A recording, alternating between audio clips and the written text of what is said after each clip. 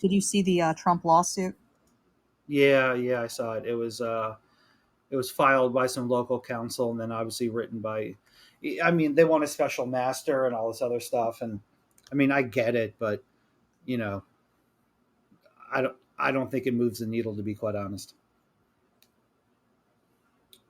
They want like a special master to look at it, and essentially they're asking for you know a, a third party or someone else to look at it and to give back some of his stuff and go over it again. Which, I mean, all of this is going to come to fruition if it goes forward on a motion to suppress anyway. But I think they're trying, obviously, not to get there first. Um, but also tough to file a motion on suppress when you have no case against you. Mm-hmm. So, um, but yeah, the Reinhardt one is a long one. It's your classic 1A versus 4A. Yeah, I saw Um, this headline. yeah, I didn't read that though. it's the classic 1A versus 4A where he cites a lot of cases and he goes back. Reinhardt goes back to what he said prior, which he's giving the government a chance to respond under seal, and then he's going to see what redactions apply, if any. But obviously, he goes into the 1A journalists have a right to look at it versus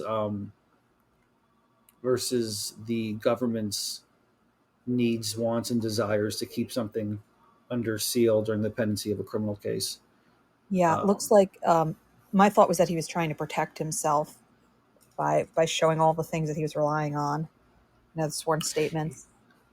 yeah, I think he is, and I think, to be quite honest, I'm actually surprised because a lot of judges, which I think you may hear tonight, a lot of judges say, "Listen, I made a decision. That's it, right?"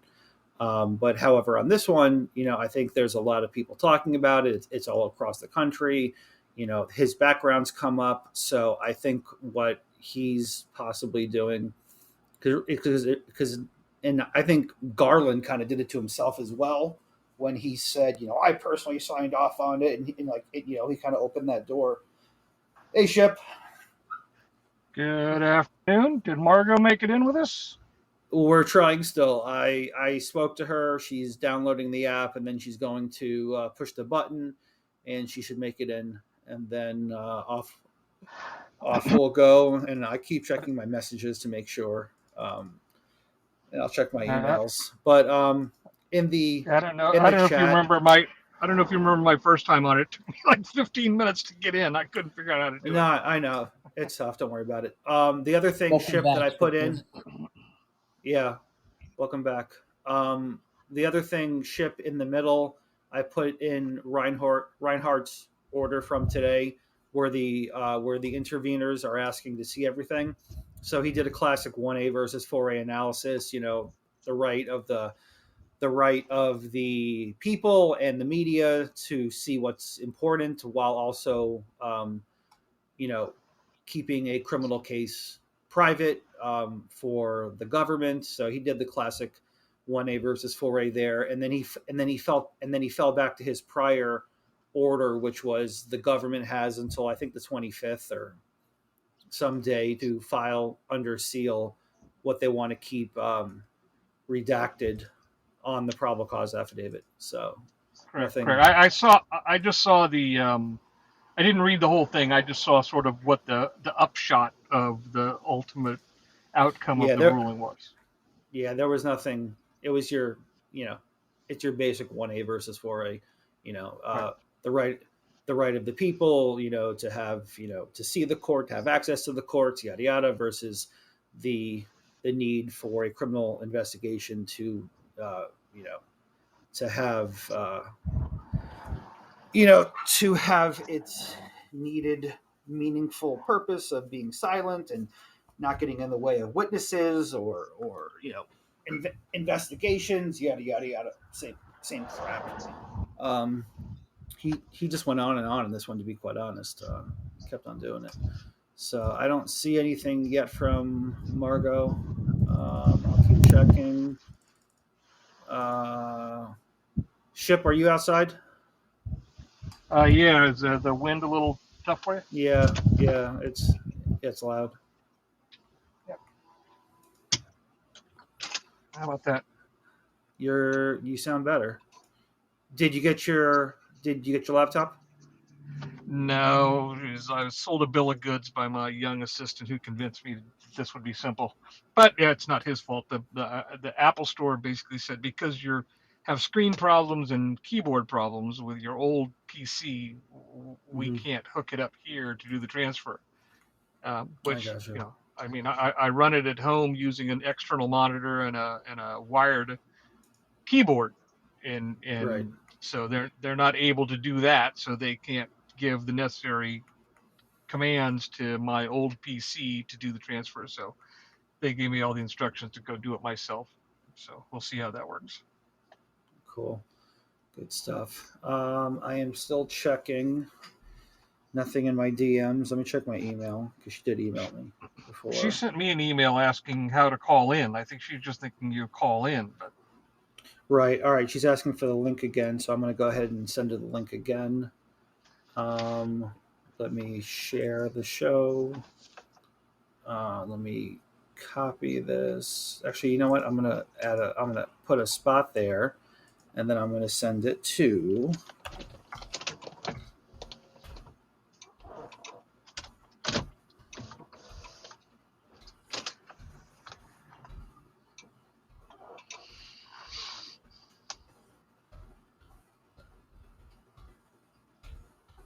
Okay, I just sent her an invite to co-host.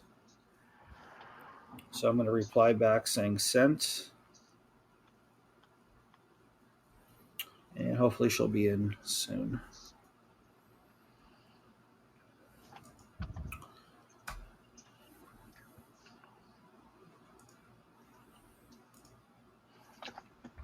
are we recording yet, or is this all just we're waiting to get started? We are currently recording, but this is all the stuff I take out, so it doesn't matter. So I will edit all this stuff out. There's over 20 people in the live cast right now. So yeah, it's getting recorded, but this is all the stuff I'll take out once I do that tonight. And I got the newsletter kind of done. I have to download. Ship, I have your stuff. I need to download Margot stuff for the newsletter.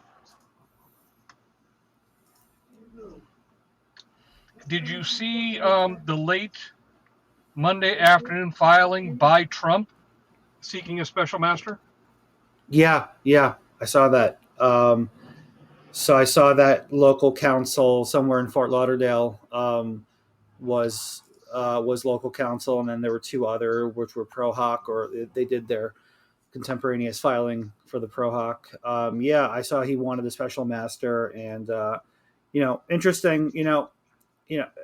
It's essentially going to be. I mean, and correct me if I'm wrong on this, but you know, I don't think a special master at this time, or at least I don't think I've ever had a case with one where he's just going to come in. I mean, Trump.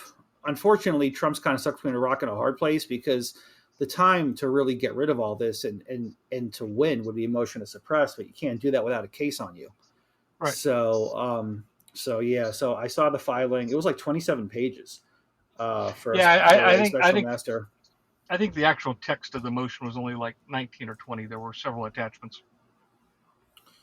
All right, let me go back to messages here.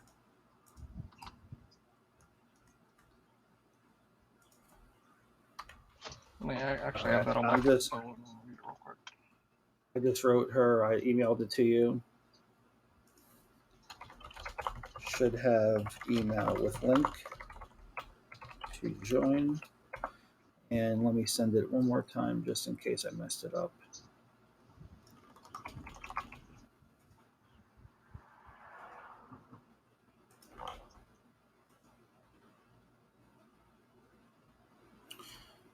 Yeah, it says this user is already on the invitation list.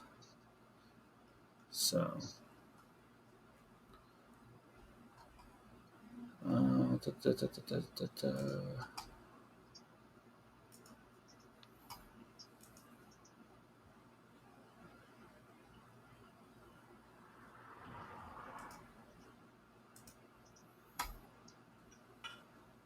We've got Margot here now.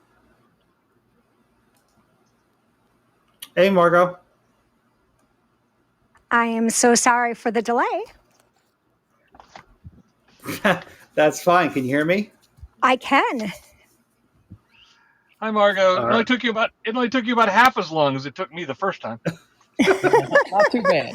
Well, we were running late today because we were out doing errands. So I was trying to get dinner on the table and thought I'd just jump in right at 7. That did not work, but I am ready to talk when you guys are. Awesome, no problem. So what we'll do, Ship's been on before. So what we'll do is we just have an open conversation. If you're on your phone, you should be able to see a chat box in the middle. That's for people that are in the live cast that they can chat as well. And then we kind of use it. Me, Mark, and Julia use it to make sure we're not talking over each other. So you'll see that when we're not talking, we're muted. And then if you see the green boxes, which you'll see that me, you, and Shipley have ours kind of lit up right now. Mark just went on. Now he's off. So you'll see the person who's going to talk next. Really, conversation can go anywhere. What I'm looking at is really, talking about Trump's search, and then also I'm putting in here so Trump search and Lindsey Graham and the 11th Circuit because we saw that, and I read Oh, your yeah. article on that. So we can chat about that. And then today, it didn't really move the needle on anything, Margot. I'm not sure if you saw it, but Reinhardt came out with an order today on the interveners in the Trump case. Did you happen to catch that? I just saw that he had denied some of them, but I hadn't seen anything further. Okay, no problem. So what I'm doing is you don't need it really for anything that we're going to chat about tonight, because I'm just going to put it in here again in the chat if anybody in the live chat wants to pull it. Essentially, he does the classic 1A versus 4A analysis where the media wants to see X, Y, and Z, but a criminal investigation must be under seal, and it needs to help them for their witnesses and X, Y, and Z. And then he falls back on the same conclusion anyway, which is not really, that's why I said it doesn't move the needle. He said that the government has until the 25th to propose any redactions to the probable cause affidavit, which they're going to propose in a motion under seal. And then he will make his rulings and release what he deems he can release. Which I think is great. And we'll get into that because I didn't think Reinhardt and I'll chat about this, and Shipley knows that I worked with Reinhardt as an AUSA, and then when he went to the defense side, I worked against him, and then I've been in front of him for the last 4 years since he's been on the bench. So it's been an interesting ride, and I'm quite honestly I'm shocked he was going to release anything from the PC affidavit now. I didn't see that coming. So, Yes, but he's an interest. Go ahead, Margot. Go ahead. I was just going to say, I'm so glad you said that because I was thinking of the two kind of rando interveners who wanted to get in the case, not the media ones. Right. So I had not seen what you were talking about, but 100% on board that I was shocked that he was going to do anything. And in a way, it almost seems like he's backpedaling because he created this false expectation that we're going to get this info. And I don't think we are.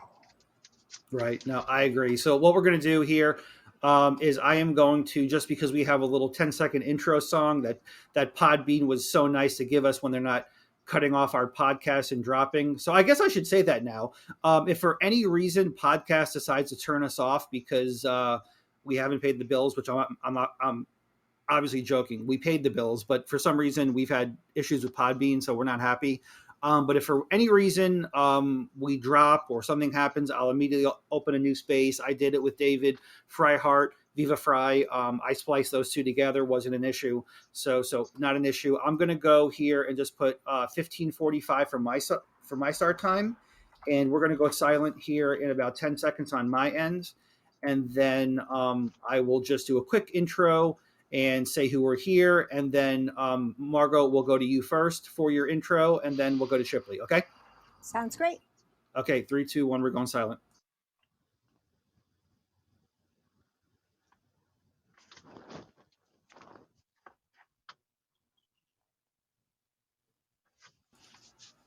Good evening. It is August 22nd, 2022. Wow, there's a lot of twos there. 822-2022. And you are with Two Feds in the Truth. And we're here tonight to talk about President Trump. We got two awesome guests, absolute scholars, and we can't wait to get into it. And of course, we're going to talk about Lindsey Graham and the 11th Circuit too. We're going to talk about that as well. Probably not on a lot of your radars out there as much as President Trump and the Mar-a-Lago raid, and the night that I was out there talking to some of the agents and things of that nature. But we're going to get into Trump, right? We're going to get into the search warrant. President Trump recently filed a motion that he wants a special magistrate or a special master to take a review on what's going on under his rights that he's filed. And we also have the August 25th deadline looming for the government to file under seal what they don't want to get out on the probable cause affidavit. So we had Merrick Garland open his mouth and kind of open that door, and here's where we are on an unusual situation where a federal magistrate may give the probable cause or a good portion of it to the public. So the experts we have tonight, you're going to hear from them much more than us, because that's why we have the show, right? To hear from them, not us. We have Margot Cleveland, who's here, and we have also attorney William Shipley. Ship spent time at the AUSA, as I did, as an AUSA over at DOJ, not in the Southern District where I was. And Margot Cleveland has extensive time in the federal system. So with that being said, Margot, going to go to you. Feel free to introduce yourself. Take as much time as you need for people in the live cast, and those in the podcast are going to hear this. And here we go. Off we go. Great. Thanks so much. So just as the backdrop, I served for just under 25 years as a career law clerk for a federal judge on the 7th Circuit. So my experience is much different than the former assistant U.S. attorneys who were before the courts. So I don't have a lot of the practicality they have, but I'm real good at reading the briefs and in some ways reading the tea leaves. But as I did last week, I read them wrong when I said there is no way that the magistrate was going to release the search warrant affidavit. But he said, yeah, we're going to do it, but with some redactions. And before we started, there was a further discussion about how today he came out with an order that said, well, yeah, we're going to have to do some redacting there. And to me, that was kind of a walking back. I think that he realizes that there's going to be very little that he's going to be able to let out, and he's trying to manage expectations there.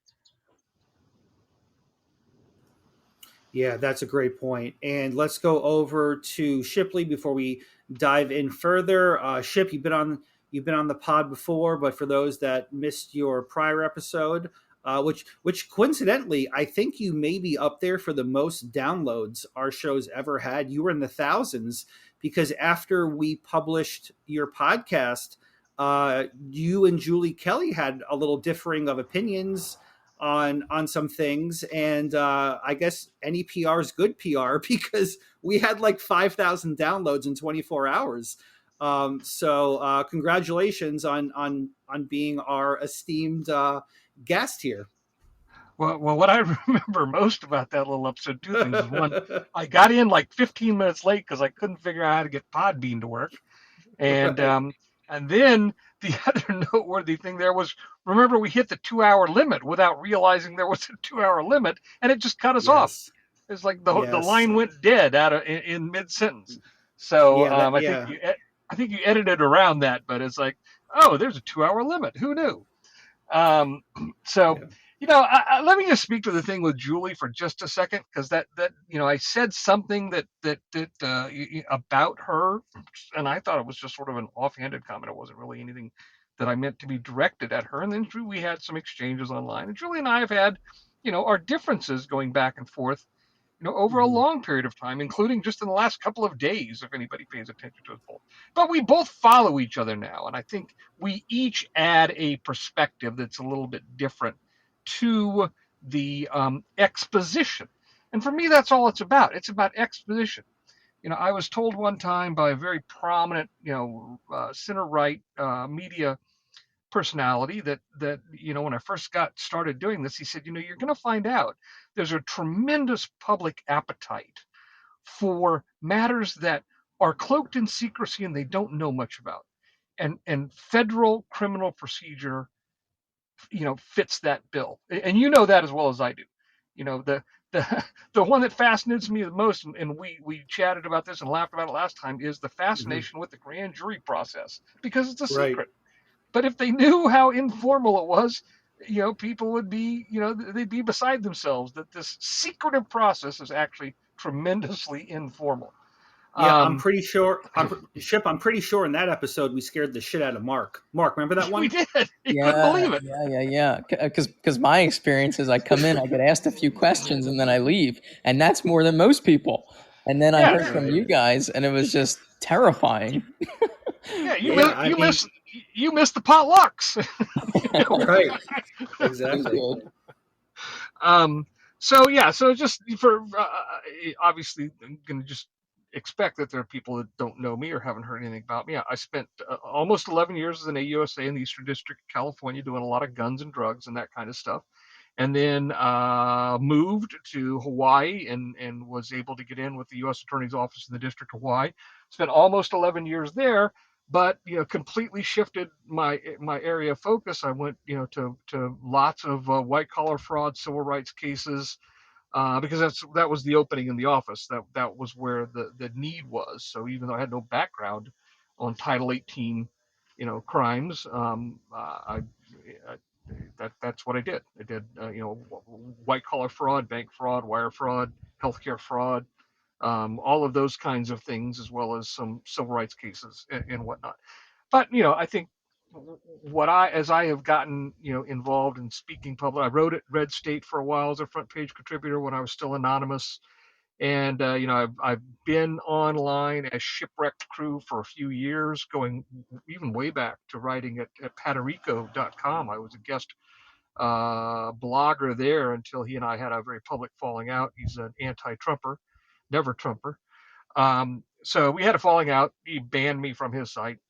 But I was around as Shipwreck Crew for a long, long time, and then when I finally decided to jump in and start handling some January 6th defense cases, had to kind of pull back the anonymous. A lot of people knew who I was, so it wasn't a complete secret online. There were a lot of people who knew who I was, and we just went public. William Shipley, former federal prosecutor. I've been a criminal defense lawyer now since 2013. So that's primary. I mean, that's what I do. 9 years. So I mean, what I think I try to bring to these kinds of discussions and on Twitter and other podcasts is simply, the practitioner's view of how things get done in the Department of Justice and with the FBI in particular. And I get called an apologist, all the time. It's like, yeah, I don't care what you call me. I'm just telling you that, I spent 22 years in the beast and this is the way it works. And it's contrary to a lot of the conventional wisdom about, what it is. And I think you and I have talked about before, and I'll say again, when I see things that disturb me, my default reaction is incompetence, not not malevolence, because I saw a lot of incompetence over 22 years. It doesn't surprise me at all when people connected to the Justice Department or the FBI do things wrong. Sometimes they're careless. Sometimes they simply made bad choices. There's a lot of judgment that goes with both jobs, and not everybody exercises good judgment on a consistent basis. Right. So what I'd like to do, Margot, I'd like to go back to you because, being on the Seventh Circuit as a career law clerk, absolutely amazing job to have the stuff that you saw. And I'm not sure if you helped the judges on the front end or the back end or on both, but just absolutely an amazing job to have. I have a couple friends, or I had a couple friends that clerked at one in the 9th and a couple in the 11th, and then they went on to practice. So I know how hard it is. You have to be like first or second or third in your class to get those. They're absolutely, it is one step from being a clerk at the Supreme Court. So it's just an amazing position to have. Looking at, I want to go real quick, and we don't have to actually read it if we haven't, because it already goes back what Reinhardt has already said on Trump. So today, on August 22nd, 2022, Reinhardt came out with an essential, the old 1A versus 4A opinion. There were some interveners that wanted to see the probable cause affidavit. The conclusion of that was the same as prior on the hearing from last Thursday, which was the government has until the 25th to propose redactions under seal. One part from his opinion that I want to cite is Reinhardt writes, talking about the government and the media. It says that, quote, this is his quote, both look to whether, one, the party seeking sealing has a sufficiently important interest in secrecy that outweighs the public's right of access, and two, whether there is a less onerous, or said differently, a more narrowly tailored alternative to sealing. As discussed more fully below, in this case, both tests lead to the same conclusion, which is he's going to take the government's motion under seal and look at it and, hand out or give out what he can in the probable cause affidavit. So Margot, going to you, super unusual, because in all of my cases, I've never had a search warrant, inventory return, and a probable cause affidavit given out prior to indictment, right? These are all things that come in due course, and of course they're done in discovery. But there's been no indictment, which people are saying, and I'd love to get your take on that at some point tonight, of whether there's going to be indictment of President Trump. But as of yet, there isn't. So we're talking about a pre-indictment search warrant materials and the probable cause affidavit. So we're kind of at a different posture here of where we would be post-indictment. So what's your take? You mentioned it before with Reinhardt, but I think he's put himself in a peculiar position, as you said, of, this is something that's not normally done, a pre-indictment probable cause affidavit being released in a federal criminal case of this magnitude. So what's your thoughts on that? Sure. So your point right there is where I thought he had the easy out. The government, in my view, screwed up because they did not make that point. They said, you've never done it before at this stage. There's even a question if there is a First Amendment right to this material. And that was his out. And in fact, the cases that the government cited in a footnote, I think there was a Fourth Circuit case that had a really amazing analysis. And my take on this was, if I was the judge, I would have just said, he doesn't have a right, the media doesn't have a right to it, one. And two, even if they did have a right to it, the interests at this stage in protecting sources, protecting the investigation, outweigh the public's right to the information. So kind of the belt and the suspenders, which was kind of my way of doing things, because, the Supreme Court could always reverse. So I saw that as an easy out, but also the ramifications of this. This is about Trump. We all care about this. We want to know what the feds are doing because of what they did before. But what if this is instead a gun runner or gangs or drug dealers? Do you want the gang having somebody come in through the media and get this information so that they can figure out who those sources are? And that's where I saw the problems here. I was amazed that the government didn't consider doing an appeal earlier to kind of slow this down. But I think that Reinhardt is in a really tough situation, and that he's going to have a hard time, because now that he's done this, anything he releases, you're going to have the media for every high-profile case coming back. And there is just one last point I want to throw out there, and this comes from my experience. A lot on the right have been bashing Reinhardt for not recusing. And Ship made me actually think of this, about how we're trying to get information out there for people. When I was on the Seventh Circuit, my judge was on the Judicial Codes of Conduct Committee, which looks at ethical issues. And I worked with him on that as well as my normal caseload. So I did extensive work on ethical issues. There's no way that Reinhardt should have recused in this case. He did nothing inappropriate by granting the search warrant or continuing to go through on this case. So just one of the things that I think he's getting unjustly bashed on is that he did not recuse. So I thought, since I've got the ear of folks, I would use the time to make that note. Yeah, of course. There's definitely a lot of stuff that's being brought up, which, I spoke to Ron Coleman about, which, we think is a red herring, which I spoke to to us prior going on the air was, Reinhardt was in a USA when the higher ups, and, this is going back to USA Acosta, giving Epstein his 13-month deal. And then that was in, I think, 2004 or 5. And then 2008, Reinhardt, flipped sides and started defending essentially the Epstein enterprise. And then, here we go, 2018, he's on the bench. So, yeah, but you make a great point about this. The 11th Circuit actually has never resolved the issue of whether the First Amendment talks about, and this is what Reinhardt speaks to in a couple paragraphs in his order today, that whether the First Amendment right of access even applies to pre-indictment search warrants. So this isn't even settled or hasn't even been brought up in the 11th Circuit. But as you said, there are other circuits that have spoken about this.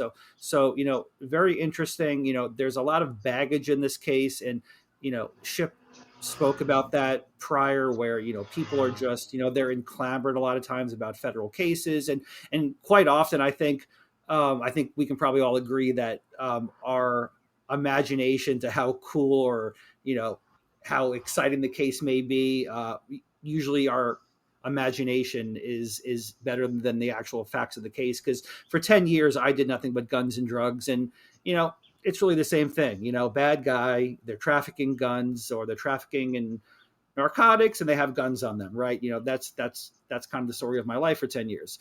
But with that being said, Mark, I know you had a due process question, so I'm going to head over to you, and then we'll bounce around. So go ahead, bud.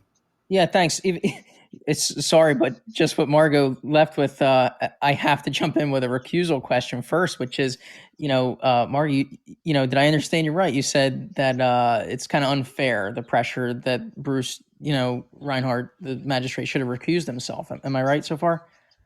I said that he had no reason to recuse himself. So he didn't do anything wrong in hearing the case. And you're having a lot of the people on the right condemning him and saying that he should never have heard the case. So I'm in the no, he did not need to recuse side.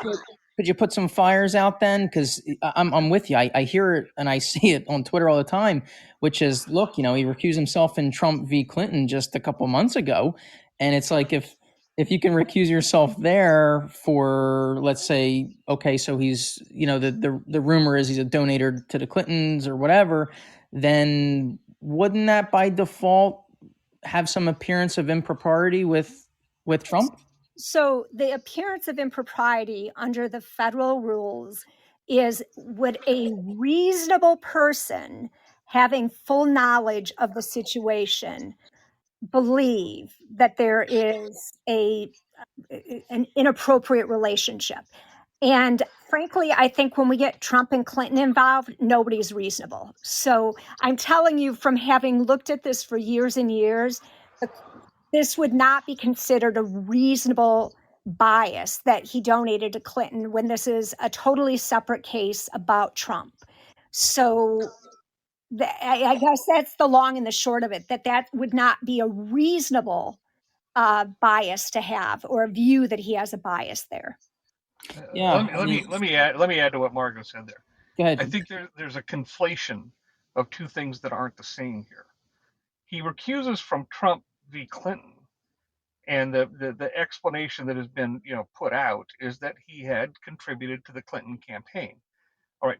From that, you can draw a conclusion that a reasonable person might believe he would favor Clinton. That doesn't mean he would disfavor Trump. This case is not a competition between two interests, one of which he might be accused of being favorably disposed of. This is simply Trump. And there's no basis, simply because he favored Clinton, There's no basis to conclude that he has a disposition against Trump. So, Ship, let me ask you a quick question, and this is for Margot as well. What about the Facebook posts that are now coming to light that are being put up on Twitter, um, where Reinhardt is disparaging Trump from 2016 and 2017? I haven't seen the text. That would be an interesting proposition. Right. My understanding was with one of them, he Mm-hmm. was basically saying that Trump is no John Lewis, Right, and right, right. I don't know if there was a second one. That was 5 years ago. It was a passing comment, and Mm-hmm. again, it wouldn't be enough to reach that. And in this case, I kind of am just using my trump card of I've seen this. I've worked on hundreds of these types of cases, and it's Sure. almost like obscenity. I know it when I see it, and this ain't it. But Gotcha. but at the same time, and I don't know if those followed me on Twitter when I was saying this, is the little devil on my shoulder was kind of laughing about it because they bashed Trump for so many unjust things. I'm kind of not feeling bad that, there's what comes around goes around. But bottom line is there's nothing wrong with the magistrate being in here and deciding this case. And if he thought there was, he would have recused by now. If the first time he's like, oh, I forgot about that Facebook post, or yeah, I really have a bias against Trump. After that came to light, he could have easily recused. Although then he would have been bashed for doing it belatedly. But I don't see anything there. And that Epstein, I also think, is a big red herring. So Mm-hmm. I think the right is much better focused on what is the abhorrence going on here, which is that the FBI is targeting Trump, as is the DOJ, and ignore the fact that they got the warrant from one magistrate who posted a Facebook post. Right. So let's switch gears a little bit and head over to that, because I was able to read your article on the Federalist, and by the way, you have a bunch on there. They're all great. Um, I'd like to switch gears over there and get your take on, especially the article where it says, the title of it, which you published on August 19, 2022. Trump parade judge's order helps DOJ drag out political persecution of its biggest foe. So, who better to talk about this than not only the author of the article, but Shipley as well? Where are we now where the DOJ is, in your 25-year career of being a clerk at such a high level? Are you seeing cases now that, while they are criminal in nature, are you feeling that they're more political prosecutions now, or what's your taste of what you're seeing these days? I would say that since Trump came on the scene, we are seeing a lot of political prosecutions. That doesn't mean that the other stuff isn't going on. It just is that is what is capturing the attention public. But frankly, even if it was just one or two cases, that's too much.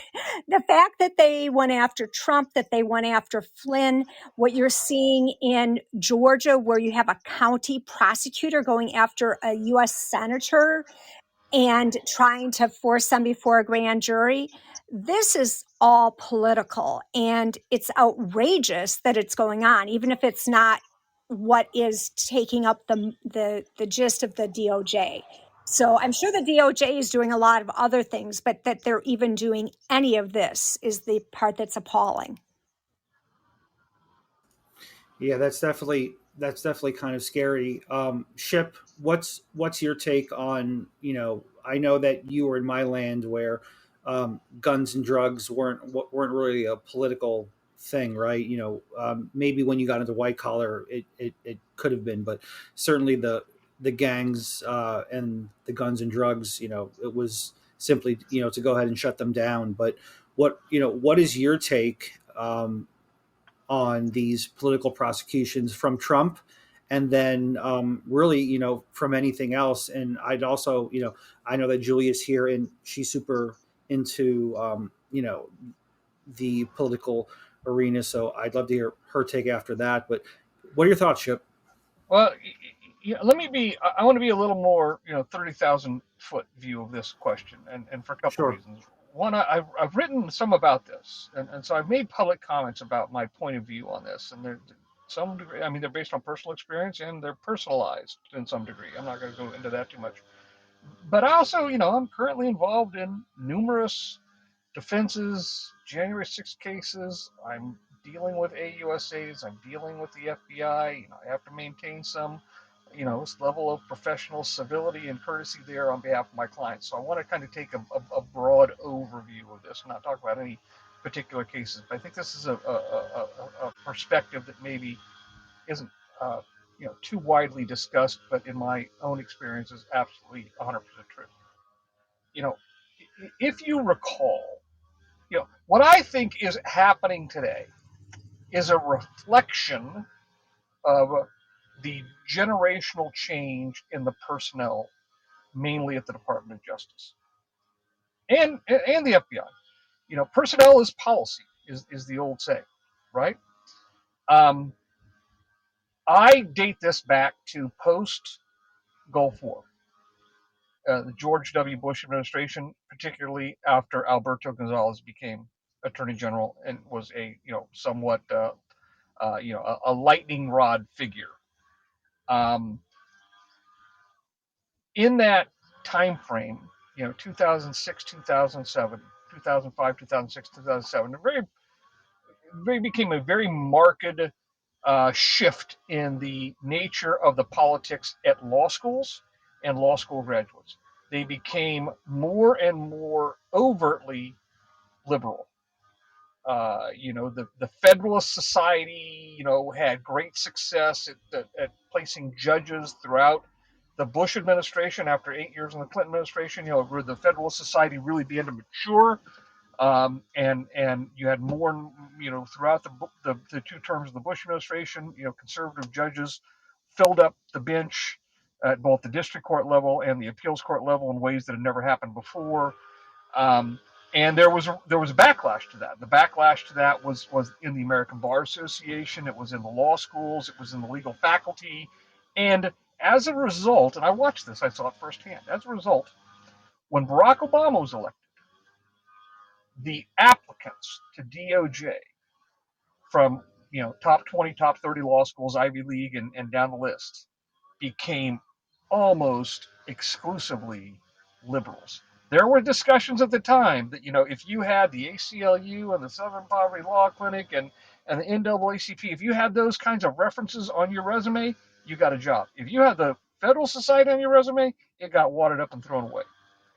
That became the hiring structure, and I watched it for 5 years through the 2 terms of the Obama administration. I left in 2013 during the first year of the second term, but there was no mistaking the shift in personnel coming into the Justice Department. Okay, where are we now? We are 10, 12, 15 years post that shift. And so not only do you have, a collection of line prosecutors who are the product of ever more increasingly liberal academia law school faculty, they're now supervisors. They've now climbed the management structure of the Department of Justice. Some have worked their way into political appointments. They're the assistant attorney generals and deputy assistant attorney generals in DOJ. They're the U.S. attorneys. They're the first assistants. They're the criminal chiefs. Those were the people that were hired in 2008, 2009, 2010. They've now got 12, 15 years experience. That, I think, is what is being reflected in the priorities that are dominating the department. Unlike when you and I were there, which was, I knew when I started, the last 6 months of the only term of Bush 41, and then I was there for 8 years during the Clinton administration. Everybody kind of knew the politics of everybody else in the office, but nobody really cared. It just didn't influence the work you did on a daily basis. Right. Politics were discussed, but it didn't influence the priorities of the office or the case selection. And I just don't think that's the case anymore. I think, the politics of these offices all slant heavily one direction. And, that you've got a lot of people talking to each other that all, read from the same hymnal or sing from the same hymnal. Yeah, And, I have to agree with you, Shipley. And I do think that this raid absolutely is going to completely backfire. I do think it already has. We're seeing some of that. Wanted to point to a Rasmussen poll that was taken last week. A majority of voters, this 53% that were polled, believe that the FBI acts like Biden's personal Gestapo. So they're clearly suffering from intense blowback over, what everyone's referring to as an unprecedented raid, excuse me. Now, what I wanted to bring up was something else this was quite shocking to me, and I think it caught a lot of attention on social media. Also last week, a former CIA director, this was General Michael Hayden, he quote tweeted a post, and so this is the post that he quote tweeted. It said, "I've covered extremism and violent ideologies around the world over my career, have never come across a political force more nihilistic, dangerous, and contemptible than today's Republicans. Nothing close." So those weren't his words. He quote tweeted that, but his comment along with that quote tweet was, "I agree, and I was the CIA director." So just a huge example of a kind of division and really targeting Republicans, a former CIA director. And he was also one of the more 50 former senior intelligence agencies who signed a letter during the 2020 election that said Hunter Biden's laptop story, quote, "has all the classic earmarks of a Russian disinformation campaign or operation," which we now know is real. We know the laptop's real. So my question here is, how do we not read these comments from someone like Hayden? Observe this unprecedented raid that just took place on Trump's home, observe the targeting of Trump allies like Giuliani in Georgia and elsewhere, and not conclude that the deep state is real and also working to eliminate its political opposition. I mean, what are we supposed to garner from seeing all of this, especially as conservatives or as Republicans? I think well, that go ahead, Margot. I was just going to say what I would think the takeaway is we know it, but how do we convince the rest of America? And I think that poll showed you that they're starting to get the picture. So I think that's important. But the question is, how do we get the rest of the country to see it? And that's where one of the articles I wrote last week, where I went through and said, this is exactly what happened with Spygate, that this raid is the exact same play. And I was kind of screaming at the keyboard afterwards that it hasn't been picked up more. But just like we were told, hey, don't worry about FISA, don't worry about these warrants, we have a legitimate reason for this. All of this came about in this case because you had somebody at the archives who went to the DOJ to start an investigation on Trump. And this started back in January and February. So I don't think it's a matter of, well, how, doesn't this tell us the deep state exists? I think we all, people have been paying attention know it. The question is, how do we get the people who weren't paying attention? And in a way, what you said, it's going to backfire, is the way that, look, this is what they did. And this is why they did it. So in a way, this is how we get the rest of the country to figure out the main point that we've seen for some time. Yeah, I saw that when Hayden, put that quote in. He's quoting a left-wing journalist who, I can't remember the guy's name, but a well-known left-wing journalist who has traveled all over the world and covered despots and tyrannical regimes, whatever. I responded to that sarcastically. I said, quote, dangerous. I mean, how do you define dangerous in this context? Is like Pol Pot dangerous, or Saddam Hussein dangerous, or North Korea dangerous, or CCP dangerous? I mean, is that the level of dangerous that you're equating this to? Anyway, and I think the problem is that for good or ill, both sides to some degree, but I think it's much more prevalent left. Hyperbole is being converted to actual allegations of reality. It's like, you got to be kidding. You really think your Republican opponents who largely disagree with you on a political basis are more dangerous than the Chinese communists who have world hegemony as their goal? You really think that your political opponents at home are more dangerous. It's just Right, but Hayden was also it's hyperbole run amok, in my yeah. view. But Hayden was also alleging to be on Trump's team or on his side at the time. So I also wanted to bring up the Clinton sock draw case. I'm assuming that you guys probably heard about that. It was Judicial Watch versus the National Archives and Records Administration, NARA, and this was in 2012, so it was a decade ago. In the case, Judge Amy Berman Jackson ruled, quote, NARA does not have the authority to designate materials as presidential records. So I was wondering your thoughts on this. Do you guys think it's a compelling case as it relates to the Trump raid? Well, when I read that, I mean, I saw that note. I think Mike Davis posted that case, a week or so ago, and then I clicked on it and I read it, and I posted on Twitter. It's like, this is a riot. We're gonna have a lot of fun with this, because she did. Judge Amy. Okay, so just a little background. Bill Clinton had kept some audio tapes in the personal residence in a sock drawer. And he took those when he left the White House. He took those audio tapes. I don't remember what they were about. He was being interviewed by somebody and it was on audio. And he took those audio tapes with him to New York when they left the White House. And some journalists, sued, wanting access to the audio tapes as presidential records, and sued. Oh, it was Judicial Watch sued NARA, the National Archives, seeking a court order that NARA retrieve those from President Clinton so that they could be included as part of the president's records and be given to journalists and historians. And Amy Berman Jackson said, the Presidential Records Act is modeled on, the Federal Records Act. But, it's very clear that the determination of what's presidential versus what's personal rests with the president while in office. And there's no judicial review. There's no lawsuit that says, well, Donald Trump was wrong for designating these items as personal as opposed to presidential records. So NARA doesn't decide what are or what are not presidential records. NARA just takes possession and safeguards and archives what are determined by others to be presidential records. So the problem here is there are certain paperwork requirements that go along with that. Presidents are supposed to advise the National Archives of what documents that they are designating as their personal records and taking with them. For example, one of the things that, and I think Margot wrote about this, wrote a very interesting article about this. One big issue is this: the letter from Kim Jong. Is Kim Jong Un or Kim Jong Il? I can't remember which one's the father, which one's the son.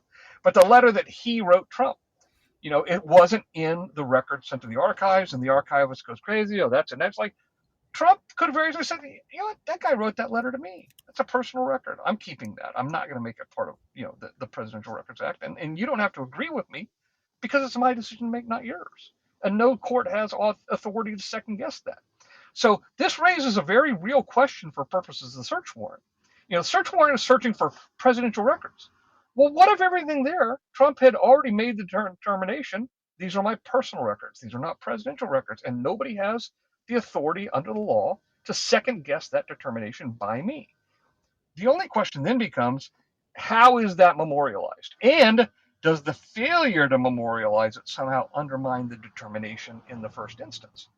Because if Trump can compellingly argue that I designated these as personal records, and I think, some of the Russia hoax documents that are supposed to be there, that he could say, this is about, me being set up. To the extent that he could, I don't think he has to justify it because nobody can second guess it. To the extent that he can establish that I designated these as personal records before I left the White House, my read of it is they're outside the scope of the warrant because the warrant talks about presidential records, and that has a meaning. It's not just whatever the FBI thinks are presidential records. Presidential records it's subject to definition in the law, and they either are or they aren't. And it's not the FBI's, discretionary decision to make a judgment on site or later when they're back at their office combing through everything. So I have a little bit different take on this. And everything Ship said about the case and how that applies, absolutely agree with. But this is where my take that this is all a setup kind of kicks in. If you look at the actual warrant, while they did authorize them to seize government or presidential records, the warrant wasn't based on a violation of that act. The warrant was based on espionage. It was based on supposedly possession of government documents and also an obstruction. And that was where I was kind of screaming that everybody is focused on classified documents. And if you go through the media's spin, it first started with this is about classified documents, and so much that they were trying to spin it that they talked about nuclear secrets. Well, when I looked at the warrant, it wasn't about that. It really was, as Ship said, about these presidential records. But the government doesn't have the right to do a search to get presidential records. So they had to come up with these 3 other statutes to do it. And that's why I go back to this has been a setup from the day that Trump walked out of the White House carrying a box, and the archivist said, "What the hell's in that box?" to himself, started looking for records, and the second they got some back, he went running to the Department of Justice. So to me, the whole discussion about presidential records and can the president define them or not, I think that that's important to show that this really is a presidential record dispute at the bottom. But from the perspective of how did they get a search warrant, the fact that there was the keeping of presidential records is irrelevant. And from the perspective of the FBI agents, if they go in and they see documents stamped classified, on their face, they are going to look like they are covered by the search warrant. So that's going to be something that they are allowed to search. So again, I think we need to jump back to what started the investigation that got the raid, not just how horrible the raid was. That didn't happen overnight. That happened back in January and February. And you can tell because there were leaks at that time. Yeah, I agree. that's a great point. And Margot, I'd like to follow up with one question for you. Which I'm sure at some point got to the circuit level where you were, and then Ship, your comment as well. We haven't gotten the probable cause affidavit yet, or the narrative, and we still have to wait until the 25th for the government to file their motion for what they want to redact. But am I the only one here that looked at attachment B, which for people who are listening in and may not know, there was a search warrant, then there was attachment A, which in my opinion was also poorly written. They didn't have a starting point, but that's neither here nor there. Attachment A was the area to be searched, which was Mar-a-Lago, and they described it. Am I the only one here that looked at attachment B and thought it was really vague and overbroad? Or am I off on this one? No, in fact, as soon as I saw it, the part that struck me was not in all presidential records. What struck me before that was anything in the same box or in the same room. Right. And I actually screen grabbed that and then tagged Andy McCarthy because I have never seen a warrant like that, and I never came across an appellate case like that. And I figured, hey, he's in DOJ. Maybe this is how they do it, but this doesn't sound right to me. And I'm like, can you explain how that's justified? And I could understand in the box because you want to see what it's next to, what it's, packaged in, how it's kept, because that could give more information about the investigation. I could see that theoretically.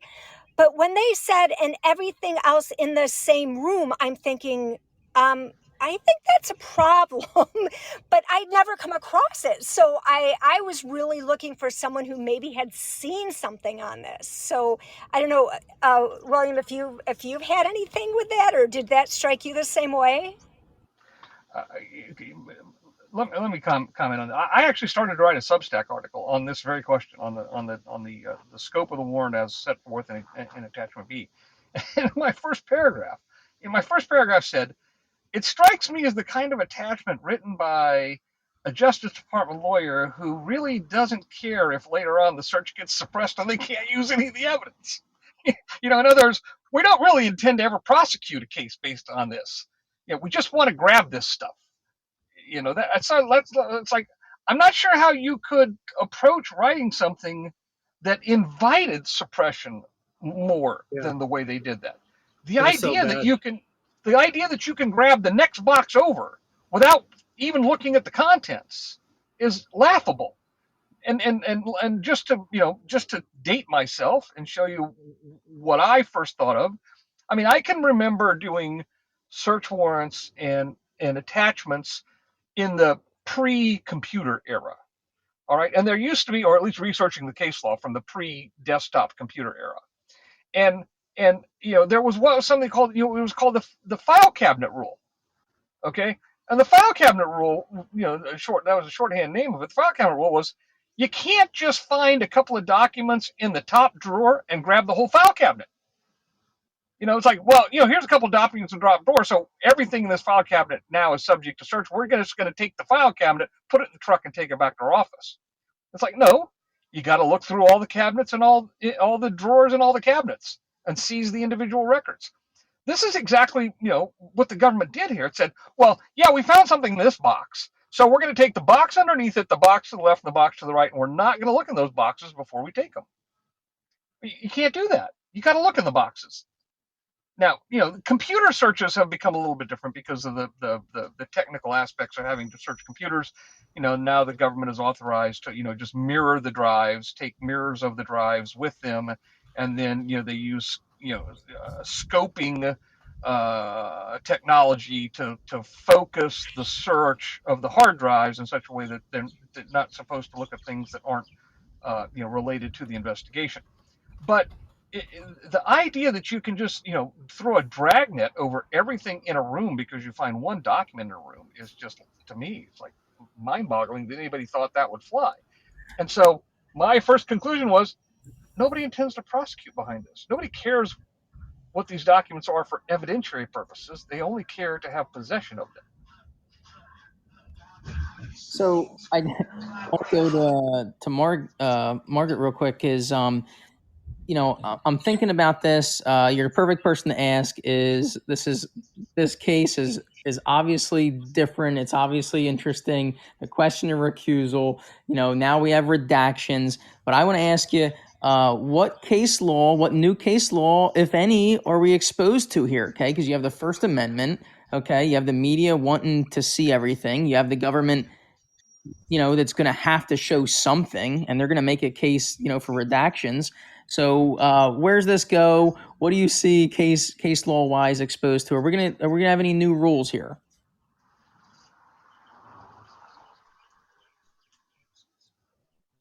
Margaret? I don't know if you're there. Well, I mean, to avoid the dead air, I'll jump in here because I wanted to make a comment where I think. Go ahead. I was just going to say I have Margot, Yep. Right there. Yep, I'm here. Can you hear me? Okay, go ahead. Good. All yours. Okay, yes, sorry. we can. I would think the magistrate is going to keep most of it redacted, which means the media is going to appeal it. And my gut is that on appeal, the government's going to say, well, we didn't think you had to decide it before, but now we think you should say that there's no First Amendment right to it. You're going to get into the whole question about waiver and whether they waived it or not. But I have a feeling that the appellate court is not happy about opening up these search warrant affidavits to people. So I think we're going to get some case law along those lines. I think, and my brain is still kind of going through, if there is no prosecution, what is going to happen? Could Trump turn around and try to civilly sue for this and claim there's a constitutional violation and challenge the warrant on that basis, which, that could create some new case law. And this actually ties to the question when you said, had you seen anything on this? Part of the reason I was like, this doesn't seem right is because I've never seen anything like this. Most of the kinds of things we got at the appellate level were, frankly, your guns and drug cases. And what did they argue? They argued that they couldn't rely on an unnamed informant and there wasn't probable cause, or they argued that something was not in plain view, so you couldn't seize it. I've never seen an argument about a warrant being overly broad which to me says they don't do that often. So I think that those are the two areas you might see some kind of development in the law on. Well, Right. you make a very interesting point there. And again, when you get into the mechanics of the FBI a little bit, although I don't think the FBI would have done this, I think this was written at Justice Department. The reporting is that this is the counterintelligence division, which is large. I mean, that's not even a defined term. But there are counterintelligence squads in the Washington field office, and this is the kind of work they do. But CI work, counterintelligence work, is not criminal work. They don't do search warrants. It's not within their bailiwick. It's not within their skill set. Search warrants are done on the criminal side and by criminal squads, white collar squad, violent crime squad, drug squad. The FBI has all of their agents assigned to squads. Squad can be anywhere from like 8 to 20 agents. The reporting that this is done by a counterintelligence squad out of the Washington field office. And if that's true, they don't write search warrants. Now, I can't believe that this attachment, is the product of some, flunky FBI agent. I think it's clearly been written by a DOJ lawyer. Um, but there's almost the case law is almost universally against suing for civil remedies on a bad search. Once they have the warrant, they have the warrant. And you have Leon and good faith and all kinds of defenses that the agents have to executing a facially valid warrant. So I don't think that goes anywhere. Um, but actually, something I wanted to touch on real quick, if you can let me digress, and that's this idea of what are we likely to see anytime soon, regardless of what Reinhardt does. And my prediction is we're not going to see anything anytime soon, because whatever Reinhardt does, the aggrieved side is going to appeal. And that appeal is not going to go to the circuit. That appeal is going to go to a district court judge, probably the presiding judge there in the Southern District. The presiding judge is then going to start over. She's not going to look at Reinhardt's work and do a clear error analysis like that. She's going to start over, and she's going to make her own judgments on the law as to whether or not any part of this affidavit should be released, to the interveners pursuant to their efforts. And then whatever decision she makes, the aggrieved party is going to appeal that to the 11th Circuit. And every step there's going to be a stay. There's going to be no affidavit produced, redacted or unredacted, until we get it through the 11th Circuit. And then I think the 11th Circuit's probably going to do something that remands it back to the district court for further analysis. And this is going to get batted back and forth for a while before there's and the public might lose interest over time, or who knows. But the thing about search warrants, and I was just doing this yesterday in a search warrant, one of my J6 cases. And the first thing is I open up the search warrant, it's like 68 pages. Like, oh, holy cow, 68 pages. I got to read this thing. And then I realized, oh, yeah, but the first 20 are boilerplate and the last 15 are boilerplate. There's only like 10 pages in between, in the middle, about, anything actually specific to the case. 75% of a search warrant is the same in every search warrant. There's only about 25% that's unique to the case, which is the actual probable cause as to that case. So what Reinhardt knows, because he's read the whole thing, is there are lots of this I can release because it doesn't mean anything. The only parts I have to really be sensitive about are the things that are really about Trump. And I'll just redact all those, and then we'll release it. So before we jump into talking about the potential indictment of Trump, I wanted to ask about the leaks. I believe Margot alluded to this earlier. So the FBI and DOJ working with the media to provide them with leaks, yet Trump is the one who's being investigated for an espionage violation. How does this make sense? Can you guys talk about that a little bit? Well, I think it's pretty funny that you had Garland Merrick out there saying, I'm going to talk through the court filings. And as he's doing that, some of the other people were out there talking to the press. So, yeah, you're right. It makes no sense. And it's Spygate all over. It is exactly what they did. They used the leaks to push the narrative to get the public in an outrage. And you saw that, like I said, if you go back to February, I didn't even realize it, but February is when the leaks started on this. And that's when they called the grand jury to investigate. And that's where the subpoena came to Trump. That came way before we had the search. So you're right, it makes absolutely no sense. But why would they not leak? Has any of the leakers been actually punished for doing it? I don't think so. So I think that's going to tell us a lot. It's a great point. Yeah, it goes to the sad decline, in my view, of the ethics and operations of the Department of Justice, which is, we've got a narrative and we're sticking to it. Facts be damned. And our narrative is Trump's a bad guy. He's a danger to democracy. He's a danger to the, foreign policy interests of the United States. And, he can never be allowed back in the White House. And we're going to do everything within our power to so discredit him in the eyes of voters that, one, we hope he won't even run. Two, if he runs, he won't be nominated. And three, if he's nominated, he certainly can't be elected. I think that's, that those three factors are at the heart of far too many members of the current Justice Department who have, decision-making authority. There are thousands of people in the Justice Department that do not operate on that basis. They simply go to work and do their job every day in completely apolitical settings and apolitical surroundings in cases that have nothing to do with politics. But unfortunately, I think it has gotten to the point where certain levels of the management of the department are completely compromised by politics. Now, that's not necessarily a new thing. It might be worse now than it has been in the past, as demanded in their point of view by Donald Trump's rise to the office. But I can remember, because I was new in the department at the time. But anybody remember the name Webb Hubble, who was a Hillary Clinton law partner and came to Washington D.C.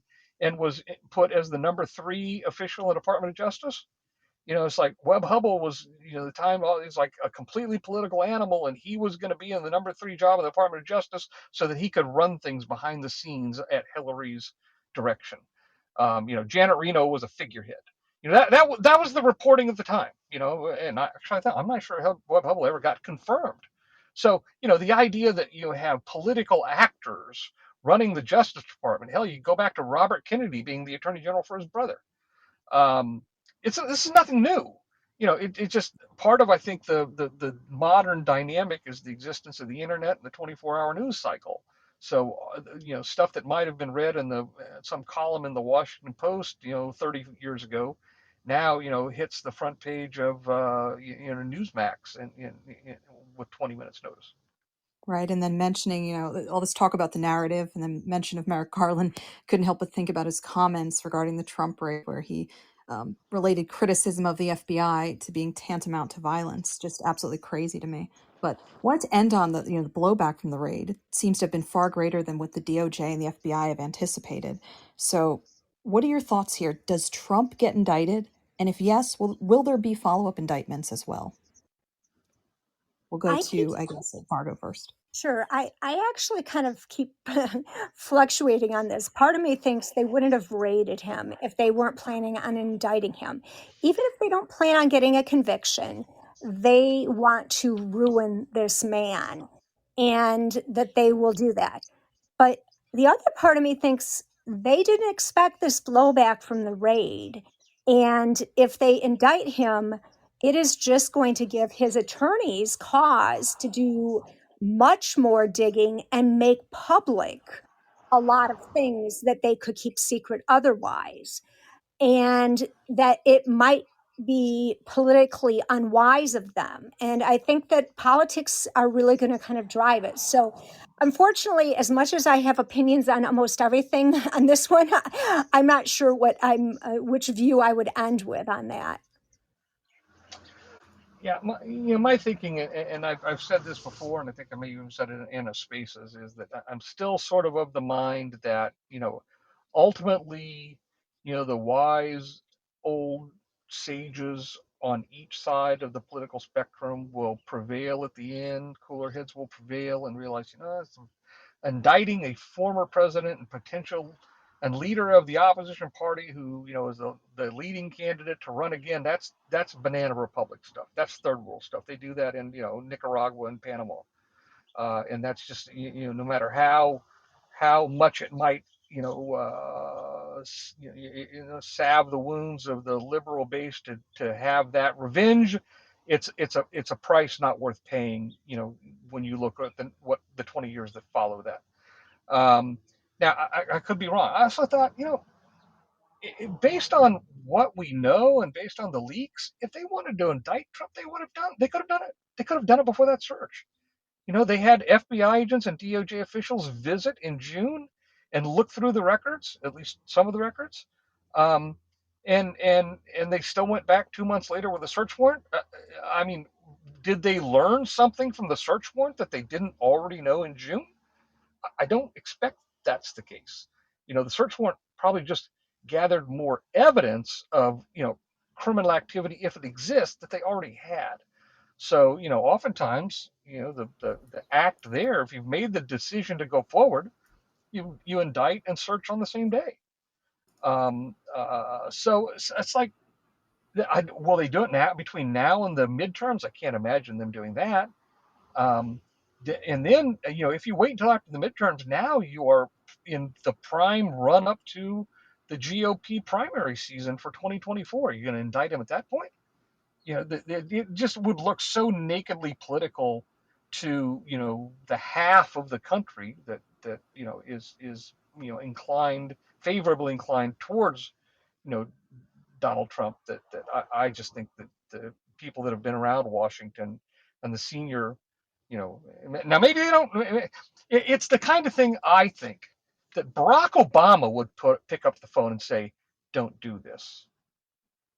The 40 somethings, yeah, they might be all for it, but the Democrats that are in their 60s and 70s would be shaking their head and saying, "You guys really don't want to cross that line."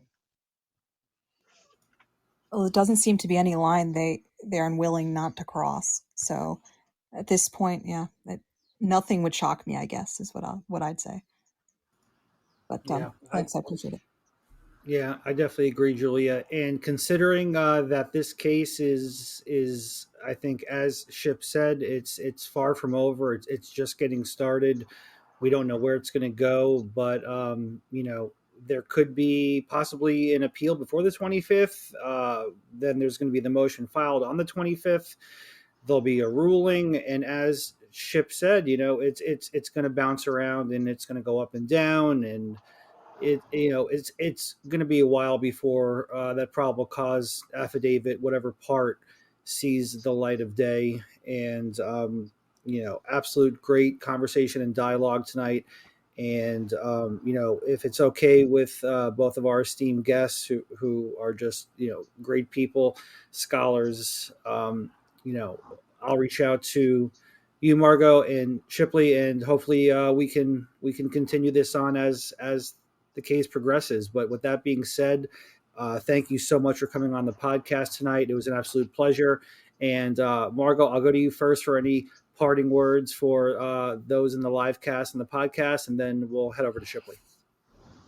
Well, thank you so much for having me. And my only thought really is that we are still seeing a repeat of Spygate, and that every time something new comes out, you need to look at it with those lenses. What have they done before, and what are they going to do again? And that will tell you where we're going. Yeah, that's a great point. I couldn't agree more. Uh, Ship, this certainly won't be your last trip to the pod. So, by the way, whoever was cutting grass or blowing somewhere around your house during this podcast, he did an amazing job, because Well, he spent. I'm actually sitting next to a park. I'm sitting next to a park. Oh, okay. So whoever did that, they went strong for a good hour because we could hear them. But so Ship, what are your parting comments as we see the 25th looming for the government to propose their redactions, and your parting comments for tonight, sir? Well, two things. Don't lose track of the fact that there's no urgency connected to this. There's no pending proceeding. The district court, if this gets appealed to the district court after Judge Reinhardt enters his ruling, there's no reason for the presiding judge or whoever it's assigned to be in a hurry. And then whenever that decision gets appealed to the 11th Circuit, there's no reason for them to be in a hurry, because there's no clock ticking on any of this.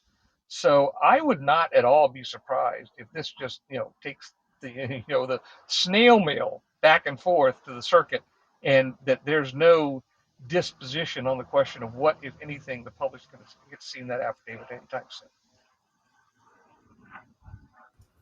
All right. Well said, sir. And everyone have a great night. Thank you for joining us. And let me see here. It's going to be 121 or around 121 for me for my editing.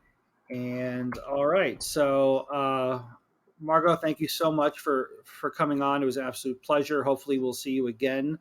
And for people in the live cast, we've had about 100 come and go. Definitely follow Margot on the Federalist. Great stuff to read there. So Margot, thank you so much for coming on tonight and talking with us about this. Thanks so much for having me. Of course. And Ship, great to see you as well. And Julia, Mark, any parting comments?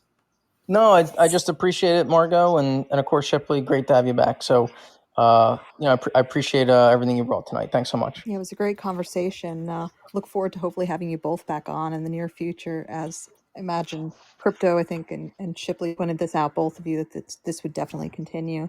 So certainly have more questions, and you guys provided fantastic expertise on the topic.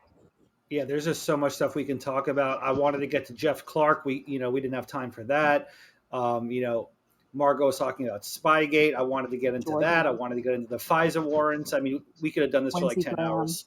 Yeah. Lindsey Graham, we didn't even get to, right? So yeah, we have Master Trump. Yeah, there's just so much to be had. But again, everyone, thank you so much. I will work on the editing process right now. Those of you that are in the live cast currently, if you go to my Twitter bio and click on subscribe, the podcast, once it's edited, takes me about maybe a half hour. I put together a newsletter for our guests, to tell you about them to the best of my ability. And I link everything to the podcast and their Twitter bios. So just go to my Twitter page, click on subscribe. That'll be going out by 9:00. And everyone have a great night. Be safe, be happy, be healthy. And great conversation by all. Much appreciated. And have a great night, everyone. We'll talk soon. Thanks.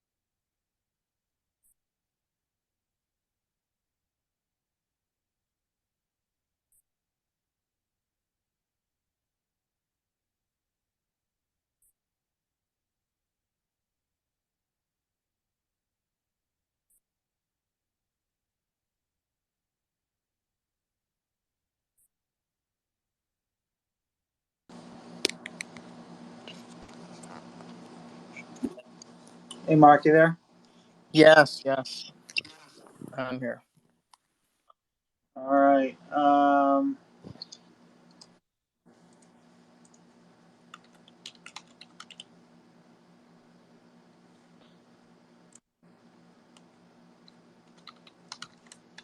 Who is Loki? I don't know.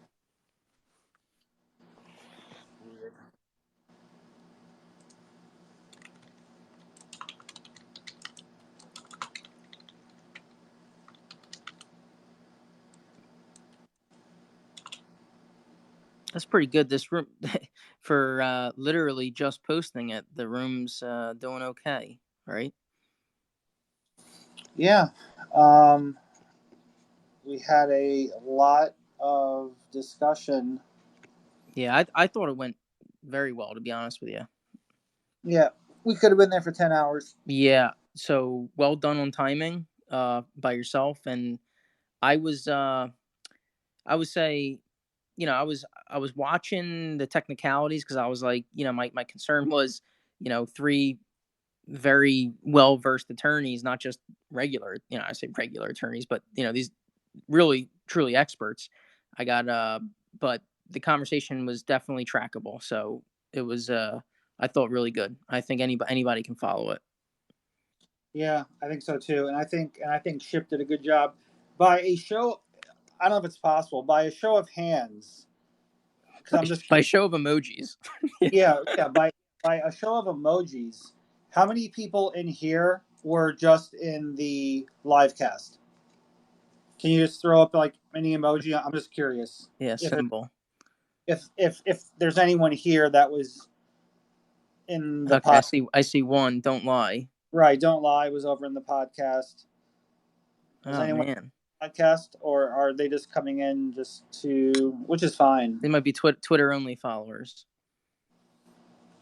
maybe, So right? I So yeah, so if you guys, I'm not sure if you guys are into live casts or not, which essentially are our podcast, which I'm working on right now, to edit it. But again, if you guys follow us on our newsletter and then our Twitter stuff, if you download Podbean, so it's Podbean, it's a free app. You can log in and listen to our podcast. We just had William Shipley and Margot Cleveland on it regarding Trump's search warrant, and I'm trying to think here. A lot of stuff here. Trump's search warrant, presidential records, executive privilege, the search warrant itself, the deep state, Spygate, FISA warrants, executive privilege and presidential privilege. So a lot of stuff here, but you know, the podcast will be coming out here soon, within about a half hour or so, via our newsletter. So you guys can grab that over at my bio. Um, does anyone have any comments regarding? Because this is kind of just an open up. We were just going to come over here and just chat about what was in the podcast, or just anything in general. Does anyone have any comments? Adana, I'll bring, or I think that's Adana. I'll bring you up. And then anyone else, feel free to come up. Thoughts on, okay, Adana's now gone. Perfect timing. I say their name, they leave. So anyone else have any comments on, or any thoughts on Trump, the search warrants? If you guys weren't on the podcast, there's currently motions being filed, obviously by President Trump. He's filing for a special master to essentially oversee what the magistrate did by signing off on the search warrant, and then the search warrant is going to be the search warrant probable cause affidavit is supposed to be released after the 25th, when the government has a chance to make a motion under seal to say what they want redacted from the search warrant. So the 25th will happen then, but then we spoke about we expect a lot of appeals to happen. So if there's too much being allowed to come out, then there's Ship. We can bring Ship in.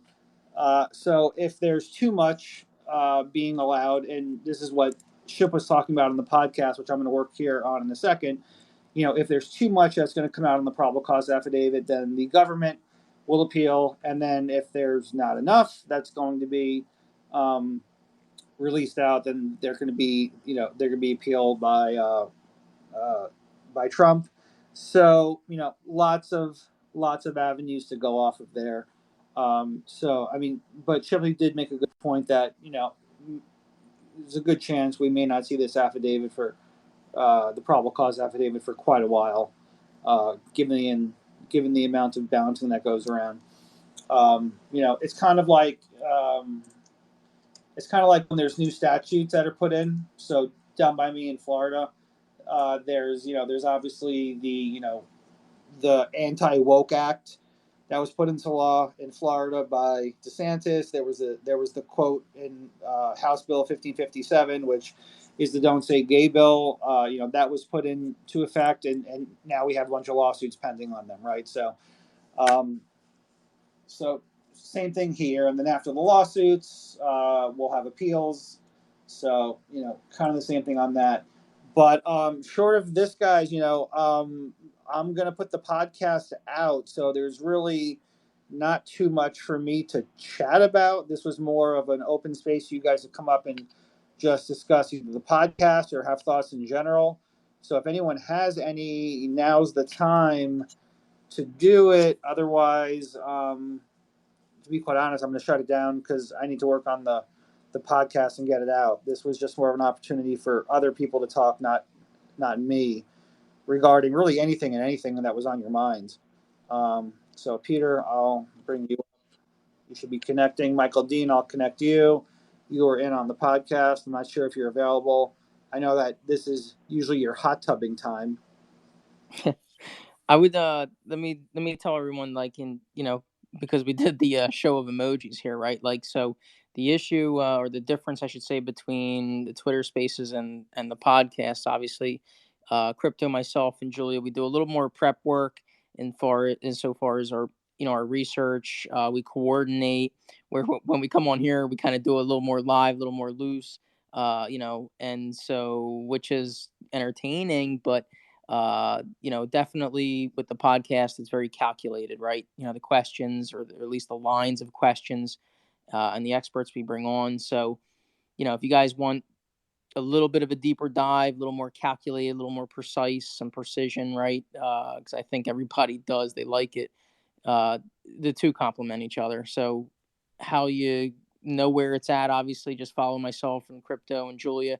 But if you click on Crypto's face, okay, the reason I'm talking about this is the newsletter, because that will tell you when and where the podcasts are. Just click on his face, it's at the top, and it says Two Feds and the Truth podcast, and you just click that and you'll get the newsletter, when and where. So that's it from me for the pitch, guys. But that's the difference.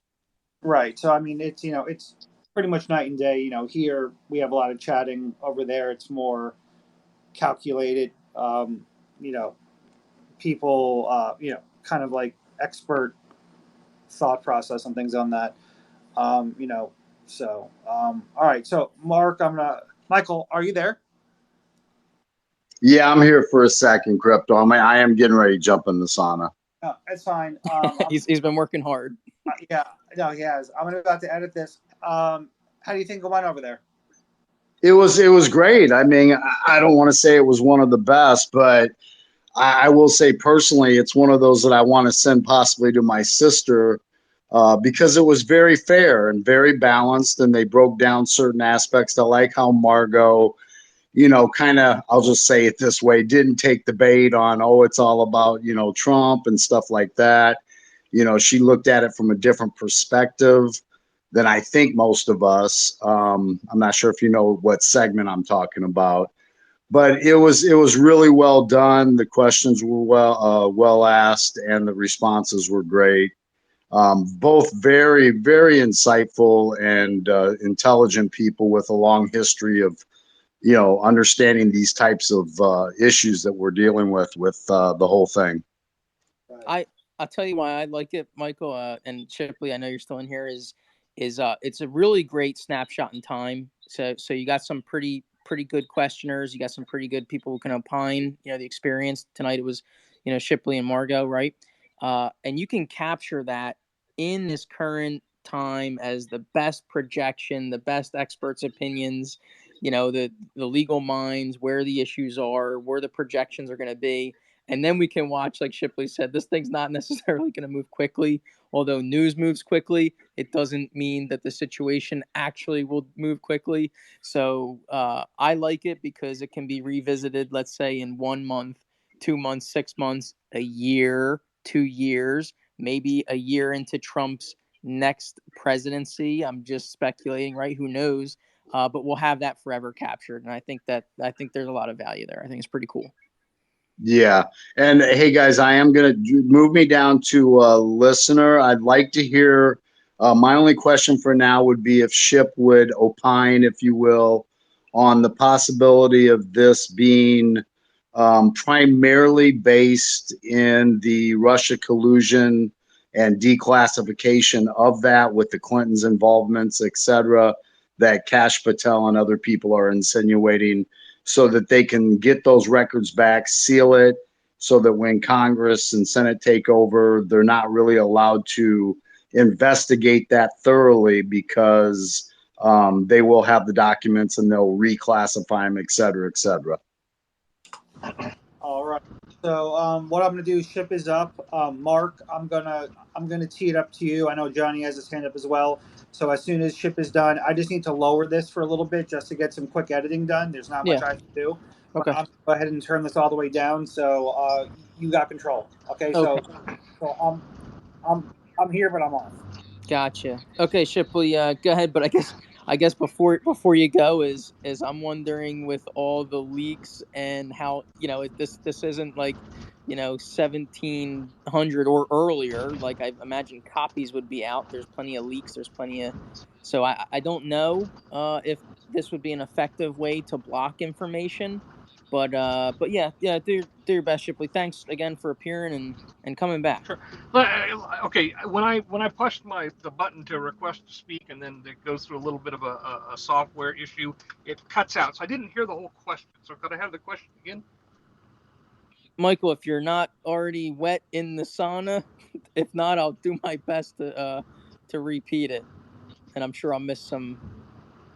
Okay, I'll get. I'm here, Mark. Sorry. Hey, Shep. Great job, Shep. No, I'll try to make it simple. Cash Patel and many people are insinuating that the real reason for the raid, excuse me, was because Trump declassified a lot of the Russian collusion stuff with the pretty well documented involvement of the Clintons and the DNC, et cetera, et cetera. I was just wondering what you thought about that theory that's kind of going around. Well, I think it's absolutely more than likely that he had a great interest in there being public disclosure of a lot of information that was generated by the FBI and others about sort of unwinding that as being a excuse me, unwinding that as being a political dirty trick eventually, and and what the FBI did in that regard has not been disclosed. Those are classified documents that the FBI struggled mightily to keep Trump from declassifying, and that Kash Patel says doesn't matter. That at least for some significant amount of them, he did ultimately declassify them, and was sort of caught up in bureaucratic bickering. And so let's just assume that among the documents stored at Mar-a-Lago were some set of those that he kept copies of them in the residence or elsewhere, which he was entitled to do even notwithstanding their classification status, and that they were among the records that he decided to keep and ship to Mar-a-Lago. My first thought would be, I'm gonna guess those aren't the only copies. And there are other places that he might have put classified documents, or if he declassified them, they wouldn't be subject to classification restriction anymore. But for example, an attorney that had top secret clearance, and could possess those at his direction might have a copy.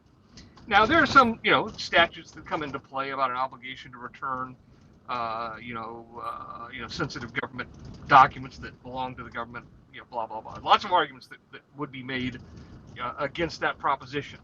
But my working assumption, if I was a DOJ lawyer in charge of this thing, my working assumption would be there's more than one copy of those things. We just don't know where the other copies are at this point. Yeah, Shipley, I just can't imagine that would be the most effective way to grab things you don't want to get out from getting out. I just don't. Johnny, good to have you. Go ahead. Thank you very much. I thought it was a great podcast today, very informative, and I hope a lot of people listen to it because that's how great I think it was. I've listened to a lot of your guys. This is one of the tops, I think. My question to Shipley on the recusal of Reinhardt. I understand his point that he maybe he has the bias, or he may have a bias with Hillary, but not with Trump. But as far as I know, he never specified why he recused himself from that case, and I do think that's a little bit important here I don't know. I'm not an attorney whether these judges have to disclose it. But when Justice Thomas recused himself from the Virginia Military Academy Supreme Court case because his son was going there, I believe he made that public. So in other words, when Justice Thomas' son was no longer there and another court case came up, he's like saying, "All right, I'm all in, and this is why." But I don't think we don't get that disclosure from this guy here, do we? Technically, really? No, and there is a federal statute, and I don't I don't have the ability to get it at my fingertips right now. But there is a specific federal statute that talks about judicial recusal obligations, and the judicial recusal obligation of federal judges is self-imposed. In other words, no third party makes that decision for themselves. The judges under the Judicial Code of Conduct and Judicial Ethics make the Not to decision for split hairs, but themselves. he's a magistrate. He would fall into that. Yeah, I think he still falls under that. I would have to look closely at that statute. Now, the district court judges could remove him. They certainly have the authority to remove him from a case, and they have not taken any step towards doing that here. But with regard to the statutory obligation, it does not include any obligation to explain himself. And if you look at there are other recusals that have been entered in the Southern District involving Donald Trump in other matters, not controversial at all. And it's just usually one line. The judge just recuses himself and sends the case back to the presiding judge for reassignment. And it doesn't say any more than that. So, the absence of an explanation in the Trump v. Clinton case is not in any way unusual. And then he doesn't, the obligation to recuse himself in this case, he didn't feel he had an obligation, so he didn't. So, and he doesn't have to explain that either.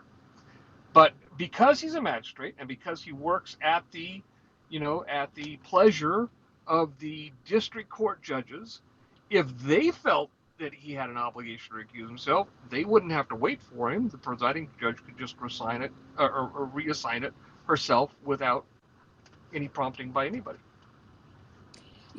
Shipley, that came up, and I'm actually drawing a blank on exactly where you fell on it, but I remember specifically Margot.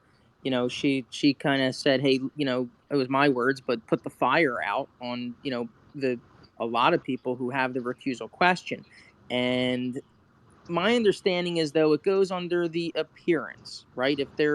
If there could be an appearance, I guess appearance is the tough word. Everyone's definition or understanding is different, but I'm over here just wondering why wouldn't he punt the ball if he recuses himself with Trump v. Clinton, and it's because he's somehow or doesn't want the appearance of impropriety for Clinton, but Clinton is a known literal adversary of Trump in the past.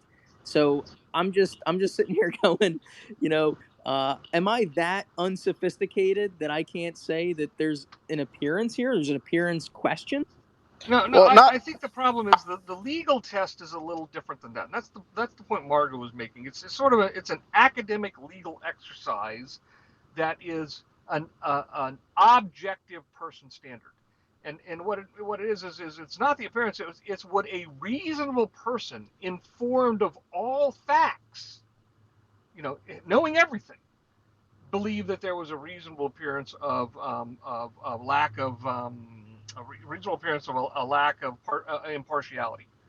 And so you have to assume, one, for the reasonableness determination, the person knows everything. And then knowing everything, that it would be reasonable to believe that the court was not impartial. And her point simply was that standard really doesn't get grafted onto political partisans very easily. Political partisans kind of are not reasonable on this kind of question by definition. You almost need an agnostic who would look at it without a partisan lens and say, okay, I don't have a partisan lens. I'm not a Democrat. I'm not a Republican. I don't vote. I don't care who wins. And now I know everything. What would my judgment be? Yeah, I mean, perhaps I don't think that I don't get it. I just think that, my lens, which is, which is really irrelevant, but I just can't imagine any more separation between Clinton and Trump, being that they ran against each other, being that it was so hot and contentious, being that it's still, I would argue, not over, as there's still litigation. So, that's where I kind of get stuck on appearance versus, practicality. But moving But I'll on. just add real quick. I'll just add too on the regards of appearance. It's not like he, recused himself 2 years ago from a case. It was 2 months ago, less than. And once again, that comes into that perspective glass that Mark was talking about. Well, and I think it's a fair comment to say that, it's, and this is just sort of this is a comment and an observation. It's not a fact. The comment and the observation is, it's curious that all of these judgments tend to swing one way. They don't seem to swing the other way. You don't seem to have judges falling on themselves to recuse because Donald Trump is involved. It's like nothing that Donald Trump could do. Like for example, the judge. Well, I don't know. That's a very good example. The judge on there's no suggestion that the judge on the Lindsey Graham case in Georgia, the Northern District of Georgia judge, should be recused. I mean, she's an Obama appointee, but so what? I mean, every judge is an appointee of somebody. Now, curiously enough, some part of the decision in, I can't remember. President Trump filed a motion today for special master, and we didn't talk about that during the podcast. But there was a late Monday filing in the Southern District of Florida for appointment of a special master to sort through the documents and not. Yeah. Chip, I'm sorry. Help us out. Okay, what is a special master? Because that's not a term you hear every day. Yeah. Okay. And this is important. A special master would be a neutral third party, not connected to the FBI, not connected to the Department of Justice, not connected to Donald Trump. Somebody who is as a court to sort through the record, decide if the FBI took anything they shouldn't have taken, and to return anything that was privileged or not covered by the warrant back to Donald Trump as property that should not have been seized. Typically, now, who would grant that motion? Who would grant that? Here's the point. That got filed as a normal motion for miscellaneous relief. It was assigned to a Trump appointee district judge, not just a Trump appointee district judge, but a Trump appointee district judge who was confirmed after the election. In that month and a half or two and a half months between the election outcome and Joe Biden being sworn in. So it was one of the last ones that Mitch McConnell could jam through a vote during the lame duck period of the Trump presidency. So that judge got this motion today. It's a female judge. She will decide whether or not a special master should be appointed. And I'm sure we're going to hear the left wing, yell and scream and stomp their feet about a Trump judge now having this decision. Now, here's why a special master would be important. Typically, a special master is a retired. Sorry, Shipley, you broke district. up. Normally, a special master is a retired what? A retired judge or a judge, or a retired magistrate. Somebody who has experience in the arena, has no connection to the case or the parties, and in whose judgment the judge appointing the special master has great faith. Then that person sits down with the boxes and goes through them one at a time, with the competing claims of the parties as to whether the documents should be seized or not seized. And then it becomes the special master's decision to report to the district judge what has been properly done and what has been improperly done. Okay, I need to. I'm not going to jump off, but I'm about to put gas in my car, so I'm just going to kick off my mic and listen. I'll come back in about 5 minutes. Okay. All right. Yeah, you leave me hanging. I just, it's. I guess if you return, the question is, what's the standard to grant that, right? Like, it's not a common thing, I would say, as far as I'm aware of, which I'm not an attorney, but in the criminal process, I'm just wondering what the standard is to get yourself a special master during a pre-indictment phase, even, let alone any particular part of the criminal justice process. I don't know why I'm asking. So, Johnny, go ahead. Well, it's really a question for Ship again on that kind of other topic. I mean, I was cursed with the 8th grade or 7th grade reading level and a love for the Constitution. So I guess my question is, I wasn't overly impressed with today's motion from Trump on his side, and I've always thought that when it came to the best and the brightest of the Republican Party and their lawyers and their attorneys, Trump always fell short. And I think it's a little bit evident today. I wasn't all that impressed. There's nothing in there that made me think, oh, he's going to win this regardless, or he made a great argument. Well, Johnny, and it might be a tough argument to make. Wouldn't that be a game changer if if the motion is granted and he gets this special master for during this process? It would be. But like I said, when reading the motion, I don't. It's not like I'm seeing any firecrackers there when I read it. And so that was my question to Ship is, as far as Trump's legal team has, and I thought, when it came down to the election, I think if he would have had better legal representation, and I'm not saying that Giuliani and the other girl, whatever, Elias, whatever name, didn't make an argument, but that's it. I mean, this is his legal team. Where are the pros from Dover that come sweeping in on the Republican Party? I don't see it on Trump's behalf.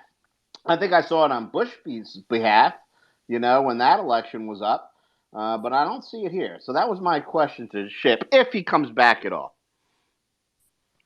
Yeah, I not only do I wonder, like I said, is how common it is, what the standard is, but then now I'm even wondering, Johnny, if you read it, I didn't read it, and you weren't impressed by it. Is that just the filing? Is there going to be an oral argument or presentation on the motion, or is it just simply whatever Johnny read and whatever that district court judge rules? I don't know these processes, so I just have more questions, right? So guys, let's see here.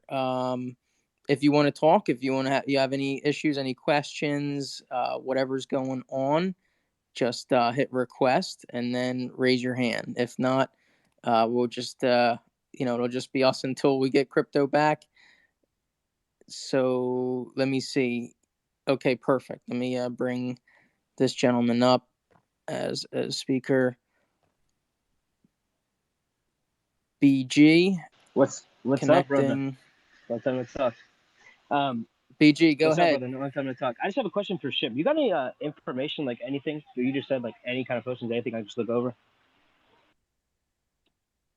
Any kind of what? Like postings or web, like article links, something to what he was just saying, so I can just read it myself too. Master. I was asking if you had any type of articles or links to what you were looking at for the special master that Trump put in, and anything about that. Yeah. I don't have anything at my fingertips. I'm now exfiltrating from just whenever. I'll just keep looking at your Twitter for like every now and again to see if you post anything. If you can either post it or just send it to me, I don't care, either one. Yeah. $99.32. Thank you, Joe Biden. That's a big tank, Shipley. Were you filling up your boat? It's just my SUV. Yeah. So back up just a little bit. The standard, okay, so the special master thing is a little bit odd in this kind of circumstance. If you think back, remember when Rudy Giuliani had his phones seized? The FBI goes to his apartment. They just want 8 phones and some other stuff connected to. Right. I can't remember what investigation that was. Southern District of New York investigating for whatever. Yes. The special master was appointed there because Giuliani said, "Look, my phones are full of attorney-client information." And the government's not entitled, even with a search warrant, they're not entitled to look at my attorney-client information. It's privileged. So the court in New York, ordered, appointed a special master and basically told the FBI, look, you can search the phones, but you can't look at the materials. You have to deliver the materials to the special master, who will then evaluate, what's privileged, and what's not privileged, and the FBI can only have what's not privileged. So that's the process that is generally undertaken. Here it's a little bit different. You have documents that are seized from a former president who's not a lawyer, and the claim of privilege, and that's the only claim that applies here. They're not litigating the validity of the warrant. They're litigating whether or not everything that the warrant might have seized can be properly reviewed by the FBI, or whether it's privileged, and the privilege being asserted is executive privilege. Well, okay, executive privilege, once again, it's a problematic principle. It doesn't have a real defined parameters, and so that's going to be part of what's going to get litigated. Okay, let's assume there is an executive privilege that exists, and let's assume that some of these documents might be subject to executive privilege. What are the parameters? What would fall within the privilege and what would be outside the privilege? And then, if the court's convinced that, okay, a privilege does exist and we can define what it is, and so that, documents can then be identified by either being privileged or unprivileged, the court could say, the FBI has in its possession some number of documents that likely fall within the privilege, and the FBI is not entitled to see them, so I want all the documents sent to a special master, and a special master will make the determination to what the FBI can and cannot, look at and make use of. So that's pretty much, in my recollection, going to be kind of an abuse of discretion thing. If the judge really wants to do it, the appellate court's not going to stand in the way. It's just a process issue of what's the correct way to do this. That does not in any way evaluate the propriety or legality of the warrant itself. The obtaining the warrant, whether or not there's probable cause set forth in the affidavit to justify the warrant, the scope of the warrant, those are all different questions that apply, in a different context, typically only after there's some, legal matter such as an indictment initiated, in which case there would then be a fight over, what, if any, of the materials seized can properly be used as evidence. So that's a different arena to fight. There's yet a third arena to fight. And this is one I posted on Twitter with a little comment at the end saying, give me a call. Give me a call, President Trump. I'll help you out. And that's a motion under Rule 41G of the Federal Rules of Criminal Procedure. Rule 41 is the rule for search warrants. 41G is for return of property. And it can be either the property was wrongfully seized, in other words, it's outside the scope of a legitimate warrant, or it can be just on the basis that you don't have any need to continue to hold this property. Can I please have it back? And, oftentimes there's negotiations in advance of filing that motion. I just did one recently where my client wanted his phone back, and we went through a negotiation, and the government did what they thought they needed to do with the phone, and then they returned it, so I didn't have to file a motion to get it. But, this is where sort of this question of what's personal and what's presidential that we talked about on the pod becomes meaningful, because the warrant only covers presidential records. If Trump can make a meaningful and persuasive argument that some portion of those records were not presidential records but were properly deemed by him as personal records, they're outside the scope of the warrant, and he can appeal to the court or file a motion with the court to order the FBI to return those to him and to not keep them and not use them because they weren't properly seized. Chip. Yeah. It didn't in that case, right? The Clinton audio tapes in his sock drawer. Right. Hasn't this already been litigated? And I don't have the language in front of me, but basically great deference and regard is made to the former president's discretion, not so much someone else's. Like, basically, if the former president said, hey, this is personal to me, then it's personal. Am I missing the standard? No, that's exactly right. That's exactly how I read the case, which is a very interesting observation made by Judge Jackson from the District of Columbia, who is still an active judge on that court. She wrote a published opinion resolving that case that basically said the determination of what is personal versus what is presidential in terms of records is left to the absolute discretion of the president during his term in office. And there's no judicial review, meaning you can't go to a court and say the president was wrong. Right. So what she told Judicial Watch in that case is you can't go to the National Archives and tell them the president was wrong in keeping those tapes as personal property and force the National Archives to sue him to return them. The National Archives doesn't have that authority to start with, and what is personal, what is presidential, is within the discretion of the president to decide, not a court of review.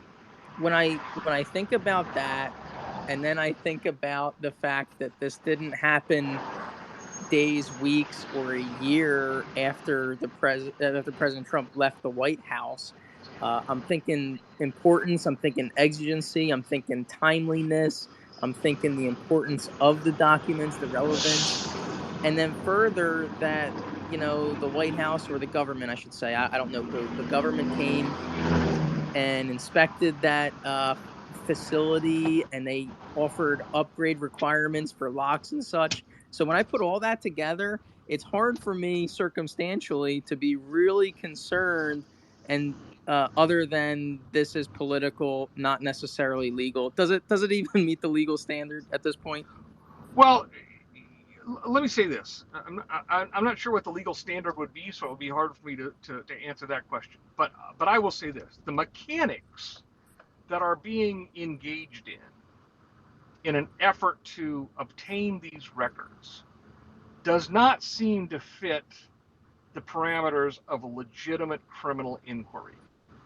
It's like they're making an effort to shove a square peg into a round hole, and using a search warrant for all the reasons you just said. It's like these are classified records, and they've been at Mar-a-Lago since January of 2021. And how long have you known they've been there?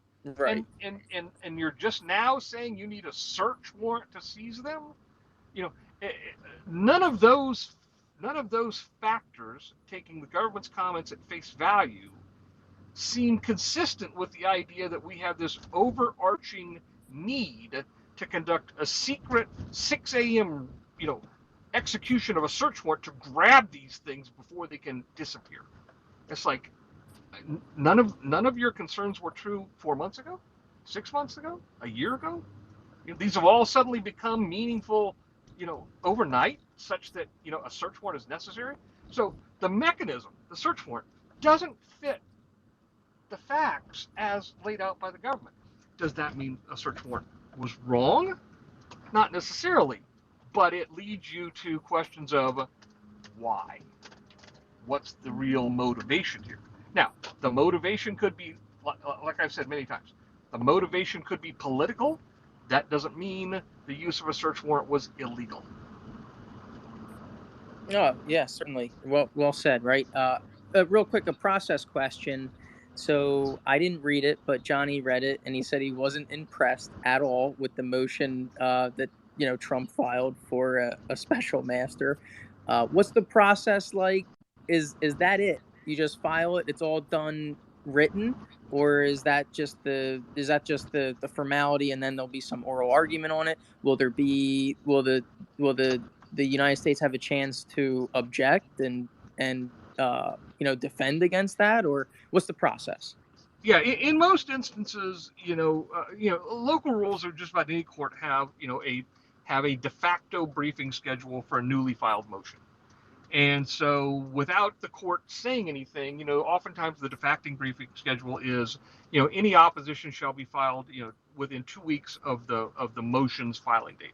And then any reply to the opposition shall be filed within 1 week after the opposition is filed. And then, the court will, set, a hearing date, at the earliest possible date available on the court's calendar. Okay, that's kind of the de facto mechanism if nothing else happens. But right. Every individual judge has the ability to reach into a newly filed case and set their own schedule. And so, the judge that now has this, that I mentioned earlier, she could issue an order tomorrow that says, the government shall file its opposition in 5 days, and Trump people shall have, 3 days after that to file a reply to the opposition, and we're going to have hearing in, 8 days. She can alter the schedule in any way that she deems fit. So there's no one right answer, but I'm confident there will be an opposition, there will be a reply, and then there will likely be a hearing date. the judge could say, there's no hearing necessary. She either thinks the argument for a special master is so compelling that she's just going to grant it without hearing an argument from the parties, which has the discretion to do, or she could say that the motion as filed is frivolous and there's no basis for me to even entertain the idea of a special master in this circumstance and deny it. Oh, thanks, Shipley. That's really insightful because I had no idea, right? I certainly didn't know that they had that wide of latitude and just the process even. So thank you for that. We'll have to wait and see, right? I can tell you that particular factoid, the discretion that federal district judges have over their calendars. Yeah. I've had 2 episodes in 4 months in the District of Columbia in January 6 cases where the judge has issued an order giving the government less than a day to respond to something I filed. So, really? So adamant about what I filed, wanting to know what the government's point of view is, that they order him to respond by the end of that same day. In one instance, the judge gave the government, 4.5 hours, but issued the order like at 12:30 in the afternoon and gave the government till 5. That is wild. I hope I never find myself as a defendant. Certainly not in D.C. But I think that's a statement to whatever you wrote. It's got to be pretty powerful. So, not to fluff you up too much, but that's wild. That was the Lucas Denny case, which got some publicity. Where Denny was the defendant that was held for 4 months without a hearing, and the government never indicted him and didn't give him a prelim. And when I raised all these issues, the magistrate was so alarmed, he gave the government, you got 4 hours to explain to me why this case is in this situation. Yeah. Wow. Okay. Guys, this is it's been going really good. If you have questions, you have an expert here. He's taking them. So just request and I'll bring you right up. Johnny, help me out here. Where are we at? What else you got? Well, the second, Ship, Mark already asked the one question. As I said while you were out, I'm cursed with the love for the Constitution at 7th grade reading level. So I wasn't all that impressed with the document that Trump put out today, but I don't necessarily know if it had to be. But once again, you're kind of looking for some fireworks, and I didn't see it there. I guess my other question is, how do you think overall, in your opinion, as far as Trump's legal team has been ever since going back to the 2020 reelection? I think every conservative or Republican type of legal team is running far away from him as he can, and he's left with the misfit toys, in my opinion. Do you any different? How do you see his legal team, as far as their knowledge? Yeah, I think this is a combination of 2 primary facts, and I think your observation is a meaningful one. There's 2 things that sort of dominate this question, and one is most of the most prestigious, largest law firms in the country won't get involved, mainly because they fear a backlash against them from their corporate clients. So much of corporate America has gone woke in the last 4 to 6 years, and as their workforce, their management, and Silicon Valley are anti-Trump, and so if law firms become publicly identified like Jones Day was, seen as a firm that supplied a lot of legal talent in the Trump administration. Their corporate Shipley, we're losing you bad, man. Let me.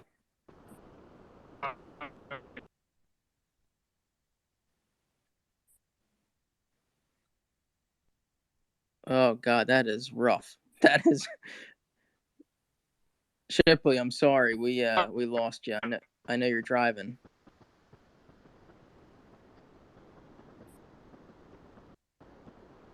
Johnny, you hear it as bad as I do?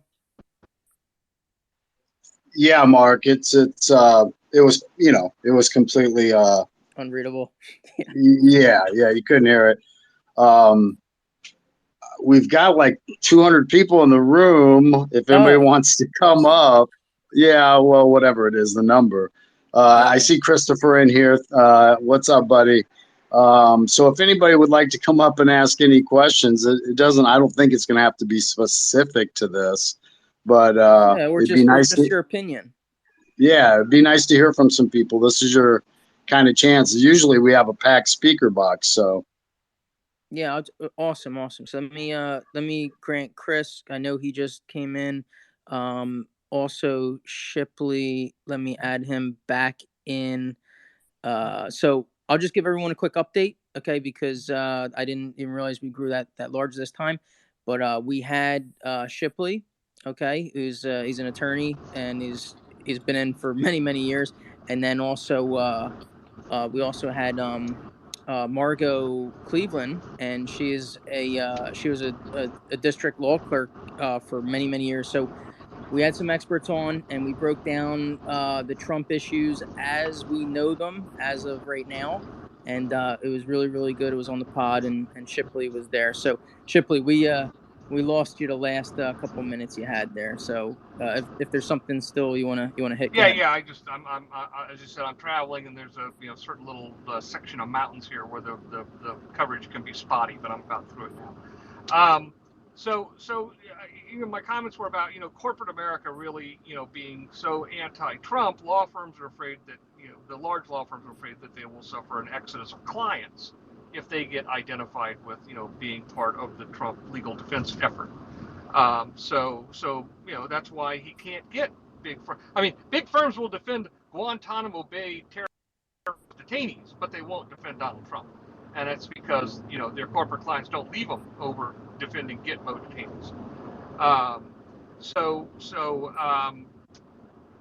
I think the second problem that Trump suffers from is he's been 45 years involved in litigation of one kind or another.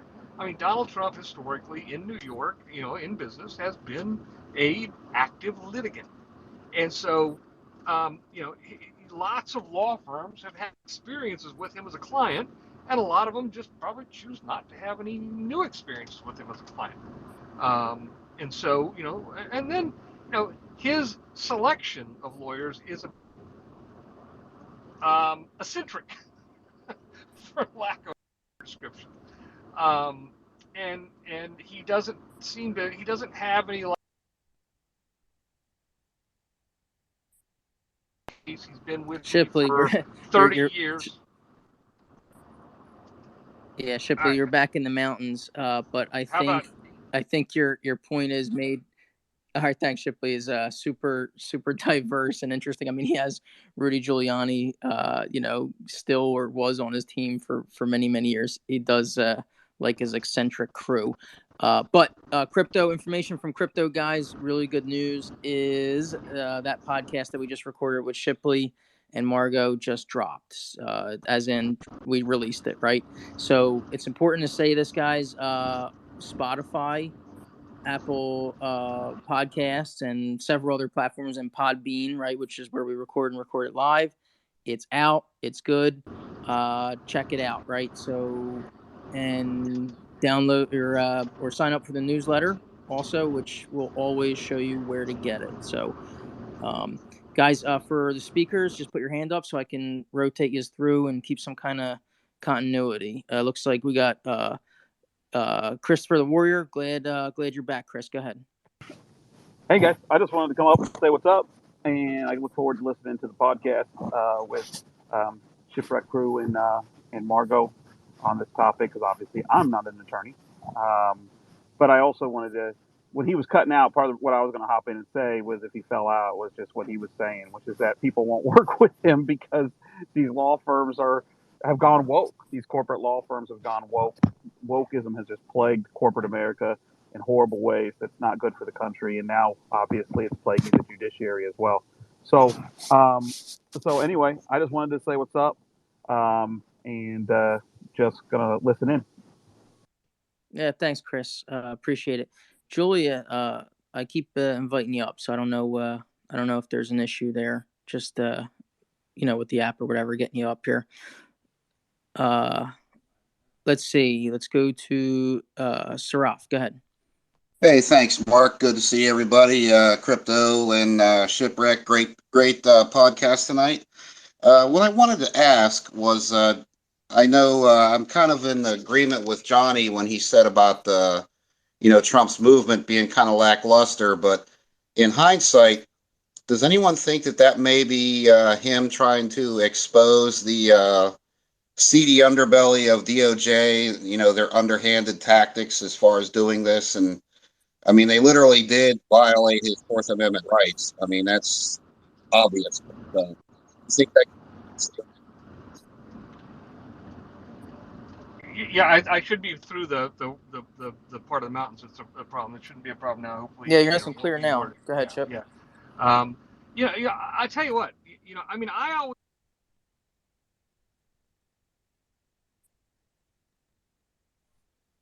Maybe not. Maybe not. Nice and clear for all the parts that don't matter. My mic went off. My mic went off for some reason. Oh, okay. All right, you're back. So I don't know why. So I just looked down and it was red again and not blue. As a trial lawyer, tactics are always something that are in the back of my mind. What collateral benefit might I achieve if I do this rather than that? Maybe not what's not the straight ahead benefit, but maybe the sideway benefit. Well, here's kind of what I thought about is you get a special master to evaluate privilege claims. And it's 2 weeks after the FBI already has the documents, and presumably DOJ lawyers are looking at them too. And then maybe the special master comes back and says, you know what, there were privileged records in here. And, you grabbed them when you shouldn't have. Now you've all read them when you shouldn't have. You're all DQ'd. None of you can participate in the investigation going forward. You've all been tainted by the privileged records that you should not have seized and you certainly should not have read. Now, that's a long shot. It's a long shot that might be the outcome and that might be the remedy. But maybe it will be. And you won't know unless you make that effort. Defense lawyers fire a lot of motions they expect to lose. But sometimes they're just kind of they're picking the ground they're going to fight on, and they're preparing the battlefield for later. Yeah, thanks. That's that stuff. They could be cleared. They could have.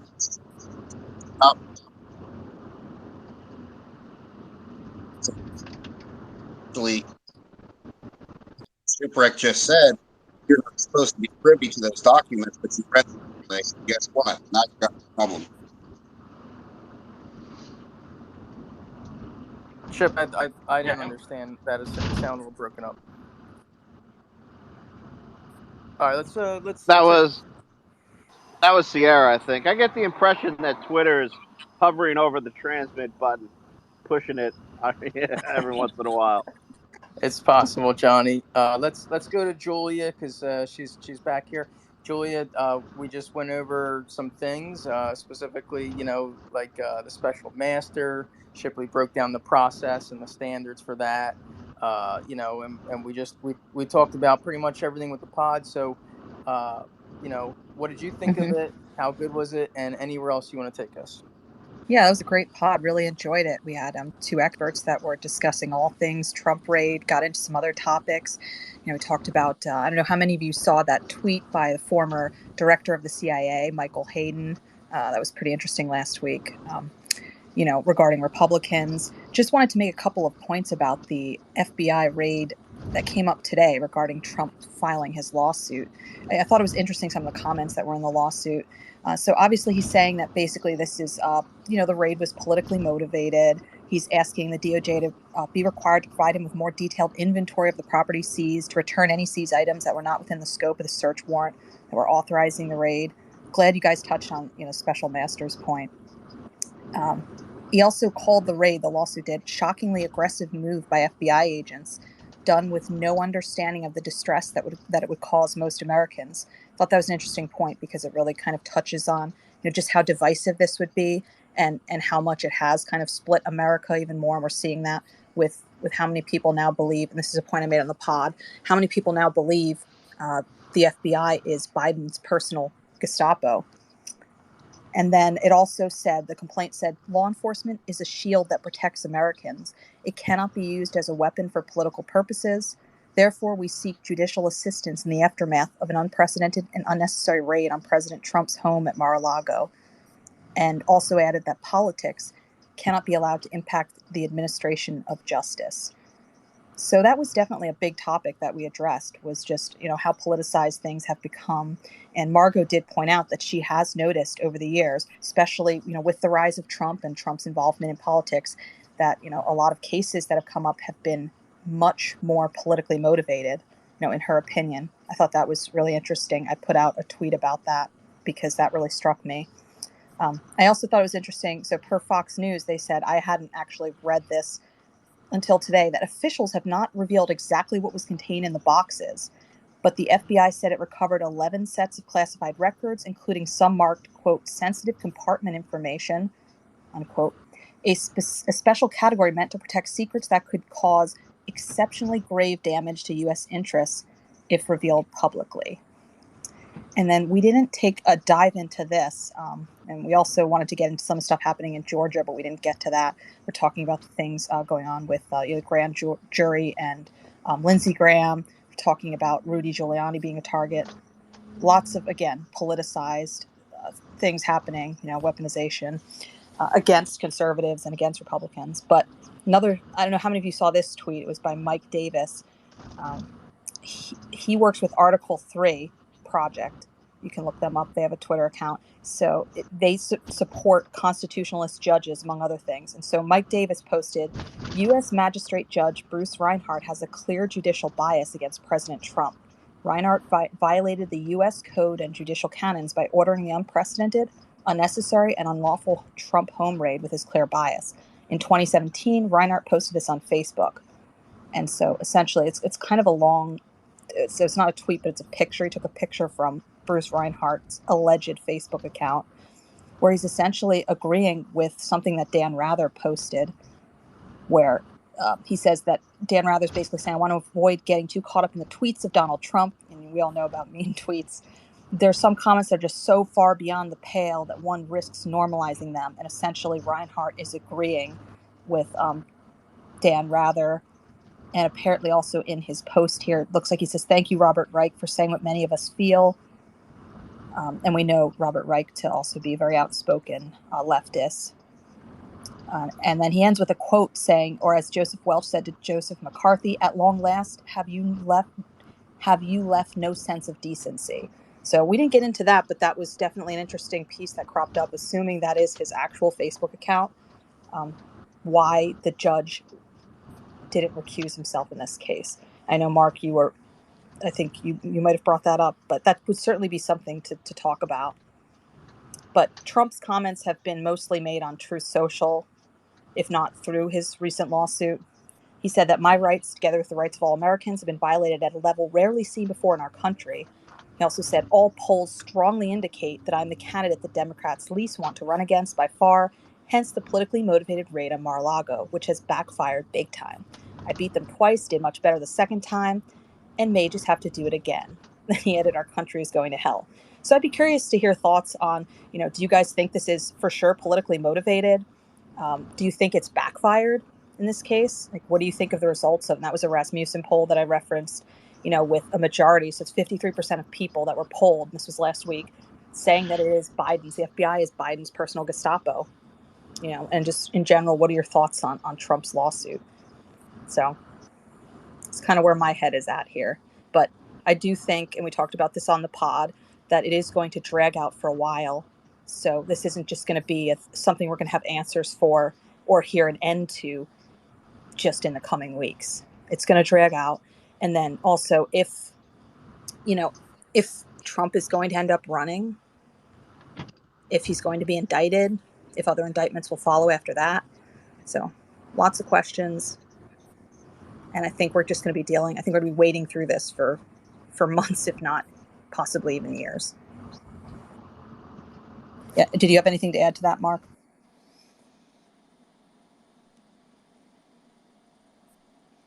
Or actually, I see Baby Yoda's up in the speaker box. Baby Yoda, you were there for the pod. I think you were listening. What did you think about it?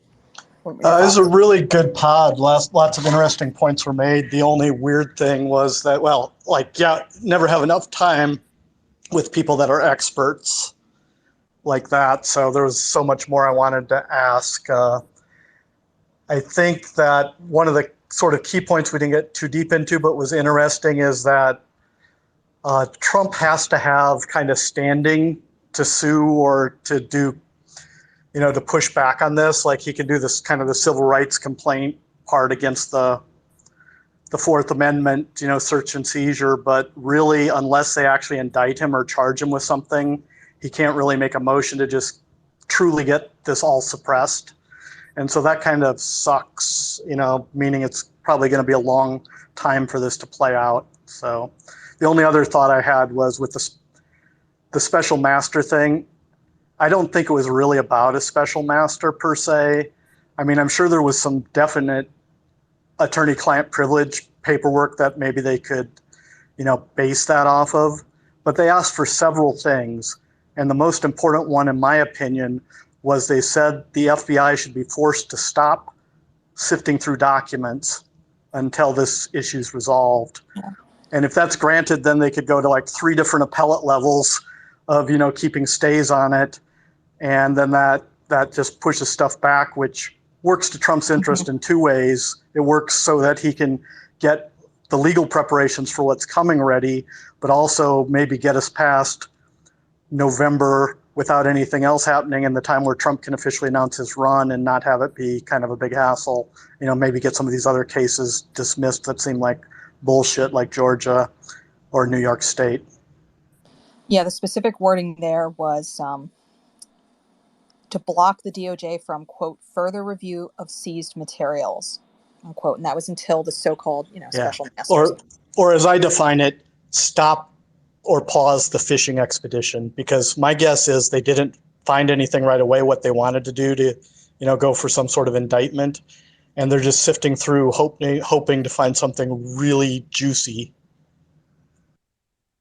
Right. And Margot made a great point about that. She was saying that she believes this goes all the way back to, February or January, when they kind of were almost setting up a narrative with regards to this. And you had leaks from the FBI and DOJ going back that far. It's like they're allowed to provide the media with those leaks, but yet Trump is the one now who's being investigated for an espionage violation. Yeah, and she had an article in the Federalist where she gave 4 different reasons for the raid, and none of them were good. They were like corruption to get Trump, to hide documents, or, to stop him from running, to get votes, all sorts of reasons, including what you just said. All right, guys. The podcast is out on inboxes. It's also just been put up on Twitter, but so it's out to. I'm just waiting because the servers are taking a while here tonight. Okay. So I guess my only comment or thought is, I think, we spoke about it on the podcast, which was attachment B of what they wanted to get. And attachment B was so vague and bad. I really don't know what the probable cause affidavit is going to say or what theme they're going to go with tomorrow or the next day, because the theme seems to change each day as we go. But Shipley makes a good point, is that, you just can't you just can't go grab stuff and expect it to be used later on. So, I heard Ship talk about, the special master having to review it. And we spoke about the appellate process from, Reinhart all the way through, which could be another 4 different appeals on this alone. And then we're obviously in an area where the 11th Circuit doesn't have a lot of pre-indictment or pre-criminal charges case law on this stuff. So, at least to the 11th Circuit, they're kind of in uncharted waters, while other circuits have some case law on it. But, if you just want to grab something, at the end of the day, the reason why I was trying to talk about attachment B in the podcast is that if you're going to bring an indictment and it's going to be on this, and if I remember Ship correctly from the podcast, it was almost, to paraphrase him, it was, we don't really care if it gets suppressed. We just want to get the stuff. Well, that's fine. And I agree with him on that, which is why I brought up attachment B in the pod, but that's not how a criminal prosecution works. So if you're going to indict, I mean, we're at the pre-criminal stages now, and look at all the bullshit we're going through. Partially because it's Trump and he's got the money and he can do so. But if you're talking about an indictment coming from this, well, you can't use, obviously everything's admissible until it's not, but you're not going to be able to use anything from this search warrant. And if this search warrant leads you in other places of stuff you haven't gotten or you will get, then you have the fruit of the poisonous tree doctrine. So, you really can't use this search warrant regardless of what the probable cause affidavit says, because the probable cause affidavit may be very particular, and usually it is, in order for the judge to sign off and say there's PC. But then I'm surprised no one looked at attachment B. Attachment B has statutes that aren't really even relevant, and then it talks any and all boxes or documents and things like that. And Shipley spoke in the pod about back in the days when you go in filing cabinets, but that's not really how this works. So I guess I would open it up to the group here. Short of having a pissing match, I'm going to assume most of the stuff that they took, or at least the stuff they really wanted, which maybe they couldn't put on the search warrant, is going to be inadmissible. It's going to be suppressed. It's going to be gone. So if their whole purpose was to simply get it back in their possession, then the game's over and they won. For now, assuming things are presidential records versus personal records, which we spoke about on the podcast as well. So, there's a lot of ins and outs to this, but if you're using it for a criminal prosecution, it almost seems like, and anyone can hop in. This is my last comment. I'm just working on the servers here because they're taking a while tonight.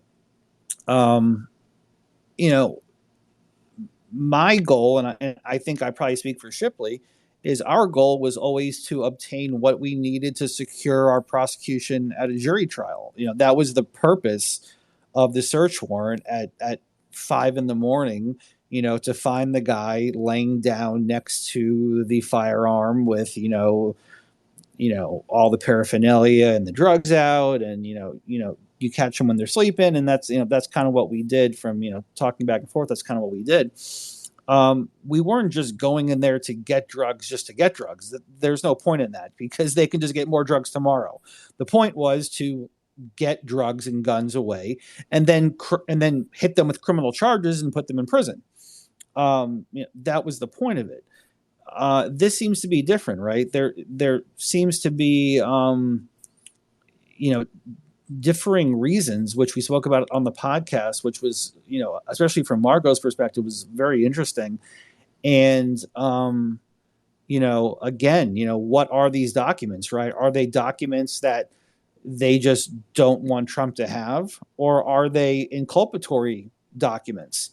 And on the flip side, which we didn't really even get to on the podcast because it's not a legal question, is anyone with 2 brain cells to rub together has probably already scanned and put those documents on a USB or on some sort of cloud. So, to think that Trump or someone else doesn't have copies of them would probably be ridiculous. Now, again, it's, what do they say, right? If they're inculpatory in some fashion, or if they're nefarious in some fashion to the FBI, which that idea has been tossed out, well, then you only need a copy, because all you got to do is leak a copy to someone and off they go, writing a story about these documents that, make the FBI look bad. So, what's in the boxes is really the big thing. We just simply don't know. But the podcast was great. We could have gone on for hours upon hours upon hours. We didn't even get to Lindsey Graham. We didn't even get to other things that I had on my list. Because we try to keep it to an hour, because, we want people to actually listen to them. The spaces, we have fun and they go on for a while, often, to be quite honest, too long. And, but the podcast, we try to make it around an hour, so people are able to listen to it on their break or driving to work or whatever. So not going to give up, not that I'm not going to give it up. I just don't remember. It was just so much information in an hour. So you guys, if you guys have already signed up on the newsletter, you'll be getting it. Let me just check the servers right now.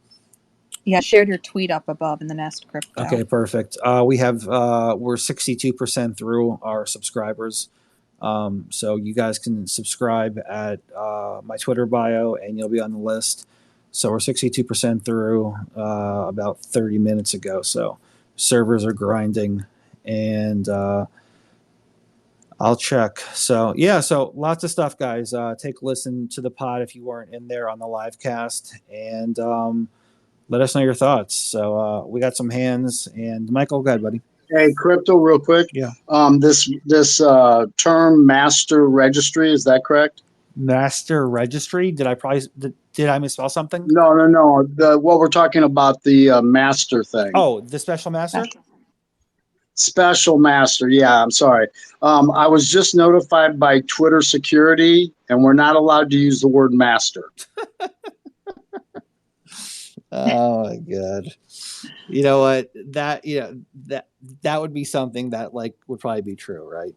You can't use the word master. They'll be putting us all back in chains real soon. Right, exactly. So, all right. Okay, guys. I'll be back in a little bit. Just gonna check to make sure that they're hitting the inboxes.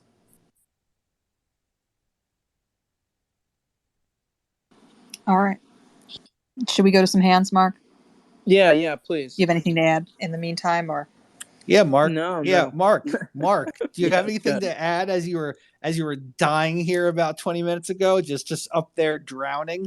Well, I text Crypto. I said I'm really running out of things. Is he back at the fountains filming? No. I'm going to stop this right now. I'm seriously stopping this. Mark, I was going to comment in DMs. You did a great job, bud. And I'm not even joking. We had technical difficulties with Ship and other people talking. And I'm telling you, bud, you did a good job. So fuck these guys. Don't let them give you shit. Yeah, you're Thank also. you.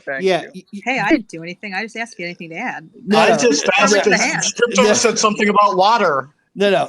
Yeah, what the fuck is Lauder and low key and whatever the hell else you're sending? Michael Dean, is there something we should know about? Yeah, and by the way, you're getting it from a person who wants all and any past arguments to be peaceful and happy and resolved, and you're getting it from the behavioral health guy who went from liberal to Republican, and he is the nicest person I've ever met. You were choking up here. Choking.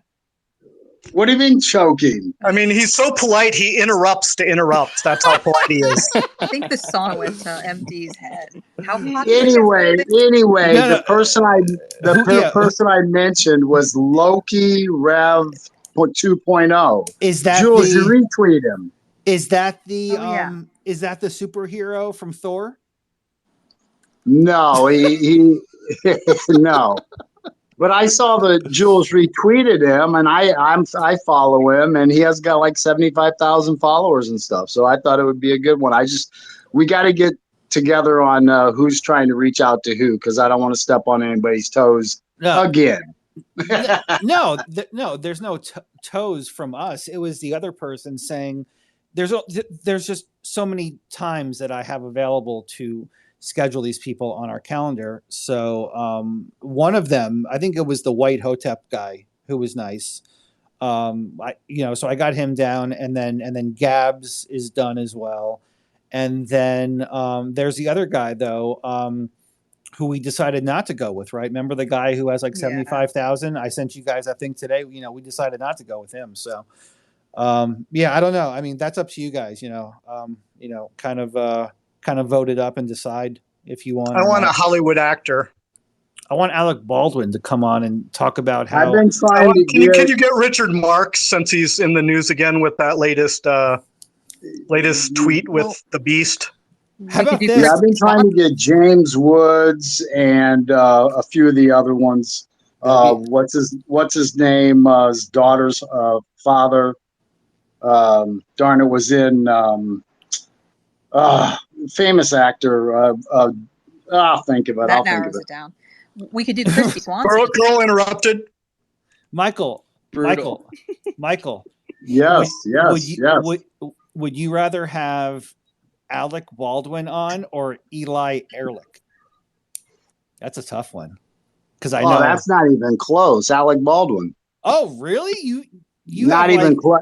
Not even close to me because it's more. Not even close. Not even close. But real quick, John Voight. Oh, John Voight. That's why I said Girl Interrupted, because of his daughter. Yeah, Mark, we all know where you stand with Alec Baldwin fucking sucking his tits. I know. His daughter's Angelina Jolie, just in case anybody doesn't know. Why don't you try to get Adam Baldwin, Michael Dean? Get us Adam Baldwin. Yes, get us the conservative Baldwin. He's the conservative one, and he's distantly related to the Baldwins. You know. Yeah.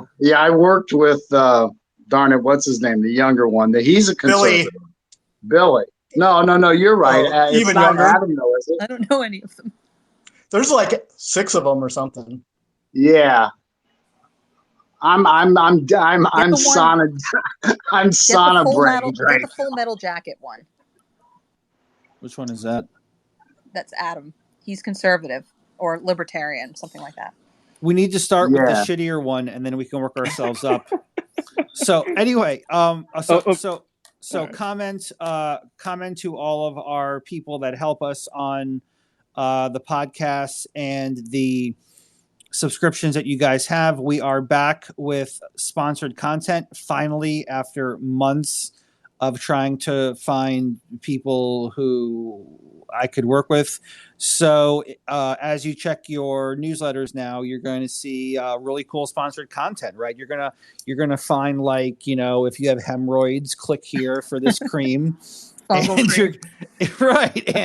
you're gonna find, listen, if you have an enlarged prostate and you pee a lot at night, you want to click here, right? So didn't something happen with Mark Levine with his show? He didn't know that they were advertising erectile dysfunction products. And then he was just like, what the hell, Mr. Producer? He didn't tell me they were doing this. I don't know. Yeah, that was something recent. I'll look it up. But you're nice, Mark Levine, Jules. Nice. Yeah, that was good. It gets better if I actually start yelling. That impersonation was good. So Mark, so I guess you can call it 2 ways, right? Mark calls it the accidental click. So when you open the newsletter to listen to the podcast, and he also calls what Baldwin did that. Yes, he did. He did an accidental click. Click, yeah. So turn bang instead of click, but yeah.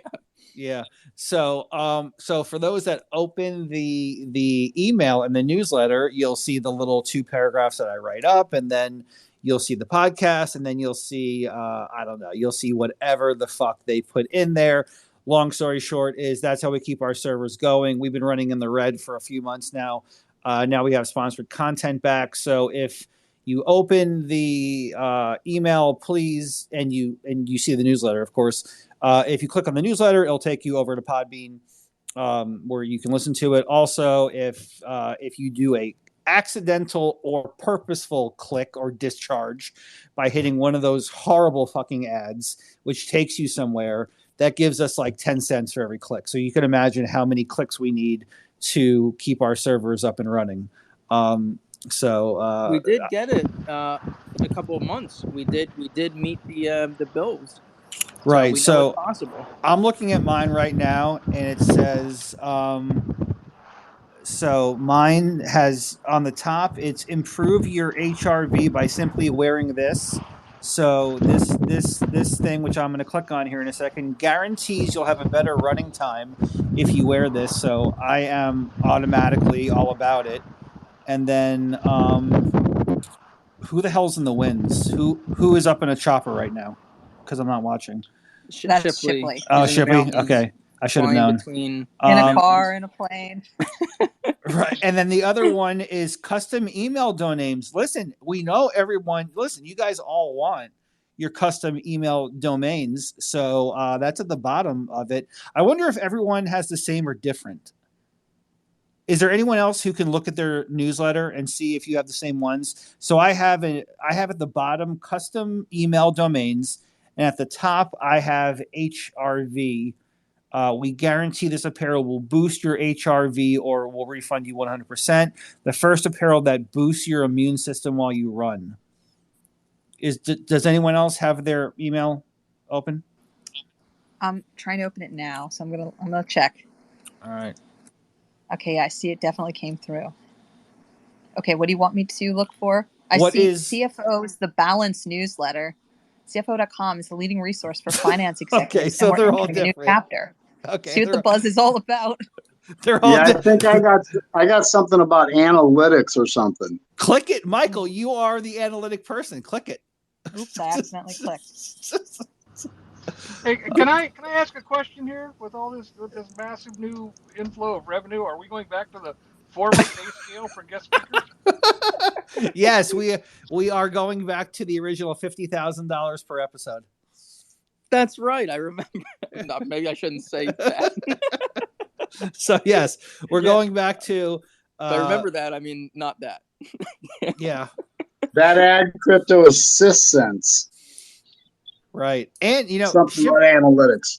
Shipley was ideal in getting Professor Cleveland on. So he was the man. And we're gonna have a lot more of these Trump things because this thing's gonna change every fucking week. Grand jury considering what just came through on my thing here. Grand jury what? New York Times just said Trump had more than 300 classified documents at Mar-a-Lago. Okay, don't care. That's not bad out of 12 or 15 boxes. Yeah, which they grabbed all of them, right? So we don't even know. That's nothing.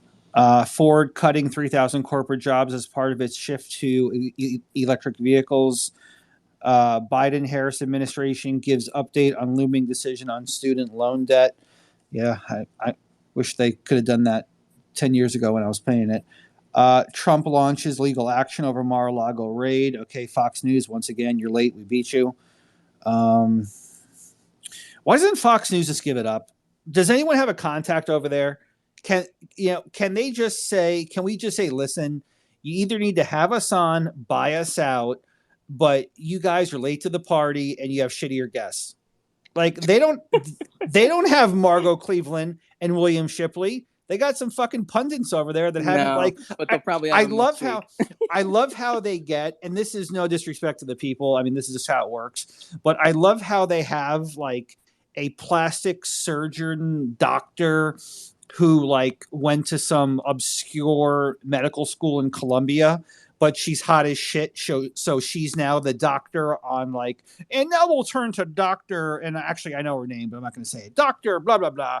And we're going to talk about, like COVID, like she knows anything about pathogens and, chemistry and all this other shit that, I'm just like, I'm sitting there. And then we're going to go to legal expert so-and-so who's a former prosecutor. And I'm like, who the fuck is this guy who spent like 6 months in North Dakota? I'm like, really? Like these are the people you bring on? And not only that, they bring them on after us. Like Tucker Carlson is legitimately after us. Following us. Yeah. Tucker, I think we're about 4 with Tucker. I think it's Kyle. I think Nick Sandman. He has Julie Kelly on all the time. We were ahead of him on Gays Against Groomers. Yeah. And there might even be a couple others. And Billboard Chris, we had 2. Billboard Chris did. Right. So this is no disrespect to anyone who's gay out there, whether you're gay or straight, I don't care. And your sexual preference isn't my concern, nor should mine be yours. But I'm going to make a joke. And if it rubs anyone the wrong way, no pun intended, feel free to send me a DM. I feel like I'm already offended. Okay, good. I feel like Fox News is fucking me in the ass and not even giving me the goddamn courtesy of a reach around. Like, we are beating them to everything, and Tucker can't say like a fucking word, or the person who goes on, they just forget about us. Listen, you were on our show 24 hours ago. You can't mention, oh, by the way, I spoke about this with Two Feds and the Truth. Tucker would say, who is that? And then we'd be on national television, and then we take over Tucker, then we take over Fox News, then we and then we do I'm not done, Mark. Fucking mute yourself. All right. Then we do a buyout of CNN, take over MSNBC. Next thing you know is we're all having our own stations. Shipley is the 7:00 news hour guy. Listen, it's all planned. All I'm saying is we need some of our guests who leave us and go to Fox to fucking say something. Listen, you got your shot with us, right? Come on, people. Come on. Yeah, is it funny? I should tell the people I applied for one position at CNN. Oh, okay. I No. thought you were talking about something else. No, nothing new. I'll old information. I was just gonna say stop there. Yeah. No, old information. I applied for a position at CNN, and I wrote them, and I said, look, I said you're. Was it Mark? I'm sorry. Wasn't the application titled Potato Man Ball Washer?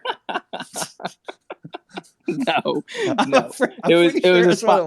was a position in DC, and I said, look, I was like, your ratings are a disaster. You're in a toilet. No one takes you as credible. I'm like, I'm a very credible, respected guy. I was like, I will run a risk if you pay me, and I will restore just a drop of confidence in your network. I promise you, I won't bring it any lower than it is. Did they ask for? They didn't like it. I was That's serious as could be. I just needed someone to take a chance and say, You probably didn't look enough like a potato. Yeah, well, that is their loss and my gain. Did you ever get a chance to meet any of the people at CNN and any of them grope you? No, I didn't make it very far, guys. I was like, I really thought that somebody has to realize the truth that their ratings are a disaster and that I could do it better. Did they ask for a headshot or a boob shot? No, man, I didn't. It was online, and I did everything I could to stand out, I quickly got a no thank you. So I will get shit for this, and it is what it is. I don't care. I've said it before and I'll say it again. And some other asshole who's more of an asshole than me, which is sometimes tough to do, but he went on. I wouldn't do a tweet, but I would say this, and then I would back it up with just facts and details, and I would even compare writing samples. But some guy was talking about a doctor or a chiropractor that Trump had at Mar-a-Lago or somewhere, and she was just like smoking hot. And then allegedly there were comments made about how she looked, and he didn't care about where she went to school. Have no idea if it's true or not, don't know. But my point was, in this same tweet, he had pictures of, this was very, very misogynistic, where I'm not going to be too far off on my comments, but he did something I wouldn't do. He took pictures of all four of his new attorneys, so like Christina Hobbs, Alina Habba, and a couple other ones, and he put all four of them together. And I don't even think Jenna Ellis was in this. It was his anyway. So all of them were absolutely gorgeous, and I looked them all up, and all of them have gone to the shittiest of shitty law schools, like law schools that are tier 4, which if you guys don't know is tier 4, there's the top 100 law schools in the country. Then there's tier 2, tier 3, tier 4. They're all tier 4. They're all for profit, or they're just shitty, horrible law schools. Not that people cannot come out of those schools and do well and be awesome. That's very true. They can. But ordinarily, if you're going to a tier 4 school that no one's ever heard of, or if it's a for-profit school, like Florida Coastal School of Law, there's a reason why probably only one of you out of 150 in here have heard of that place, because no one ever goes there. So all of his attorneys, who are incredibly beautiful, have all gone to unknown law schools. And what furthermore verifies the fact that they probably, I shouldn't say they're not the best, because I don't know how they practice. I can only read some of the more recent stuff. However, they all immediately, for the most part, open up their own law firm.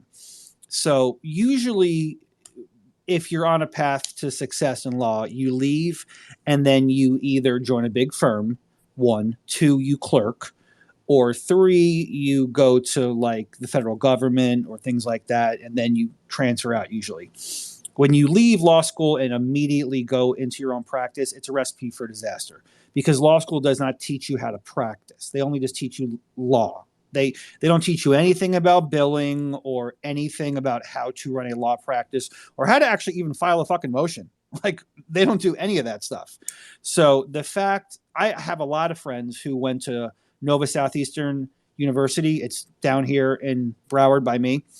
And most of them will either join a insurance defense firm, which is pretty massive and there's a lot of turnover, they burn you out, or they'll open their own firms. And why? That's just because that's what's available to them coming out of that type of school. So, and there's also a reason why he has other attorneys that are doing pro hoc vice stuff, right? Because the special master motion, I would assume, would be written by. So whenever you see his filings, check on the pro hoc vice people. Those are usually his, his go-to or the more esteemed attorneys. But someone like Jenna Ellis, that's her name, right? Jenna Ellis, guys, I getting that right? Yeah. Yes? Yeah. Okay. Yeah. So someone like Jenna Ellis, went to an unknown school, became an adjunct professor. I mean, I even read her fucking Wikipedia one time. Is that the one that went to Widener? No, I think that was one of his recent ones, Widener or Widner. Yeah, I know that Julia knows Widener. about it. It's in Widener. Delaware. Okay. It's a common known school around here, and it's generally, listen, the law school is the law school, but since you're ranking them, I would say that. Well, they don't get ranked. They're just in a tier 4. They just get tossed in the trash can. The reputation around here in the tri-state area, because we know Widener, is that's the school you go when your parents are attorneys. But but they didn't go to Widener. That's where you go because your parents are attorneys. Right. So you couldn't get into a better school, so you go to Widener. Correct. Right. So kind of Nova isn't that way, but Nova churns out a lot of attorneys in South Florida, which they kind of saturate the market. But anyway, I'll just end on that. It's just very interesting where they went to school. It's also very telling with doctors, right? If I'm looking for a new doctor, I would prefer they went to, I don't know, just, a school that I've heard of, like Miami or Florida State, this is where I am, UF, Harvard and Yale is always great, Columbia, Georgetown. But then I remember I was going, my back was hurting me, and this is years ago. And there was a guy that was very close to me in Palm Beach, and he went to University of some place I couldn't pronounce, and I had to Google it, and it was in some island somewhere. And I mean, he may be great. It's just I'm not going to take that chance. I would send Mark in first.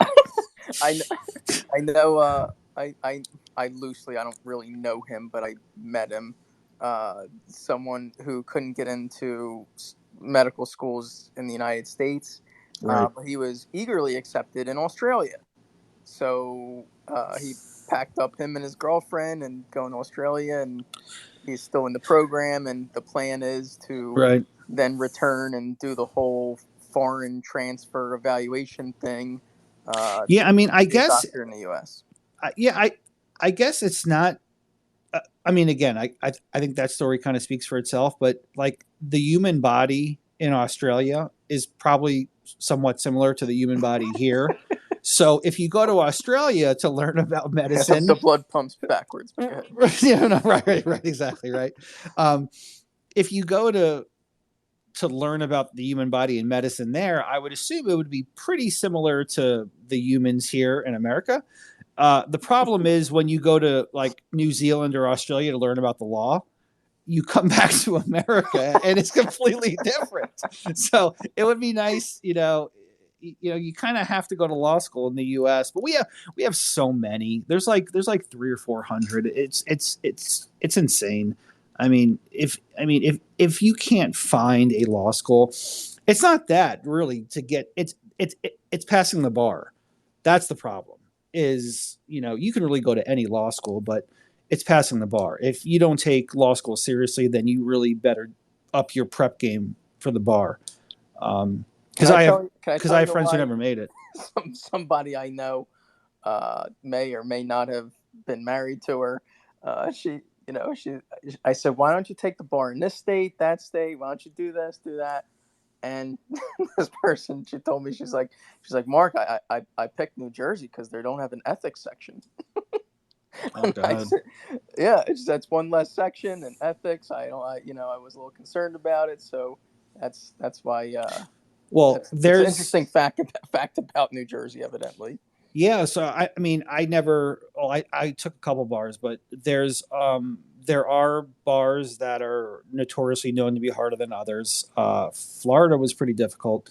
But what I'm hearing is, and this is true. I mean, I haven't followed up on it, but California is talking about getting rid of the bar exam, because what does the bar exam do? And it's racially biased, Oh my and God. X, Y, and Z. So now you can go, and California has like 20 law schools in and of itself. So now you can go to any law school, take out loans or pay for it. Possibly, drag your ass through law school, and then that's it. You don't have to pass a bar anymore. So Well, let me jump in here because I know. Go ahead, Chip. Go ahead. Because I'm licensed in California. California, they dropped the bar during COVID, and they went 4 bar sessions without giving an exam. They give it twice a year. They went 4 sessions without giving the exam, and they created what they were calling the provisional licensing program. After you come out of law school, and it has to be an ABA certified law school, or ABA accredited. You can't go to, fly-by-night school doesn't have ABA accreditation. You have to work 6 months for a licensed California attorney with at least 5 years experience, at which point that licensed attorney has to certify in writing to the state bar that you have a level of competence at least of a first-year associate. And then you have to take the ethics of the MB, whatever, multi-state bar examination, ethics exam. MBE.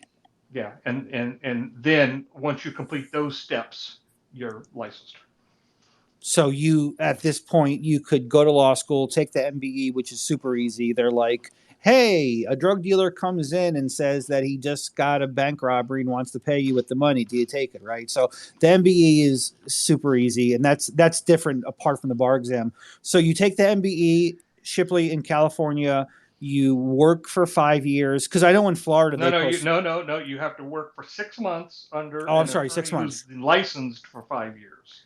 Okay. And then that attorney certifies that you have a level of competence equal to a first-year associate. Now, I'll say this about the California bar.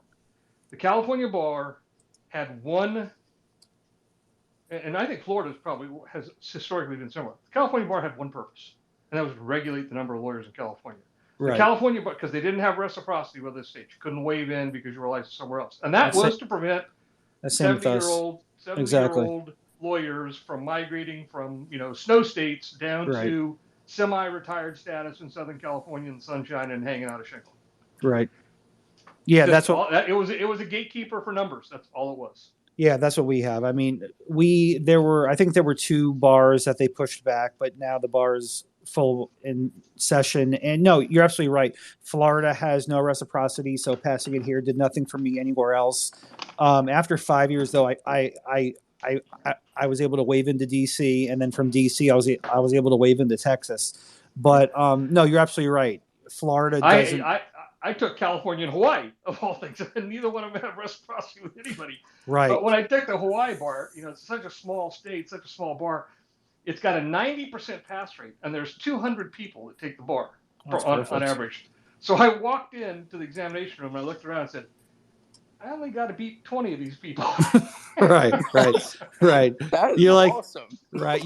You're like, which 20? You're like, which 20 am I going to roofie? You're right. Like, which 20 am I going to give the roofie colada to? But yeah, no, that's why the same thing with Florida, because everyone moves down here and they do not want, 5 trillion lawyers.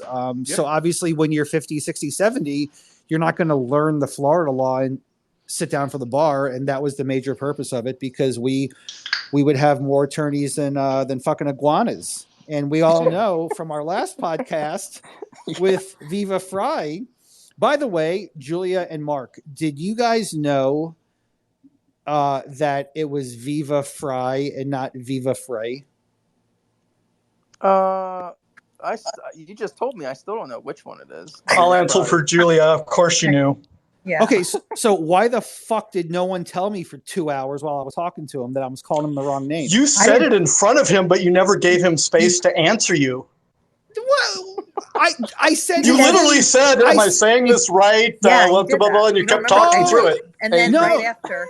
No. Okay, let me Like, clarify which we'll then. find out Let me later. clarify. His last name was Freiheit.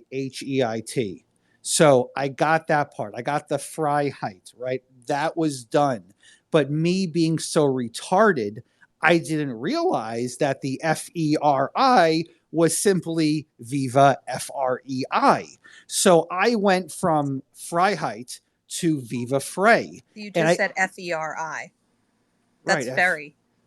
FR. Well, you guys know what it is. No. Come on, guys. Yeah, but my that's what you point did in the is pod. my point. You my said point, it right in the pod, but then you switched back.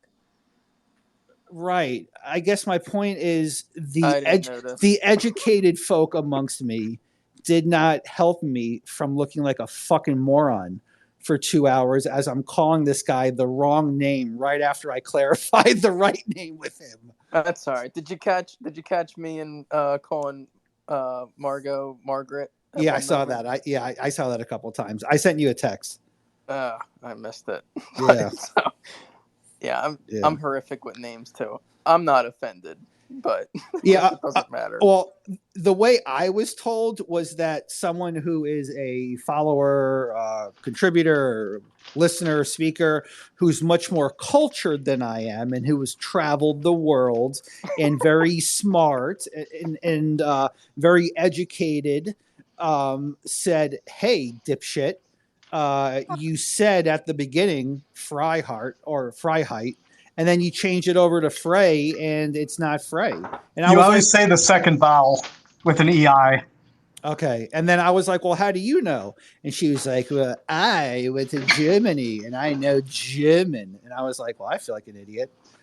So I was like, "All right, so I have no class or culture, and it's been recorded now forever."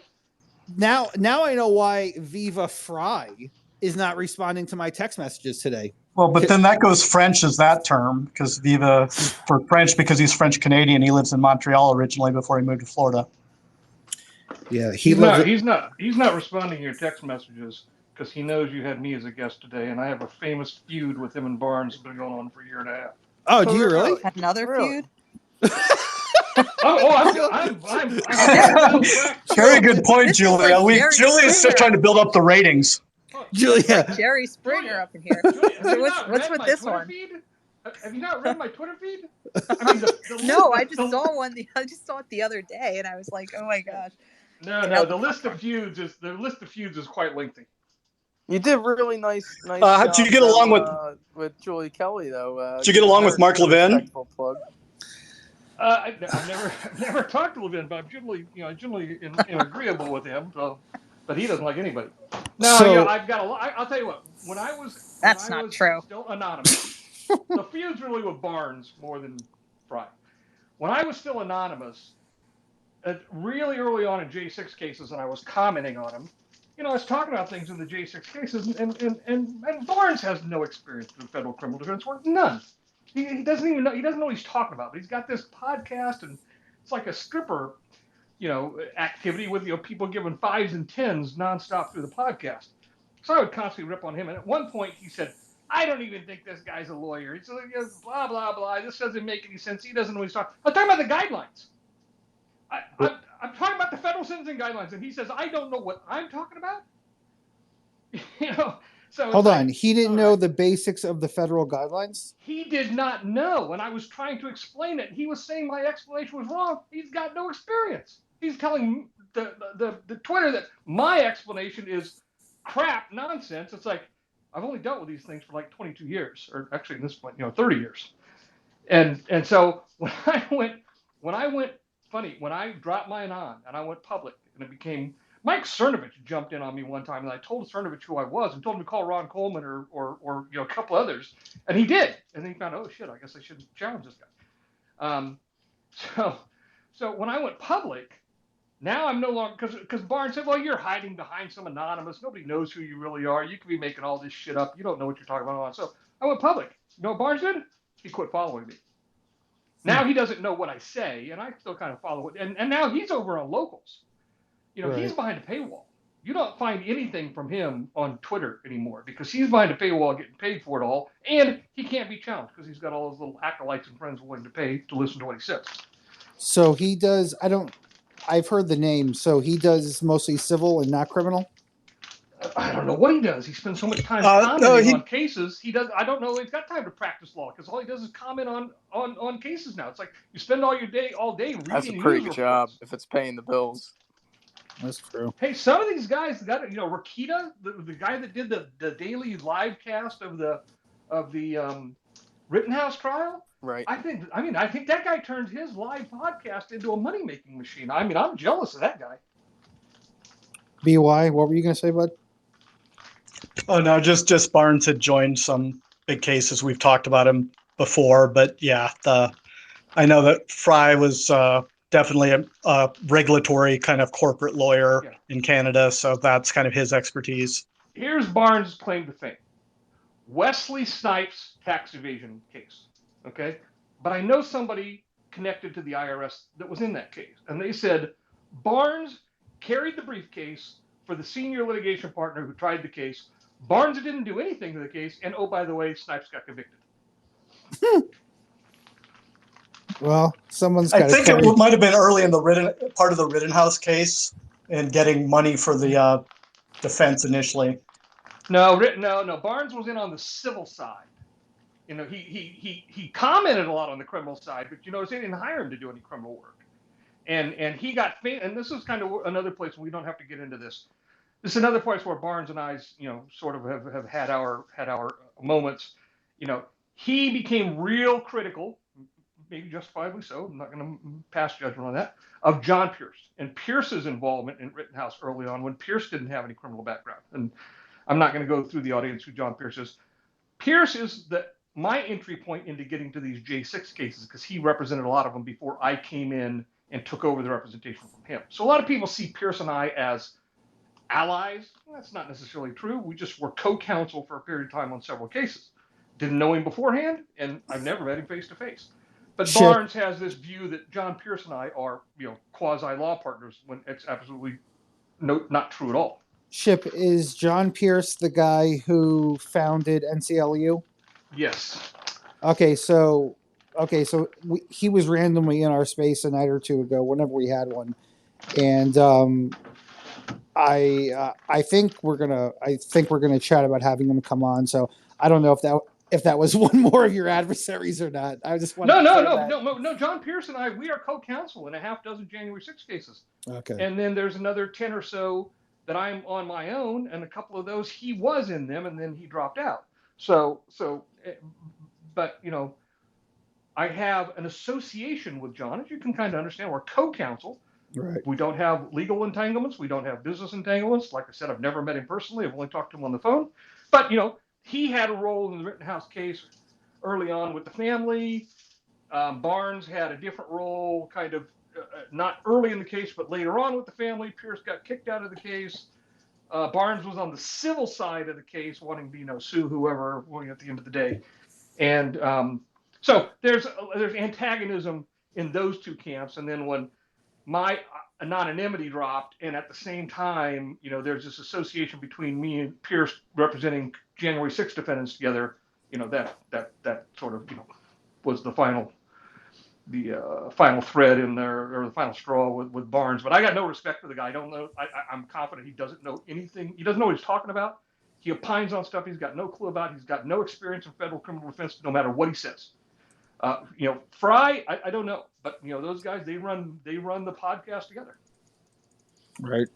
Yeah. So I'm getting the feeling I should stop inviting Robert Barnes. No, invite us both. Invite us both. Get him to come on with me. Because, you know, we have similar worldviews. We'll find a bridge, kind of like Julie Kelly and I. I mean, I'm happy to argue with people I agree with, and at the end of the day, we still agree. That's not unlike Crypto and I. We we disagree on several things, but vast majority we do see eye to eye on. Yeah. What do you think about the Baldwin shooting, Shipley? What do you think about the Baldwin shooting, Shipley? He's a pretty good shot. Oh, God. A lot of people might struggle getting. Yeah, two birds with one stone. Is that it? No, I follow a couple of people who follow that very closely. The various ins and outs. You don't point even a prop gun that has a live round in it. You don't point it at somebody on the set. You just don't do it. This is true. Guilty. Oh my Guilty. God. Guilty. Guilty. No. And Guilty. no. You don't do that. The best comment I heard about it is that he was willing to point it at the director, but he never would have put the gun to his own head and pulled the trigger. Let me jump in real quick. Even when you set up the shot and when no pun intended, when you take the shot, it is never aimed at anybody. It's a camera angle. Like so like when they do the so fake that's why punches, she's alive. No, I'm saying he was wrong because it's actually on camera of him pointing it directly at her. So, but I'm saying when you do shoot a scene like that, it's just a camera angle. They're not actually pointing it at a person. It's like 3 to 5 feet to the different direction. The camera just makes it look like it is. They shot a scene all right.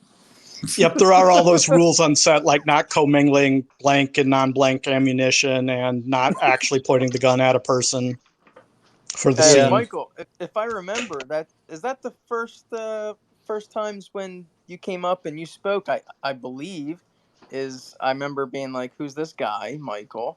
And that was your entrance into our world, where you said, hey, I've been on many movie sets. Am I right? Does my memory serve me? Nah, it might be the first time. I don't think so. I don't think it's the first. No, well, maybe, I don't know. But I've been with you guys since Kyle. It's one of those answers. Yeah, I've been with you guys since Kyle Rittenhouse trial. But as far as maybe the first time speaking, maybe, I don't remember. Yeah, that's what I mean. Okay. Well, it seems like he's guilty, Mark. I'm sorry. Well, if I wouldn't want to do it tonight, but I'm always willing to defend Alec Baldwin on it's an accident. Shipley, I would say there's massive reliance on the fact that it was not supposed to ever be a functioning gun. I love how Mark Shipley, this is great. Mark's entire defense. Sounds like we're gonna do it. Sounds like we're doing it. Mark's no, we're not. Are we doing it? Mark's entire defense is he was on a movie set. That's it. That's it. No. That's it. Well, I guess I would have to backtrack to when you say, is he? I mean, what's he responsible for? Criminal? Unlikely. Thank you. Civilly reckless or negligent? Pretty likely. Yeah, there's no brainer there, Shipley. I am. He is absolutely going to get indicted and charged and convicted. First of all, he's not. Second, he is. If he is, it's a not guilty, but he shouldn't be. It's not a not guilty. He shot her. There's no way. The only thing that I can compare this to, and I've really thought about this, culpable negligence homicide. No. But that's with the expectation that he knew he was holding a gun. The only thing what the fuck was he holding? He was supposed to hold something that's not a gun because he's also making pretend. He's doing pretend. But he was also a producer on the movie, so he had an extra duty to ensure that rules were followed on the set. So if there was a notorious culture of non-compliance, he's also negligent. No. Yes, and by the way, there were 8 negligent discharges either that week or whatever, and people were walking off the set because it was so unsafe. So predictable with a single action weapon that's 150 years obsolete. These people don't even know how to use weapons, and they're cocking the hammer, they're squeezing rounds off. Well, maybe he shouldn't have done that. I mean, it shouldn't, but Jesus. the thing is, there's total reliance there. The closest thing I can tell you is imagine a magic show. You get plucked out of the audience. You get plucked out of the audience. I would Next love thing you Mark. know, next thing you know, you Listen, pull the I'm gonna- you think it's not real, and then a bullet comes out of a gun. Oh God, he's You know. hold. Yes. Listen, I still remember that time David Copperfield accidentally sawed a woman in half, and they were trying to decide which half would sue him. Yeah, well, just imagine, you're sticking the swords in these boxes, and it's supposed to be fun and games. It's not supposed to be real, and you actually stab somebody. Well, yeah, that's holding what happened here, guys. holding a gun and having an armor on set is very real. There's reliance. There's reliance on that armor. Everybody knows it. You're right, and he was. You're right, and he hired her, and he was the boss. So what I'm going to do, I'm going to go back to DOJ. You and Shipley can defend him, and when I pack his ass going for life, you guys can go visit him. He is good to go. The role of the defense lawyer is simply to get one juror to disagree. I don't have to prove he's innocent. Shep and Mark, a quick question. Let's just narrow it down to this, which is the most recent stuff, which he's on video denying basically, is that I believe the local sheriff department, whoever, said that he pulled the trigger. And in his videos, even I think the police investigation, whatever, but in the video on ABC or whatever, he specifically said he didn't pull the trigger, which now they are saying he did pull the trigger. Right. So if that's a lie, Michael, it's the FBI that came out with it. They did a thorough analysis. Yep, the FBI said perfect working order. I mean, I got the solution. You can laugh about it, but someone's dead because he pulled the trigger. It didn't go off on its own. I got the solution. He made that claim to the FBI, so you indict him for 1001 false statement. Everybody goes home. That's interesting. That's yep, title 18 felony. Perfect. Well, he made it to the media. We don't know if he made it to the feds. He won't be able to. And then he loses all the civil cases because of the criminal case. He won't be able to vote for Joe Biden again. So what we're realizing is Alec Baldwin's better than we thought. He's definitely going to be good to go. He's definitely not good to go. He criminally speaking, you got nothing. You got an accident. You got an accident. You had total reliance. Never Mark, supposed to be a you gun. do know accidents can be criminal, right? I am aware of that. And yet when he has a head being crushed into the ground on video, that's not a problem. Right. Oh my God, BY is on fire tonight. You might as well. Oh my God, I'm done. In tonight. Go ahead. I'm bring done. I had a neighbor park in my yard not a neighbor, just some random guy parked a pickup in the middle of my yard for no reason, and I'm still pissed about it. Oh my God, BY is on fire tonight. BY's like, yeah. BY's like, yeah. So he shoots someone, not a problem. But then also, hey, listen, some cops taking some guy's skull fucking it into the pavement. Ed, no problem. I need to know more. You're supposed to use the Latin, Crypto. Never said not a problem. Speaking of being assaulted by a car, who saw that video out of Alabama of the stranger that runs over the off-duty cop in his front yard? And then the off-duty cop runs to the house, right? Oh yeah, then gun. Yeah. And then the guy backs up and he runs him over again. Yeah, and the cop lets him get in the car and start the motor. Yeah. It's like, well, who lets him start the motor? You think what did he just do? You think he's not going to do it again? That was crazy. It's wild. It's wild. Yeah, that was all caught on his ring. I saw local reporting that said there's no connection between the two. They can't figure out why the guy in the car did what he did. It's not like, upset husband. What's the result? Got any fatalities there or what? No. Apparently the cop was not. Yeah, it's attempted murder. On the driver. On the driver, yeah. Yeah. I have to jump in real quick. Sarah has literally been waiting like 45 minutes. I'm sorry. Who the hell's Sarah? We're about to find out. Sarah for whatever. I'm sorry, sir. It's like Fry. It's like Fry and Frey. You mean Michael's hold now on? timekeeper as well. He is. Michael was in a space. I don't know what space he was in, but he was co-hosting, and he was like, we were talking about something, and out of the blue, Michael was like, so and so has been holding their hand for a while, and like I was like, oh, apparently Michael is a timekeeper. Well, you know what? I know Saraf very well, so get his fucking name right. Saraf. Now you're all names. Listen. All I know is I was going to defend you on the damn Frey Fry thing, but fuck Don't do it. Hey, Saraf.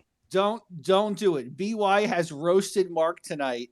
And BY with his little one-liners of, oh man, Mark was all about cop crushing skulls last night. Was last night? Say that. People are gonna believe it. I was not. It's recorded, Mark. It's recorded. They can go back. You can say it's. They're not going to. And listen. They're not going to. They're not going to go back to validate that. Well, listen. Accept it. Just extrapolate from his case on the Baldwins. Just imagine that on the other thing. Just extrapolate. And now it's completely okay.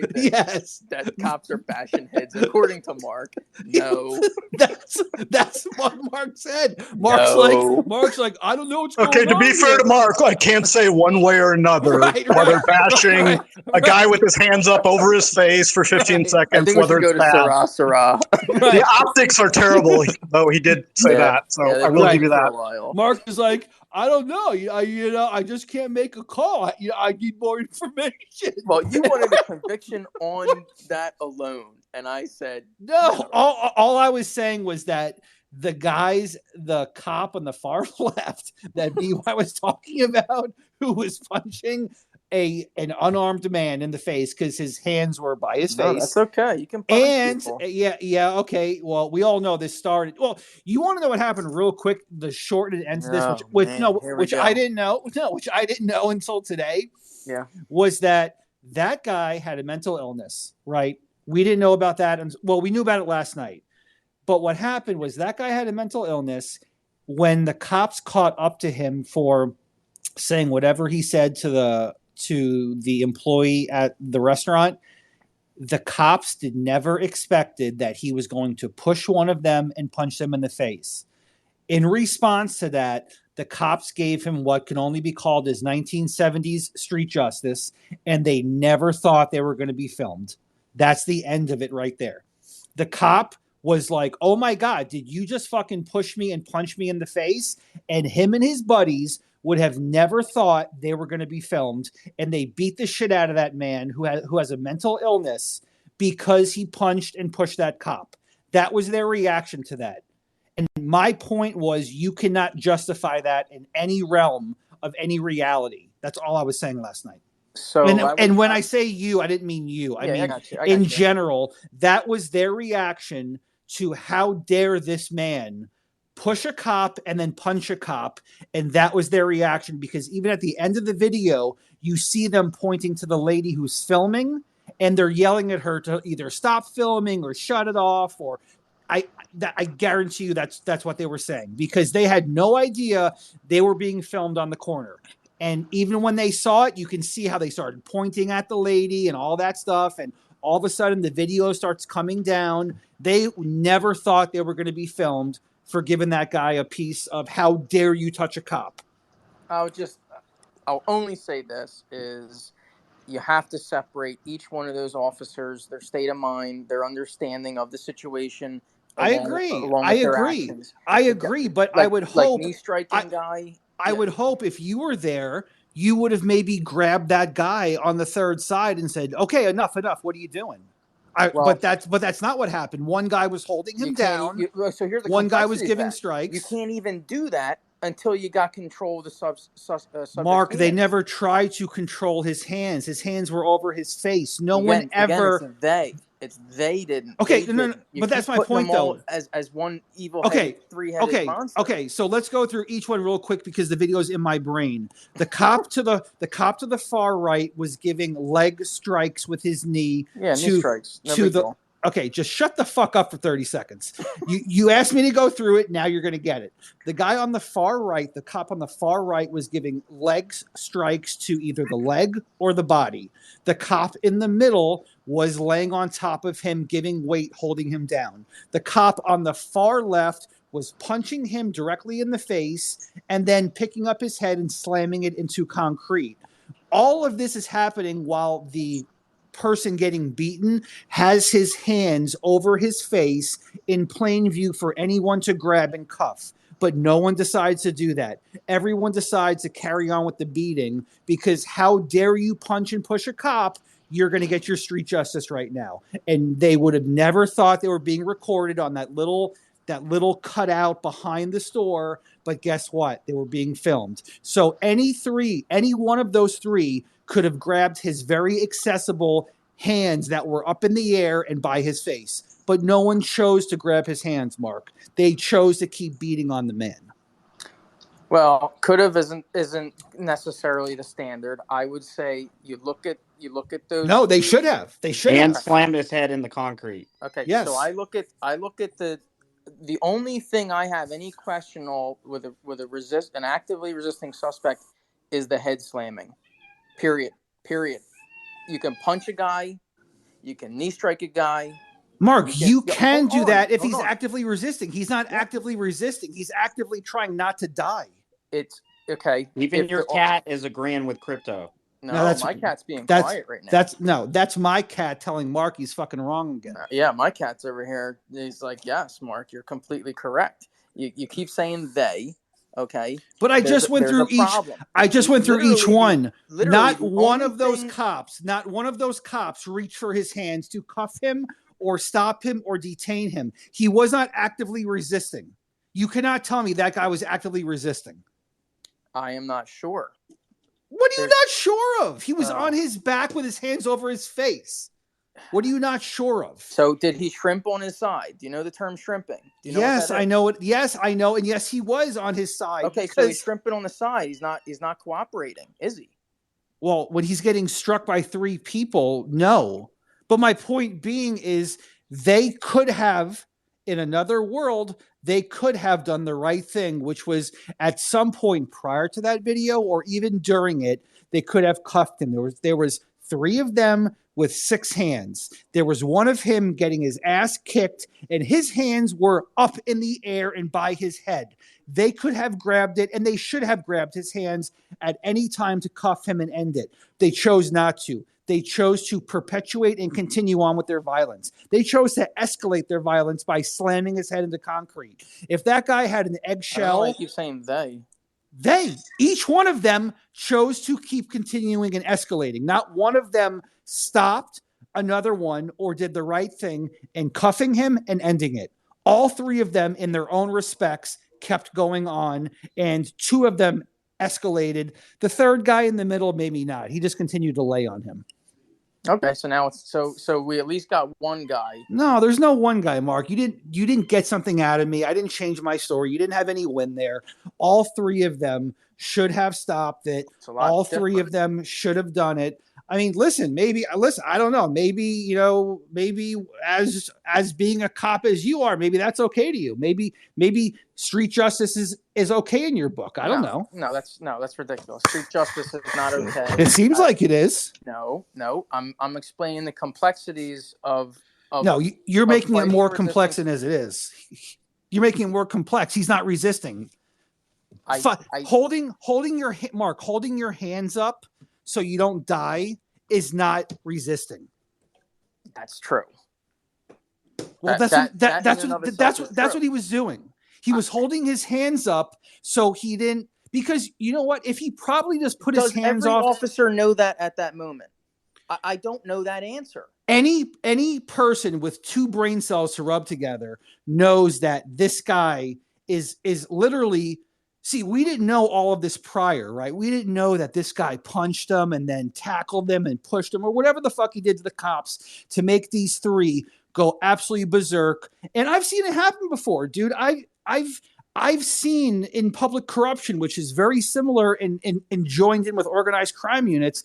I've seen how cops can act when you get on an alpha's bad side. I don't know who those three guys are, but I can tell you their reaction to getting pushed and punched was not justifiable in any realm. And I still can't believe we're having this conversation that you're defending each one individually or in a collective. I am not. I've said this from the beginning. The optics are atrocious, and I said I want more facts before I would convict any of them. Okay, we're not talking about convictions, Mark. We're just talking about whether or not their actions were justifiable. Well, then my position is the same. I'm not yet sure, but I would say this: the only and I'll be very specific. Okay, so the video's not good enough. I want more. The part what do you that want? makes me what do you most want? uncomfortable. I am going to contact them tomorrow. What do you want? Head slamming.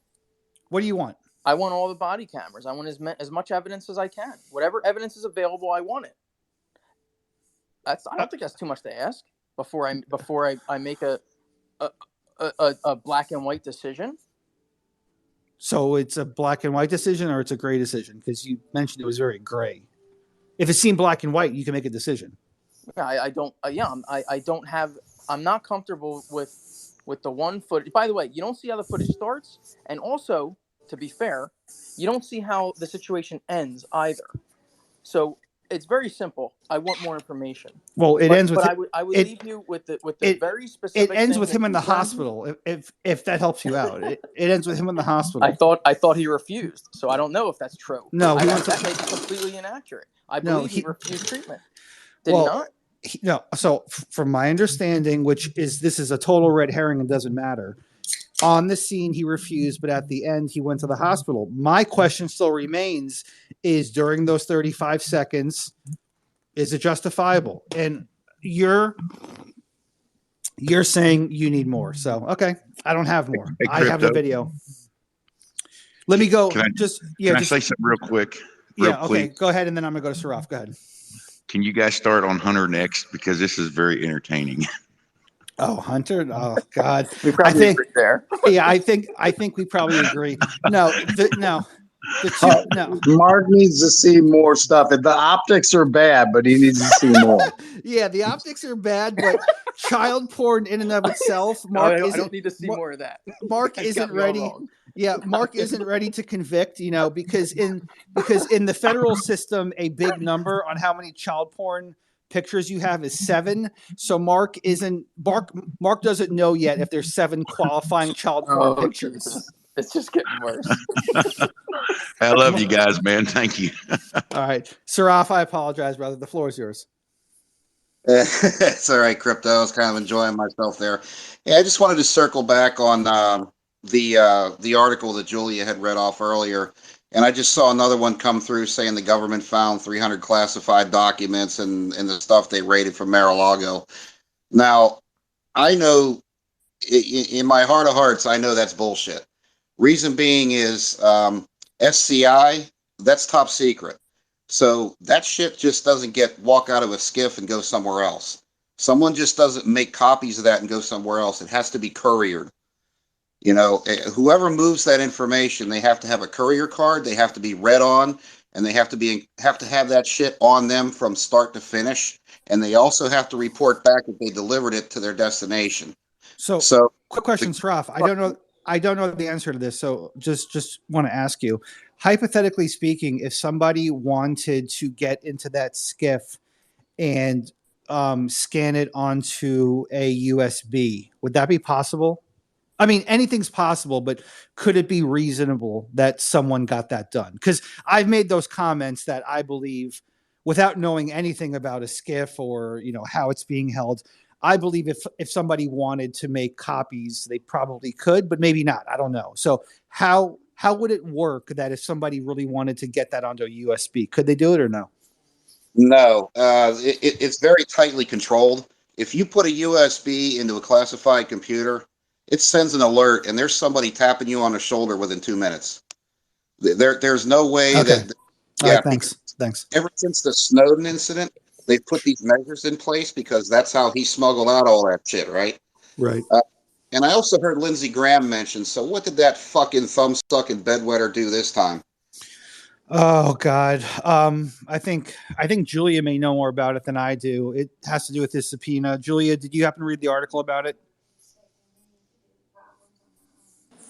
Yeah, I skimmed it. I don't know as much about Graham as I do about Giuliani, but essentially he spoke out against, the DA the Fulton County DA going after basically all of Trump's allies, and was pushing back against it. But the judge ruled, I think, pretty much they were like, nope, we don't care. You're still going to have to go forward with testifying. So Yeah, and they then pushed it off, I'm though. It sorry. was supposed to be, I think, didn't the judge rule or something on Sunday that it was going to be delayed, but he's still going to have to go before a grand jury. Right. So I'm just trying to catch up because I know it went to an appellate court, which stated briefly. So a federal judge on Monday, hopefully this helps everyone, because I know that Julia knew more about it than I do. A federal judge on Monday ordered, so this is today. A federal judge today ordered Senator Lindsey Graham's legal team to produce a list of questions, grand jury investigating efforts. That doesn't make sense. To produce a list of questions, a grand jury investigating efforts to overturn Georgia's 2020 election results can ask the sitting senator. Judge Lee Martin May ordered attorneys for the South Carolina Republican to provide by 9 a.m. Wednesday a list of questions that the grand jury can ask Graham under the speech and debate clause of the U.S. Constitution. The Fulton County District's office, which is leading the probe, will then have until 9 a.m. on August 29th to file its response, at which point Graham will have 2 days to reply. The probe is seeking information from Graham about a pair of phone calls he made to Georgia Secretary of State Brad Raffensperger seeking to alter the results of the 2020 presidential election. His lawyers, however, have argued, and by the way, this is from UPI.com.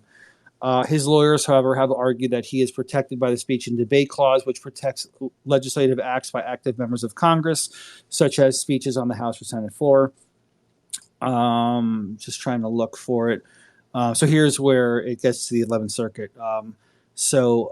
Graham has said that his phone calls to Raffensperger were legislative acts.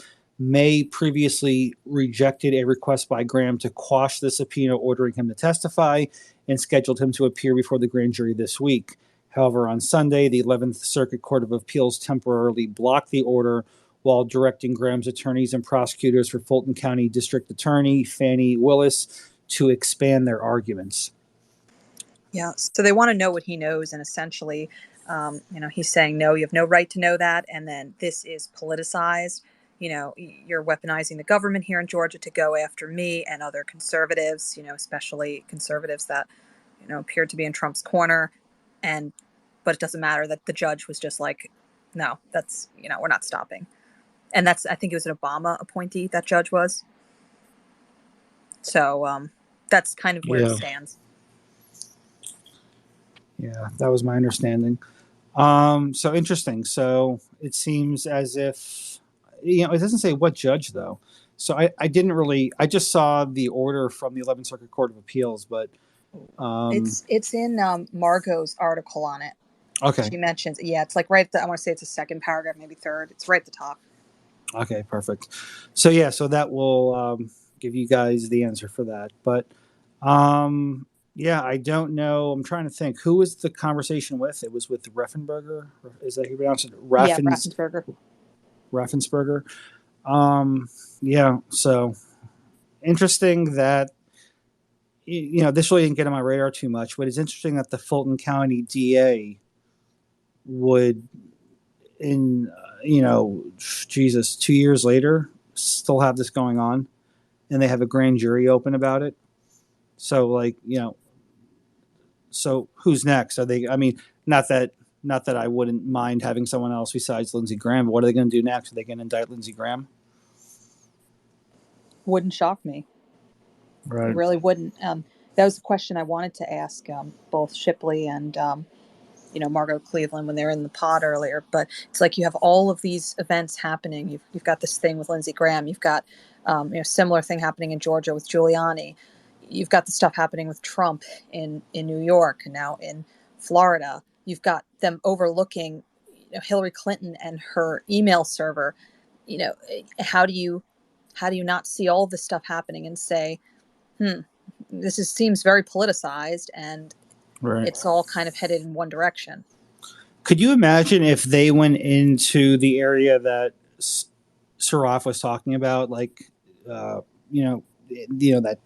top secret, tough area to get into, the fortified position at Mar-a-Lago? Could you imagine if they went in there and they saw a server that Donald Trump or Don Jr. or Ivanka or Eric Trump were using to email about government stuff on like their Gmail accounts or their personal accounts? Like, could you imagine that? Yeah, they'd probably be in jail right now. You're talking about Yeah. the skiff, Right? The skiff, right? Yeah. The skiff. Yes. I mean, could you? They'd be jailed like yesterday. Right, and no questions asked. And it almost seems it would be better to have the server in a skiff, right? Because it's somewhat protected as opposed to a bathroom. Yeah. Oh, yeah. You think, right? Right. So, Hillary, has anyone seen that video that someone put out where they were talking, they had Comey and they had Hillary, and someone did like an auto-tune video with it? If you guys haven't seen it, BY, I'm trying to bring you up right now. If you guys haven't seen it, I'm going to go find it right now and put it up in the nest. It's absolutely fantastic. But so there's a server in Hillary Clinton's bathroom. No one cares about that. Then you have which was the one, which I'm going to find it here in a second, put it up in the nest. Which was the one where she goes, at this point, what difference does it make? Was that the Benghazi hearings? Yes. And she specifically put at this point in the middle of it so that Republicans wouldn't have like a cohesive soundbite to hit her with. Interesting. What do I look for Twitter? Do I go to like Hillary Clinton's song? Like it really is funny. I have that download somewhere, Crypto. I can send it to you. Yeah, I got it. So I have it right here. Just give me 1 second, guys, so everyone can hear it. If you haven't heard it, then I'll put it up top. It's pretty funny. Let me try to put my volume up. And then, Mark, if you could just give me the thumbs up, or I guess we don't have a thumbs up. Give me a nice heart, Mark. Give me a nice heart. Give me Can you give me more? Can you give me a red heart? I'm feeling a little more sexual with you. Can you give me a red heart? No. Okay. No. All right. No. Go Okay. get the heart I have set up. Okay. Here we go. Hold on. And you'll like it. Let's see. Oh, there he is. There's the alpha cop that wants to bust some skulls. Yeah. There he is. Yeah. All right. Let's see. Go ahead. Let's see if this will play. Good morning. I'm here to give you an update on the FBI's investigation of Secretary Clinton. What I want to do is tell you what we're recommending. But first, let me tell you what we found. 110 emails, 52 email chains that have been determined to contain classified information. What difference at this point does it make? 8 of those chains are top secret, 36 of those chains secret, and 8 contain confidential information. What difference at this point does it make? Everything I did was admitted. There was no law, no regulation. Secretary Clinton should have known that an unclassified system was no place for that conversation. I did not email any classified material to anyone on my email. None of these emails should have been on any kind of unclassified system, not even Gmail. But first of all, nothing was marked classified. To the contrary. Nothing was marked classified. There is evidence that nothing was classified. Now let me tell you what we found. 110 emails. It was not the best choice. 52 email chains. It was the mistake. It was determined to contain classified information. What difference at this point does it make? 8 of those chains are top secret. Was the best choice? 6 of those chains. I said it was a mistake. 8 contain confidential information. What difference at this point does it make? With respect to our recommendation, this is going to be an unusual statement in at least a couple of ways. Although there is evidence, our judgment is that no reasonable prosecutor would bring such a case. I know there will be intense public debate. I know there will be intense public debate.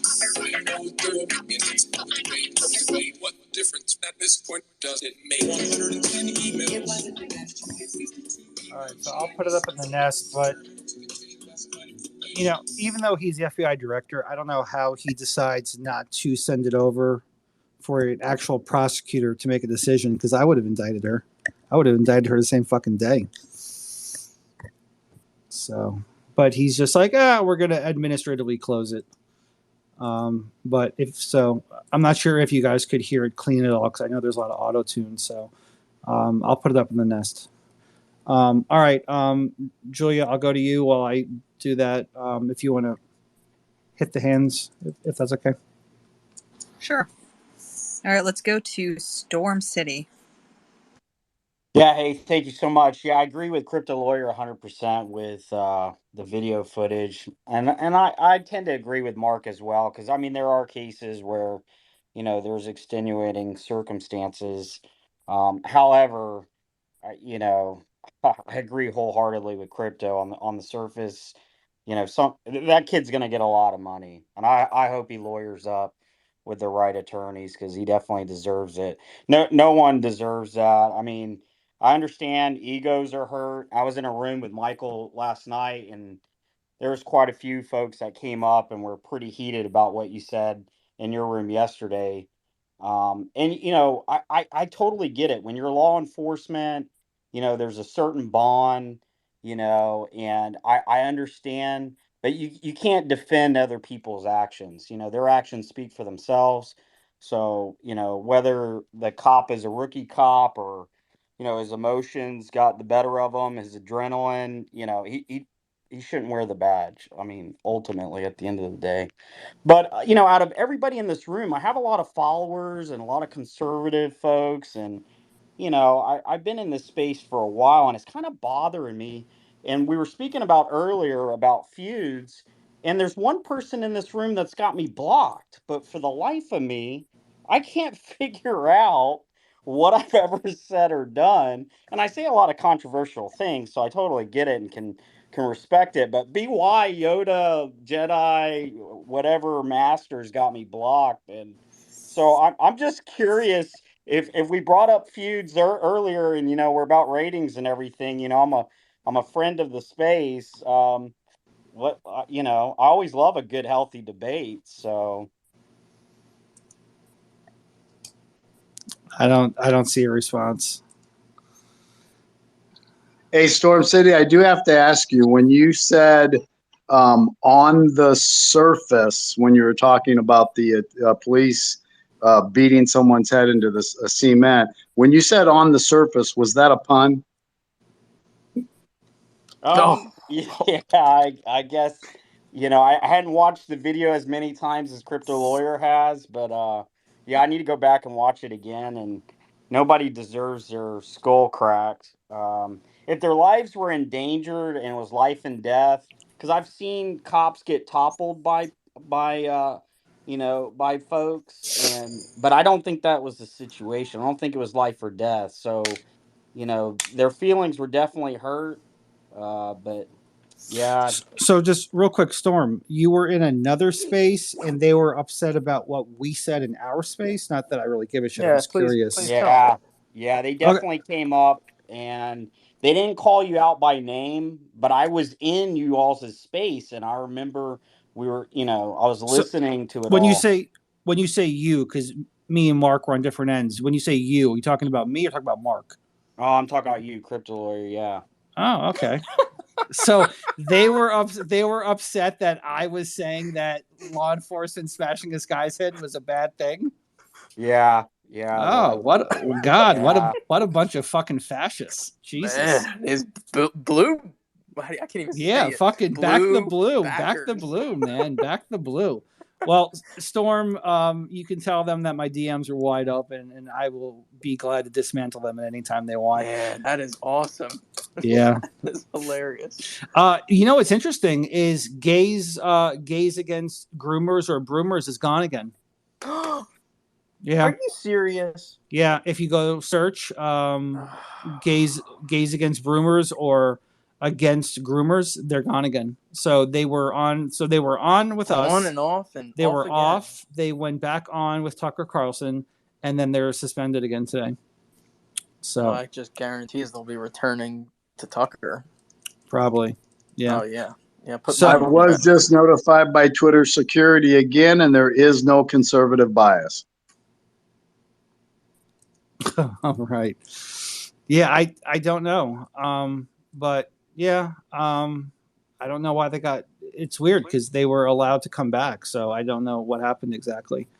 But yeah, if there's any if there's any people, Storm, that wanna debate the video, tell them that I am free to hop on and chat with them, and maybe they could even persuade me to join their militia. So we'll chat.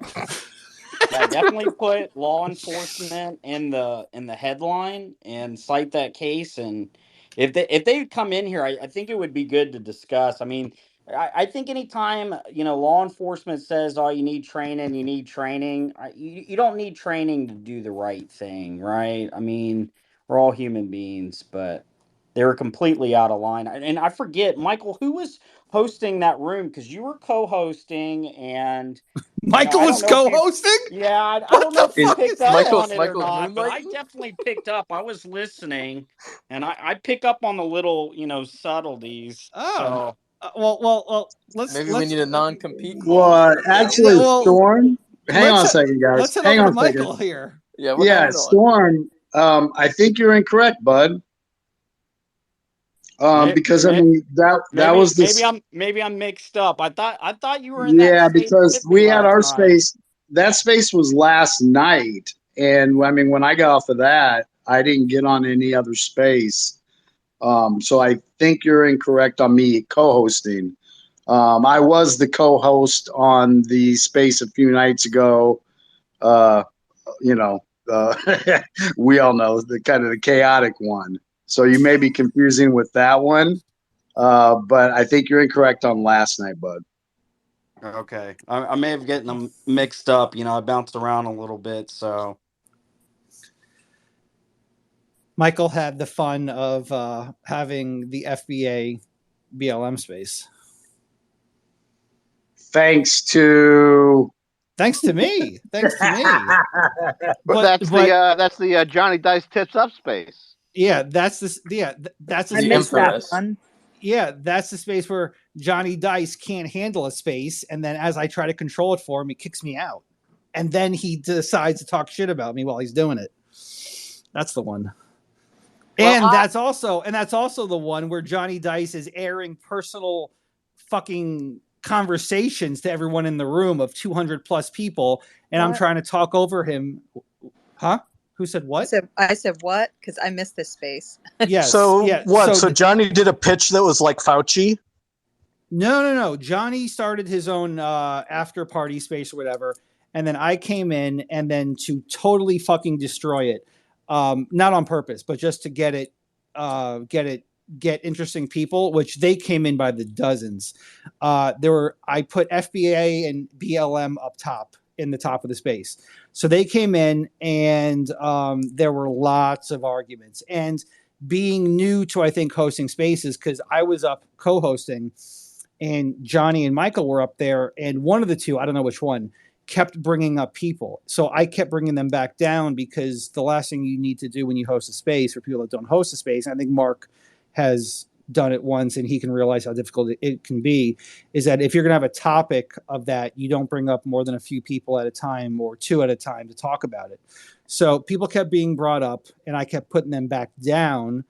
And then there were people that were tweeting, which is not true because I know him, that Johnny was a white supremacist, Johnny was a racist. And these were people that I was kicking out of the room and telling them that the personal attacks aren't warranted here. During that time, Johnny's mic is open and he's airing personal matters. So I'm trying to talk over him so these personal matters aren't being aired. And then we get to Denise. Denise is she's like the fifth one I'm about to bounce. And I ask her why she's being so, I didn't ask any content. I asked why she's being so rude to everyone in the space. And then, so this is prior, by the way. And Johnny, when you thought you kicked me the first time, you didn't. You only moved me down to a speaker. So when you were laughing and talking shit about me, I could hear you as a listener. Then when I came back, Michael or you, one of you two, brought me back up. And then I got to Denise and I asked her why she was being so rude to everyone in the space. And then that's when you went ballistic on me and kicked me out of the room again. Do you happen to recall any of this? No, absolutely. I don't recall. I do recall probably bad mouthing you once I muted you. But once again, as you specified, I am new to the space. I was bringing people up. I wanted to keep it light and airy. You came in with the BLM stuff, and I didn't mind that because it's Johnny Dice. I'm going to troll on him a bit, and I'm okay with that. And I just kind of trolled back a little bit, and I just ended up kicking you out of the space. I didn't know that maybe that didn't mean you couldn't come back because I don't know anything about this stuff. It wasn't my intention to, cross the line or aggravate you or anything. It was just kind of one of those goofy, crazy, tits up nights. That's all.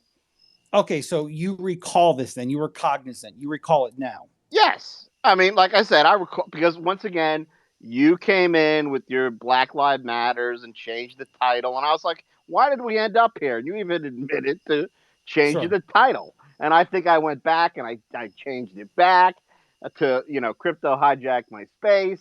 And then you switched it back. And, it was all trolling and fun the way I looked at it. Well, right. No. So between me and the space, do you remember having the Italian black arguments all night? I remember bringing it up a few times because I didn't like going to where the space was going. And I just figured I'm going to be adversarial if we're going to go there. That's all. Right. It was just my choice at the time. It's not something I usually do, but I said, fuck it, And then do you remember taking out your BLM hatred on me? And when I say BLM hatred, I'm talking about maybe for hijacking the space. I might have said something. I recall maybe saying I didn't want this to go there, or I wanted it to be fun, but you hijacked it. I think I said that. Did I not? Or is there something else I missed? No. Nothing was more fun than you yelling at other people that you were Italian and that you wanted your money. I mean, they want. Yeah, exactly. Yeah, I mean, they definitely thought that was funny. And I say that very sarcastically. Yes, exactly. Was that a reparations joke, Johnny? Yeah, because that's where that's where they went immediately. But I have to say, I mentioned this to Michael after that space that I've gotten a new angle on the reparations, right? Why aren't these people that want reparations going after the individual states that had the slavery? There were only, if I had to do a little history lesson, there are 36 states only when the 13th Amendment was ratified. Why aren't they going after the individual states for their money, right? And there was a number of states that never ratified the 13th Amendment. Mississippi, I think, until like the 1970s. New Jersey and Delaware until like years and years afterwards. So if they want reparations, maybe they should start out with the states before attacking the nation. I never thought about that until that space. Oh, I'm glad you got some enlightenment out of it.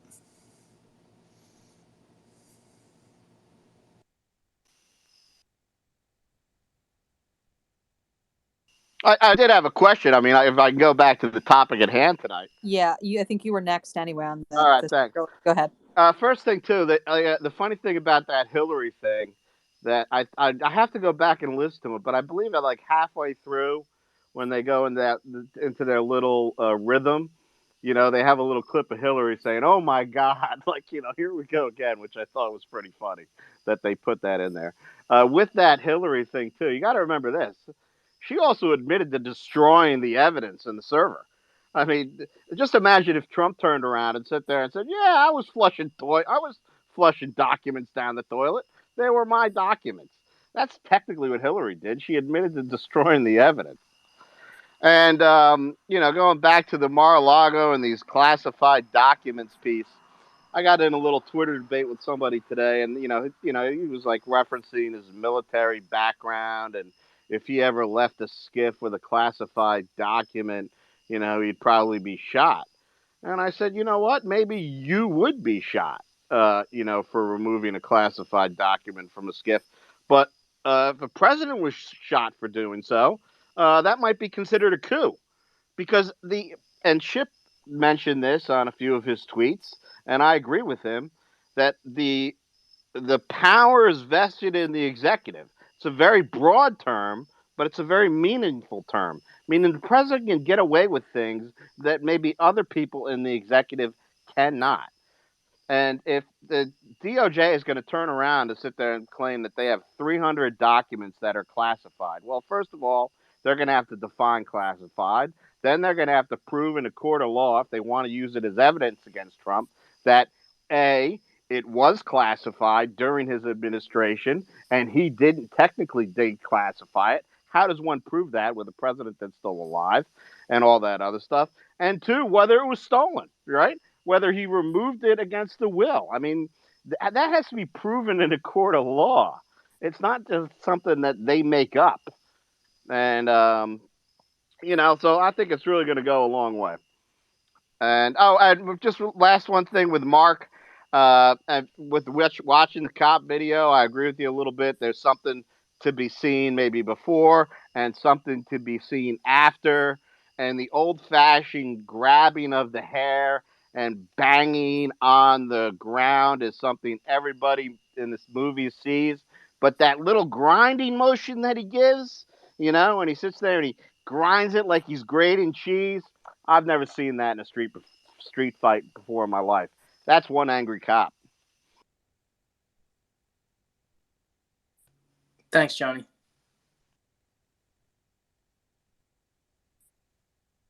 Hey, Crypto, I have a question for Johnny. Do you believe that a lot of this is just political theater at this point, and there's no case, there's no evidence. It's I just a do, threat. I do, and I'll tell you why. Because you have to go back to when he decided to run for president. You had Russiagate, which turned out to be a total freaking hoax, and all the evidence is out there, but people still refuse to admit it. And then, as president, he's impeached twice on really baloney stuff. But once again, the opposing party refused to admit it. Then you got the whole January 6th thing, where he didn't pose an insurrection. He wasn't there. He wasn't leading the charge with his George Washington sword that he stole from the White House or something. I mean, anything they can do against this guy, they're going to do. Because why? They don't want him to run again. It's that simple. They do not want him to run again. And that is the Democratic Party, that is the D.C. swamp, and that is the Republican establishment, Cheney angle, Pence angle, McConnell angle of the RNC. They do not want him to run again.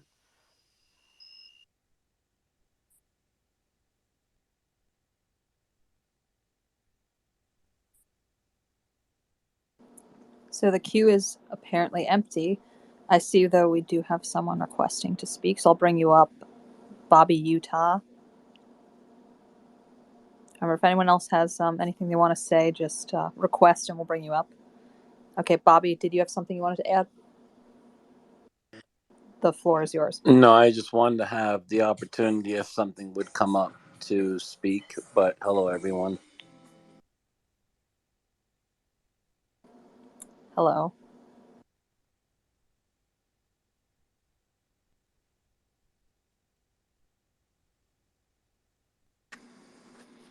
So, I have a question for anybody then.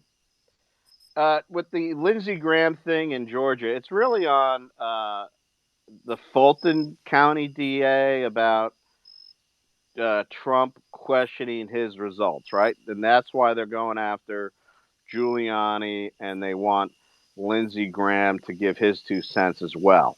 Now, as far as I know, Lindsey Graham didn't necessarily protest any of the electors, but maybe early on he wanted to question the procedure going on in Fulton County with the Secretary of State of Georgia. I mean, since when is that a crime? I don't know. Since when is that really election interference? And then once again, I'm just real quick. It goes back to the two-facedness of Lindsey Graham because he initially he took stance A, let's question the results. Then he went B, let's not question the results. Now they want him to ask questions about him questioning the results, and now he doesn't want to ask questions.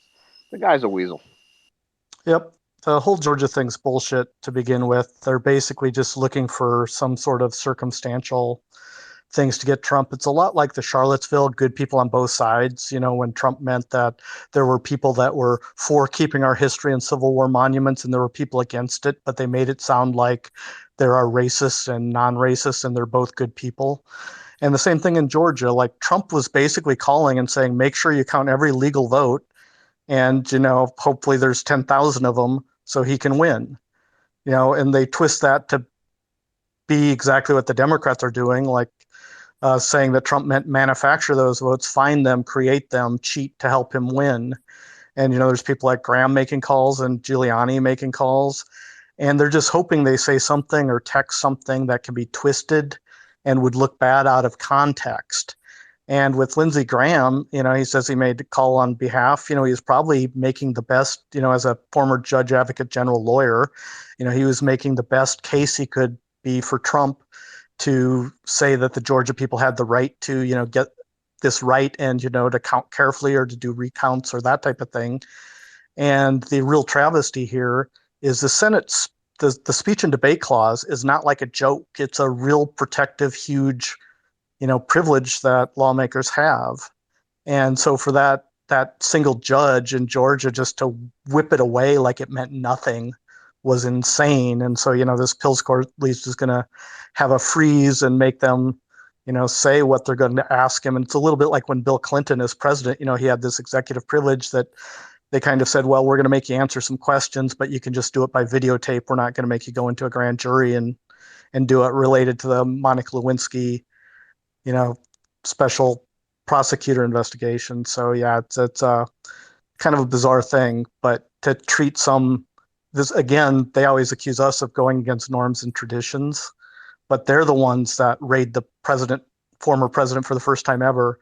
They're the ones that are pretending, that this privilege means nothing and they can't wait a second to see if, there's valid assertion. So it's a very two-tiered sort of approach. And death by 1,000 paper cuts to Trump, right? Trumped up investigation in New York, this Georgia thing, variations of the electors. If you thought maybe the results were wrong and that you might be able to win a court case to get things recounted, then you would want an alternate slate of electors. So why are they pretending like this is the most corrupt, insane thing in the world? I totally agree with you, Johnny. It makes no sense. Actually, one of the funniest Babylon Bees was on this topic. I guess after Trump made his phone call to the Secretary of State and made public, that he was, demanding or looking or asking the Secretary of State to try and find 76,000 votes or whatever it was. And the Babylon Bee, his headline was something along the lines of President Trump blanketing Georgia, putting up lost posters, looking for 76,000 votes, like he's looking for a lost dog or a cat or something. It was actually hilarious.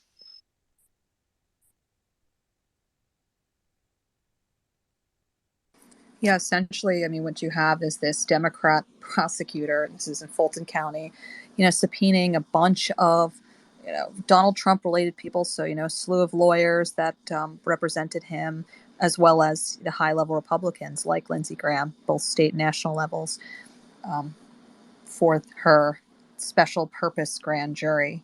So the moment that Graham learned about it, he filed the motion to quash, or had his team do that. And then, as we pointed out earlier, I think Crypto read this from an article. He argued the speech or debate clause, the Constitution, sovereign immunity, and high-ranking official doctrine. And he was claiming that would prevent him from being questioned before this grand jury.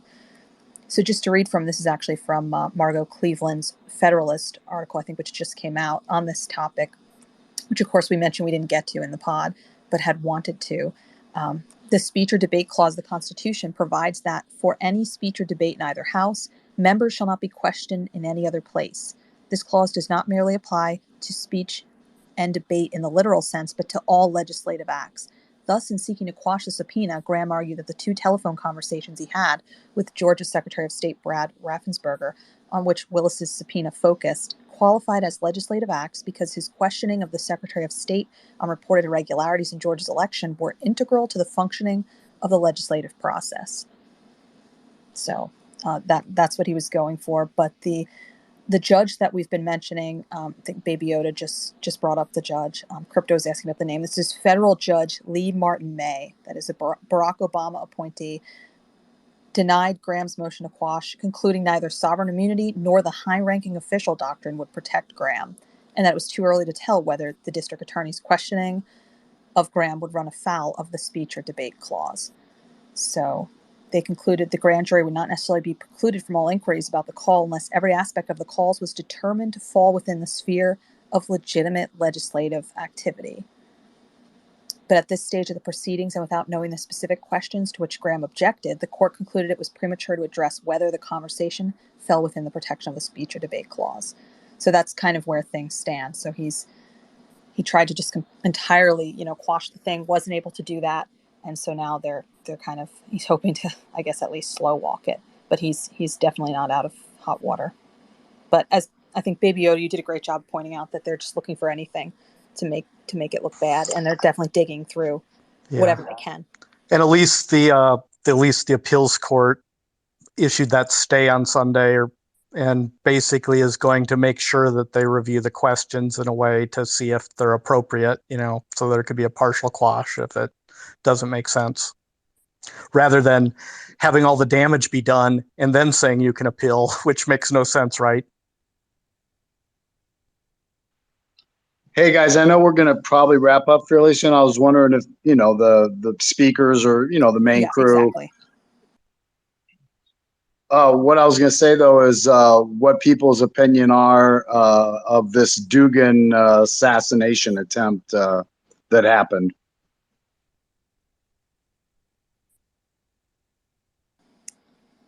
So we can definitely go to speakers on that. Did you want to give any more background information on that so people know maybe exactly what you're talking about, Michael?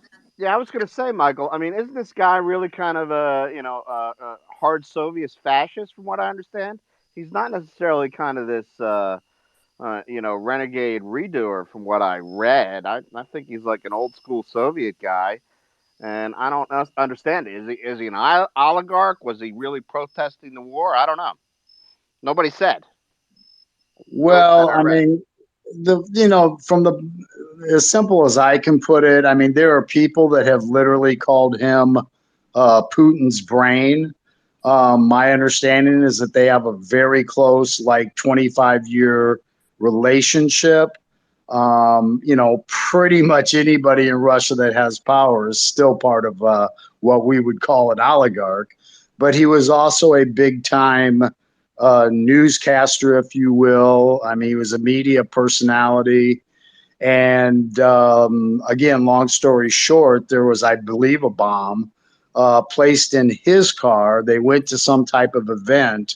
He chose to drive back with other people. His daughter, who is a very, from what I understand, outspoken person within Russia also.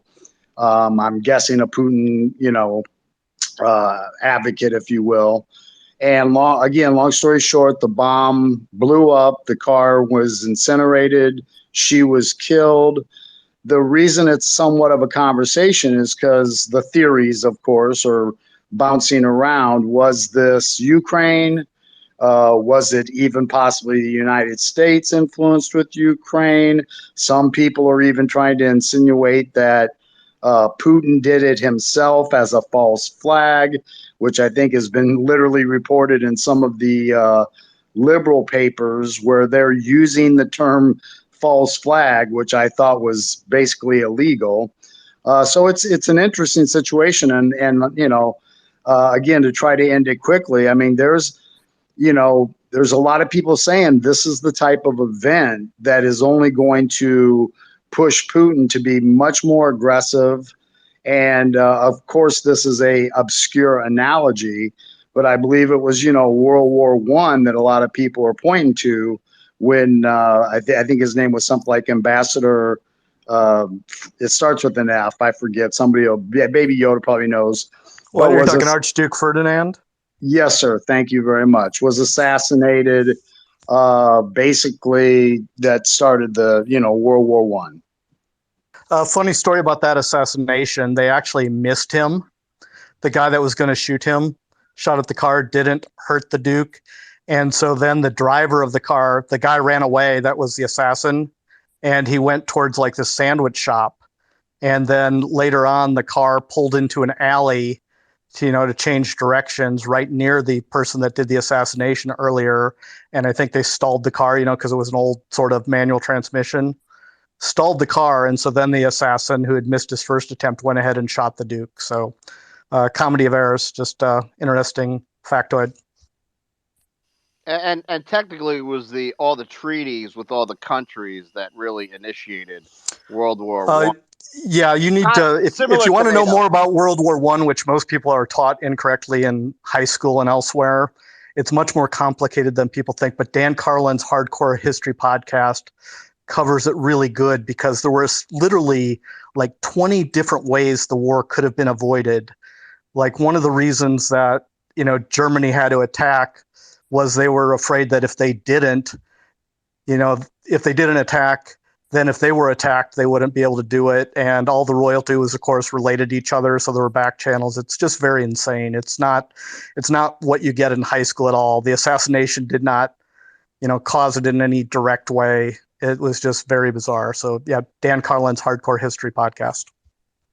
And Michael Dean, to respond to your question, Russia's Federal Security Service, FSB, said that they had solved the case and that Ukraine was directly responsible today.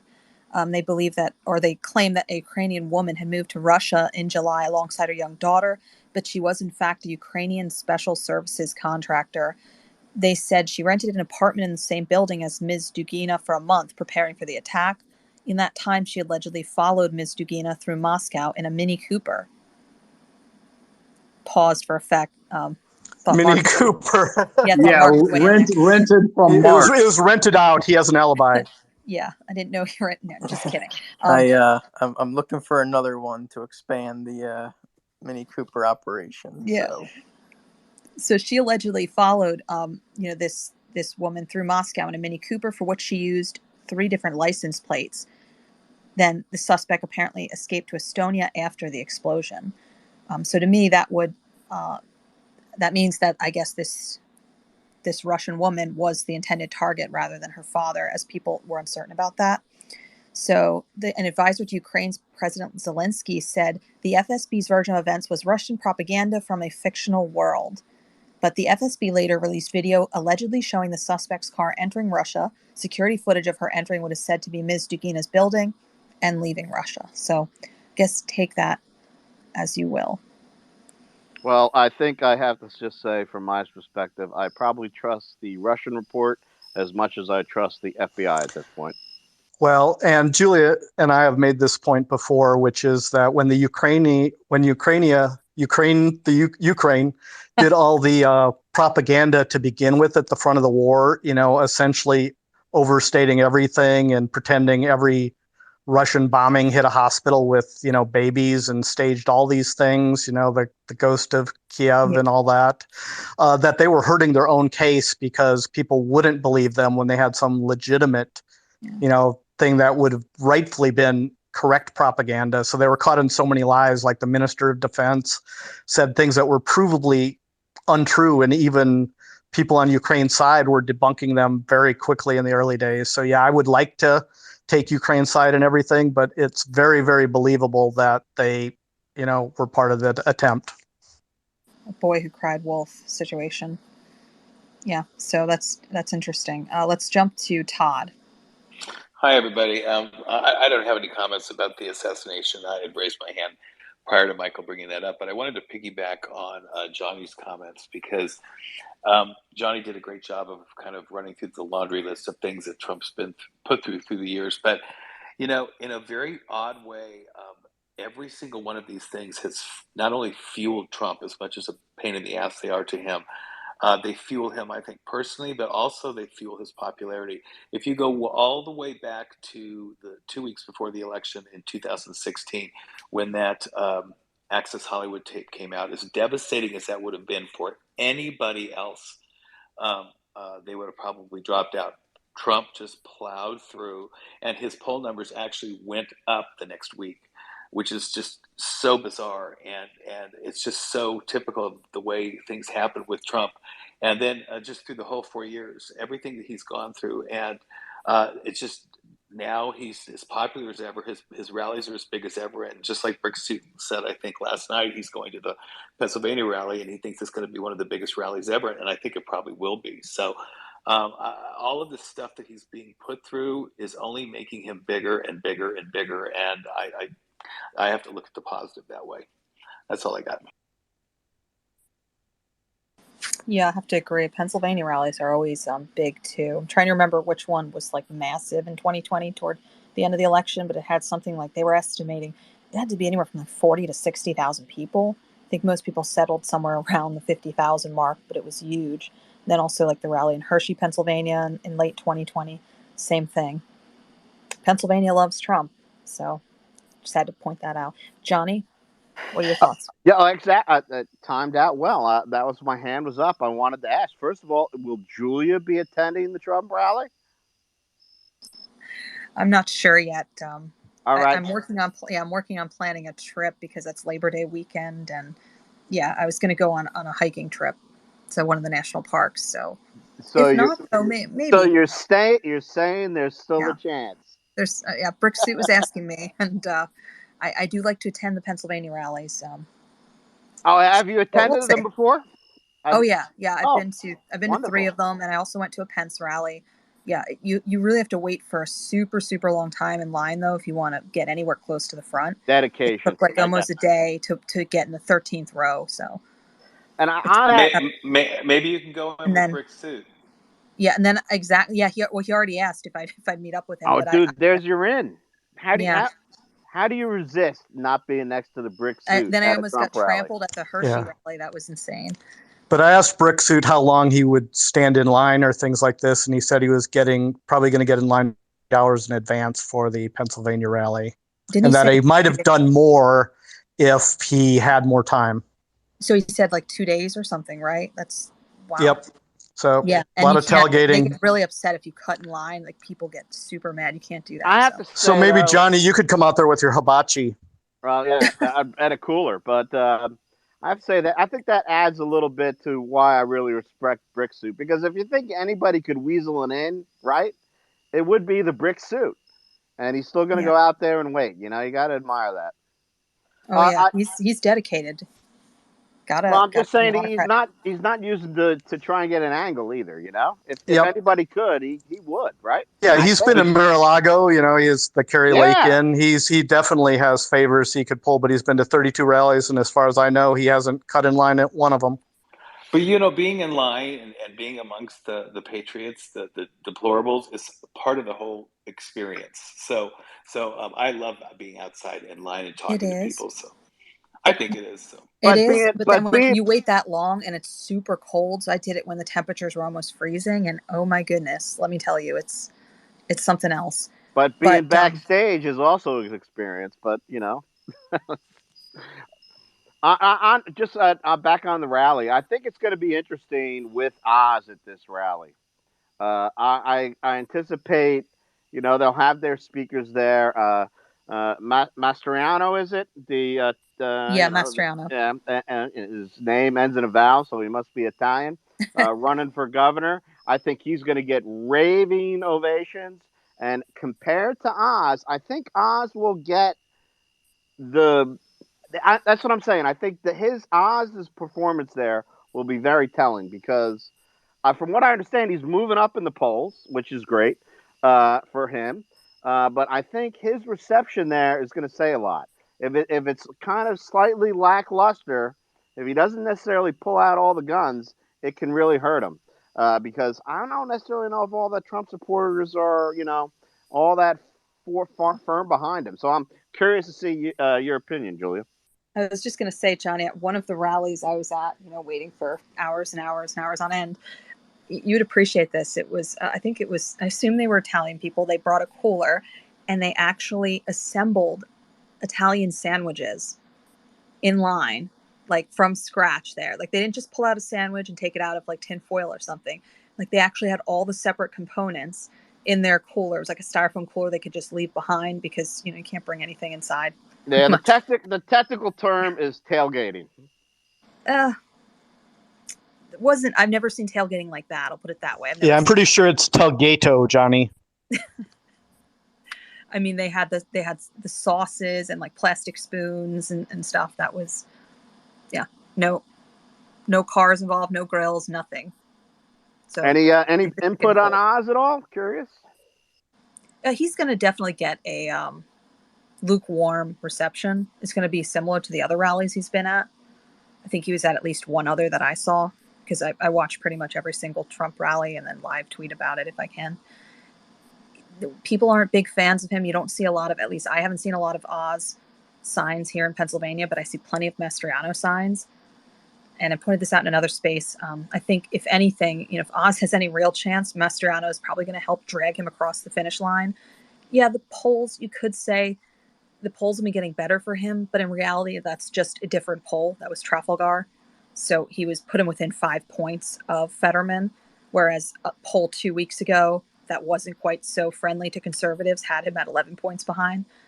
The average is around, I think for Real Clear Politics, they say the average of all these polls is about 7.5. So he's 7.5 points behind Fetterman. It's not great, but does he have a chance? Absolutely. He just needs to get out there and start campaigning. So I think there'll be a better response to him than the past rally, but I don't think a lot of people are fond of him. We know that from the likability polls. I mentioned this pretty much every time Oz comes up.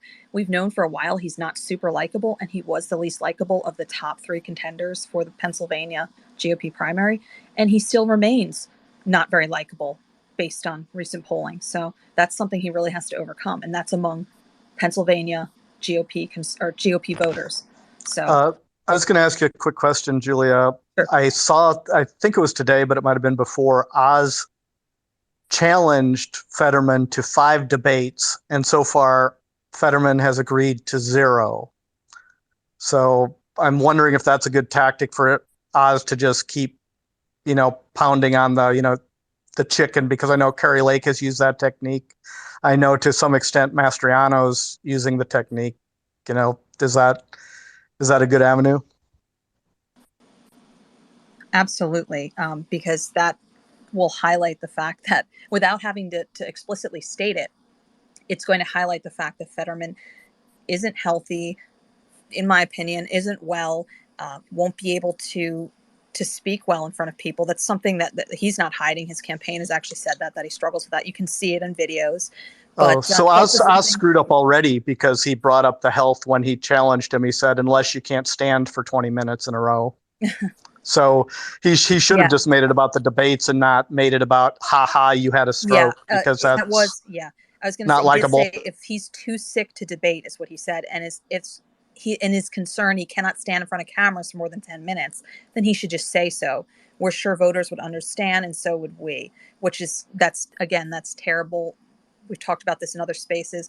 He needs to stay away from attacking his health and kind of acting almost, it's not just childish, but it's just not a good look to go after someone like that who has been through. I think the best campaigns, and you alluded to this the other night, are when the candidate themselves sends a positive message and leaves kind of the negative, driving up their opponent's negatives to either the super PACs or the GO or the Republican National Committee, rather than doing it with their airtime and where they have to say this ad approved by Dr. Oz, which makes him look bad. So his campaign director, or rather communications director, said, and I think you just pointed this out, but I want to reemphasize that Dr. Oz has agreed to 5 debates. John Fetterman has agreed to 0 debates. That is 100% the message they should have stuck with. They should have ended it there, started and ended it there, and not gone any further. But then they did go on to insult his health. Unless you're sure you can't stand up in front of people or in front of cameras, it's not a good look. People aren't going to relate to that. People aren't going to be able to sympathize or empathize with him on that point.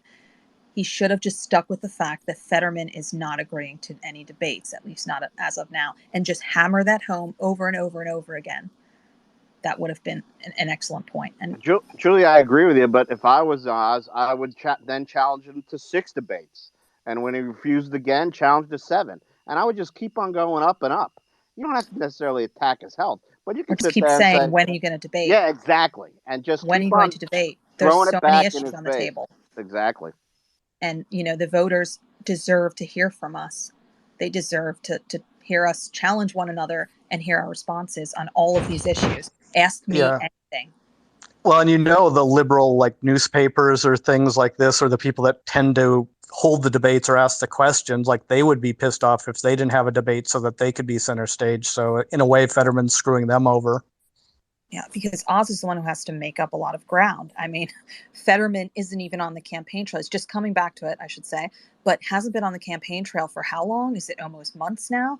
And yet he is still leading in the polls. And this is not a blue state. I don't care what people tell me. It's not a blue state, but that is not good news for Oz. So he really has to. He's not doing something right with his messaging. He's screwing up, and he definitely needs help. And that is a message I've heard from a lot of the top political pundits. They're saying like Oz is the one that's really in trouble, and they were expecting that to be more of or Pennsylvania to be more of a guaranteed state. It was GOP. We had Pat Toomey in there. He's retiring.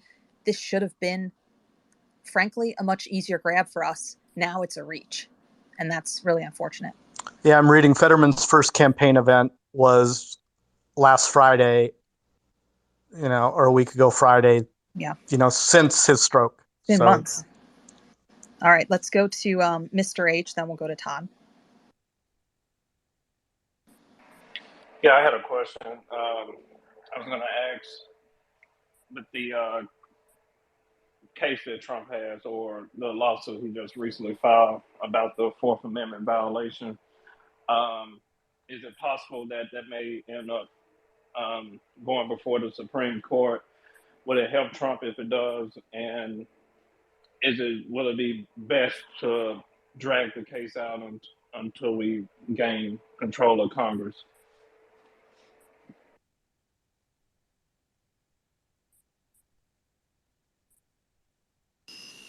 Well, I'll chime in with my 2 cents. First of all, I mean, Trump doesn't really have an option to drag it out. That's going to be up to the DOJ and if they charge and when they charge. I do think they're probably going to hold off on charging him until, his court date is real close to Election Day.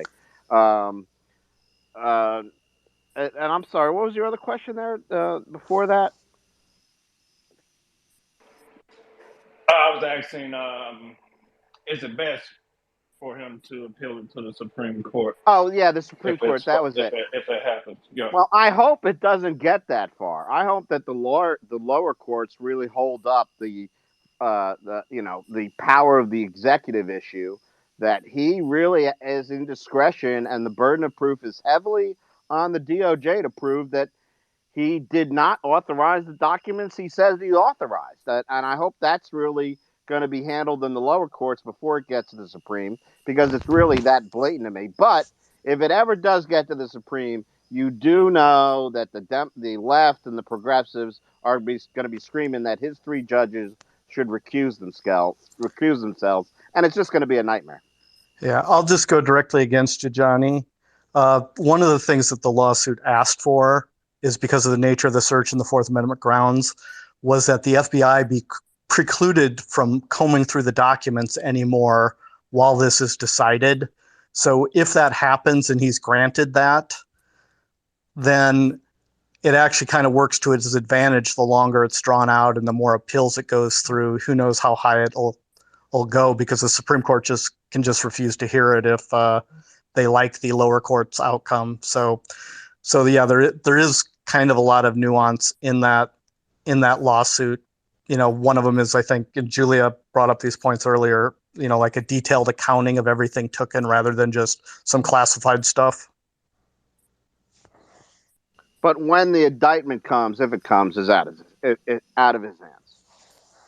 Yeah, and I think Shipley, Julia, am I right that Shipley in the Podbean earlier said something about, well, I mean, in crypto too, once he's actually indicted, then they can push to get everything thrown out, because the search warrant, was overly broad, didn't make sense. Exactly, but at first we'll take that action against him in order for them to be able to really do anything.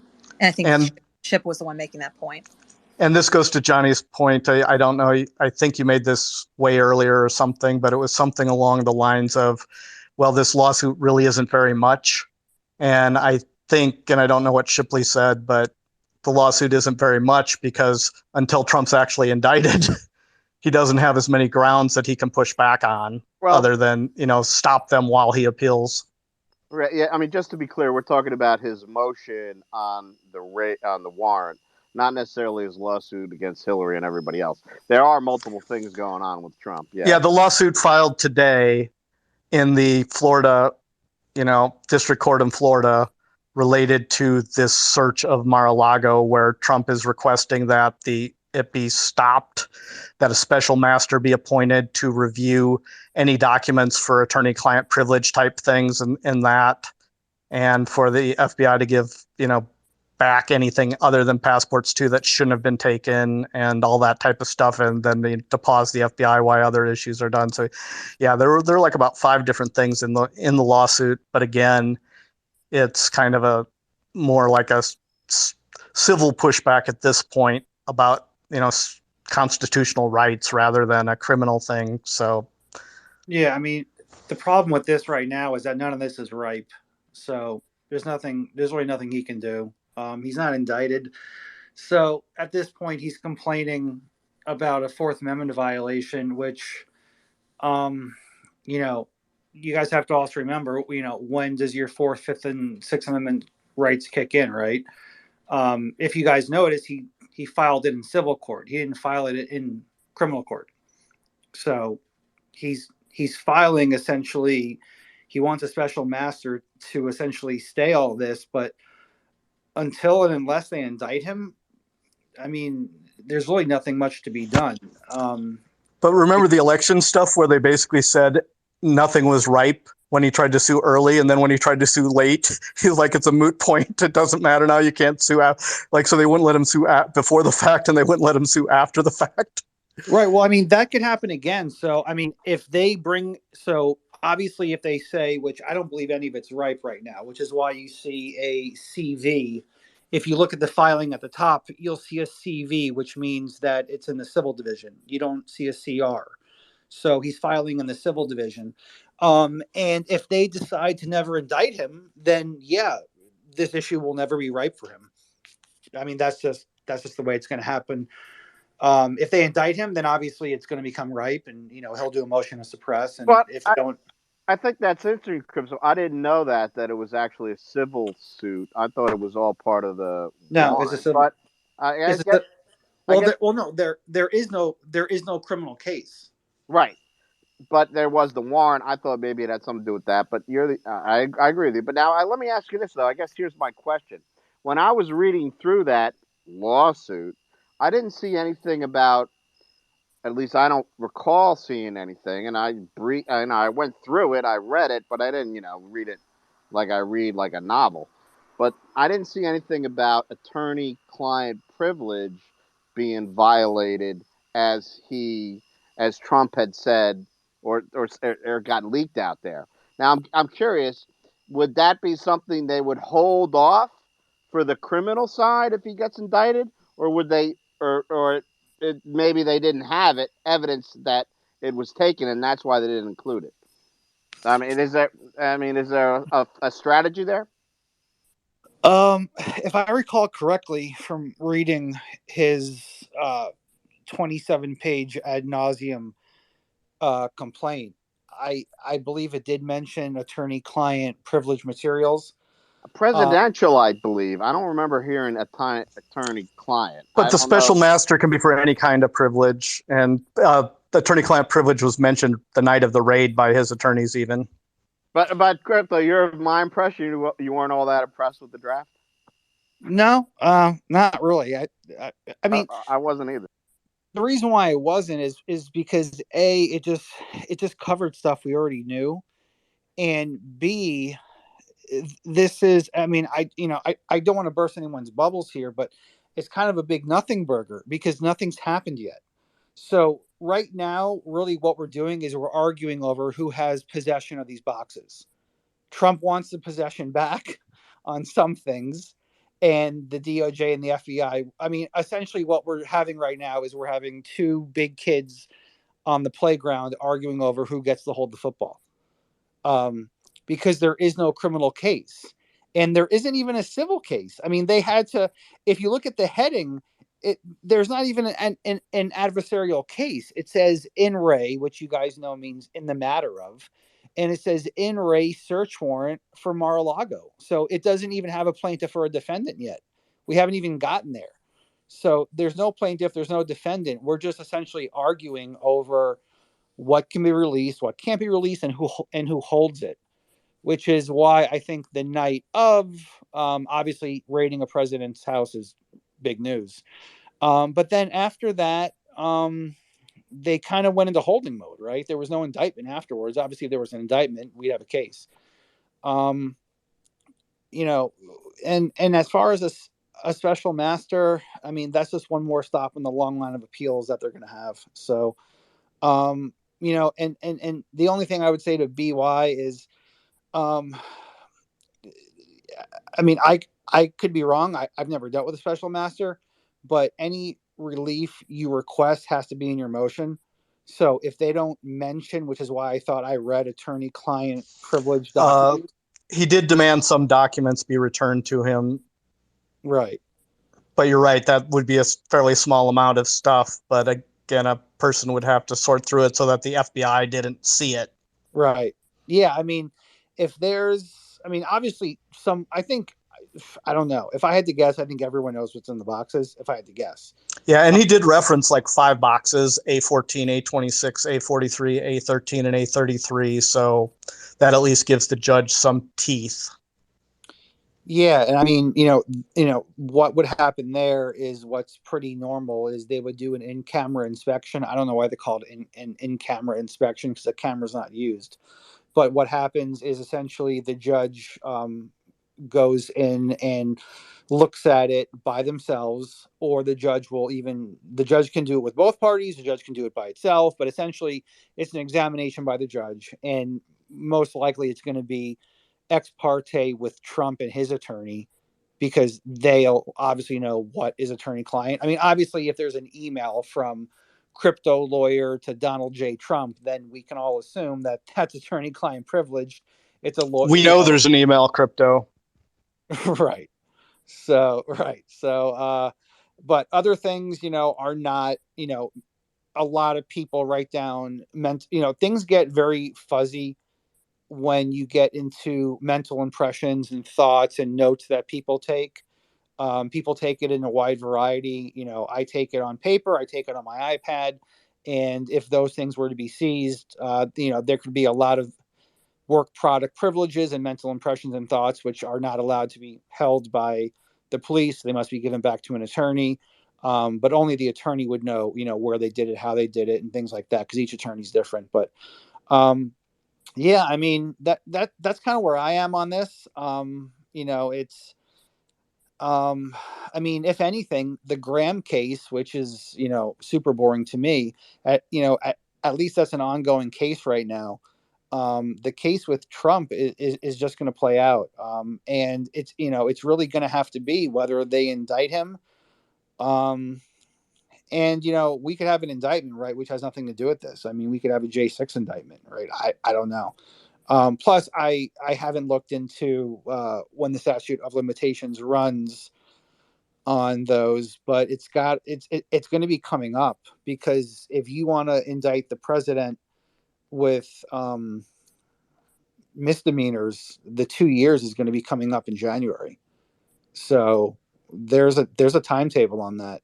So you can't just hang around until 2026. The statute of limitations is designed to allow people to know they can't be charged with something anymore. We all know that whenever the date was, January 6th, what was it? 2000, was it 2020 then, I guess? 2020 maybe. But yeah, so I mean, we all know the date that Trump held his press conference. We all know the date of January 6th when it happened. So if you're gonna hit him on some misdemeanors, you know, depending on which ones they are, the statute of limitations is going to run in 24 months. which will be January 6, 2023. So other misdemeanors will have a 3-year time frame, and then obviously felonies go a little longer. But again, felonies usually go between the 4 to 5 year range. And then there's some which have no statute of limitations, like murder. But even kidnapping, even rape, which we don't have rape, we call it sexual battery, but or sexual assault, even those, they have a time frame of when about it, you have to bring charges. You can't wait forever. So January 6th of this new year is going to be very telling, because that's going to run on many of the misdemeanors, many of the Class B misdemeanors. They're going to run on January 6th of this coming year. And if they don't indict him before then those charges go away. I was just going to say, Crypto, kind of coincidental that might be some new charges a month before that runs out, right? Yeah, I mean, they can even like, if they want to be total dicks, they can have an arrest warrant signed for him on New Year's and go in, and they can head to Mar-a-Lago, and they can, I'm sure he'll have a big party at Mar-a-Lago, and they can go in and they can break it up. I mean, what a crappy time to get arrested in front of all your friends on TV. Yeah, Crypto, don't even put that out into the universe, because that, oh my God, that's I never even would have thought about that. But that, can you imagine, Mark, those optics? Yeah, those optics would be bad. I wonder which country would provide him. Oh God, I'm so tired. What's it called? When you want protection from another country? They have no extradition treaty with the U.S. like Ecuador. Well, Asylum. Asylum. Thank you. Yeah, I mean, yeah, they're extradition aside, any country that wants to could provide him asylum. I wonder. Imagine if he ran his campaign from another country, to and he's only coming back should he win, because he doesn't want to go to county. What if he runs his? I mean, because you can do it like a Biden or a Fetterman, right? What if he just runs it online from Iran? What if when he wins, he comes back? What if he stays on a yacht and just bounces about in the ocean from North Korea? From North Korea. Oh, could you imagine if he was granted asylum in North Korea and he ran his campaign only to return if he won? Yeah, I'm no expert in election law, but I'm pretty sure you can't run it from those other countries. What? I don't think there's anything ever written that says you can't campaign from somewhere remotely. I guarantee you, New York Times or Politico will be hypothesizing this within a week. Should I tweet something that gives my no, idea? no. He really doesn't have the campaign at all, to be serious.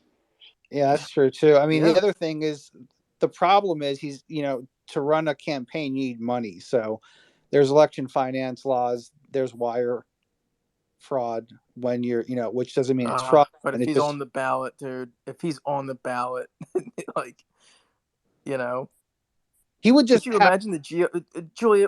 What would the GOP do if he were in another country on asylum or on a yacht, and yes, some election finance questions and lawyers are all trying to work that out, but he's gonna run, and he's gonna run regardless of the bank wires, if they get through or not.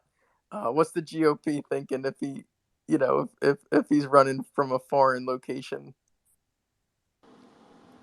Well, since you think that Trump would be evading arrest in another country and campaigning? What if he's just extending his stay? What if he's only evading arrest if he goes there while he has an active warrant? But if he goes there that sounds kind of commie, which means the GOP would probably like it and embrace Trump in that case.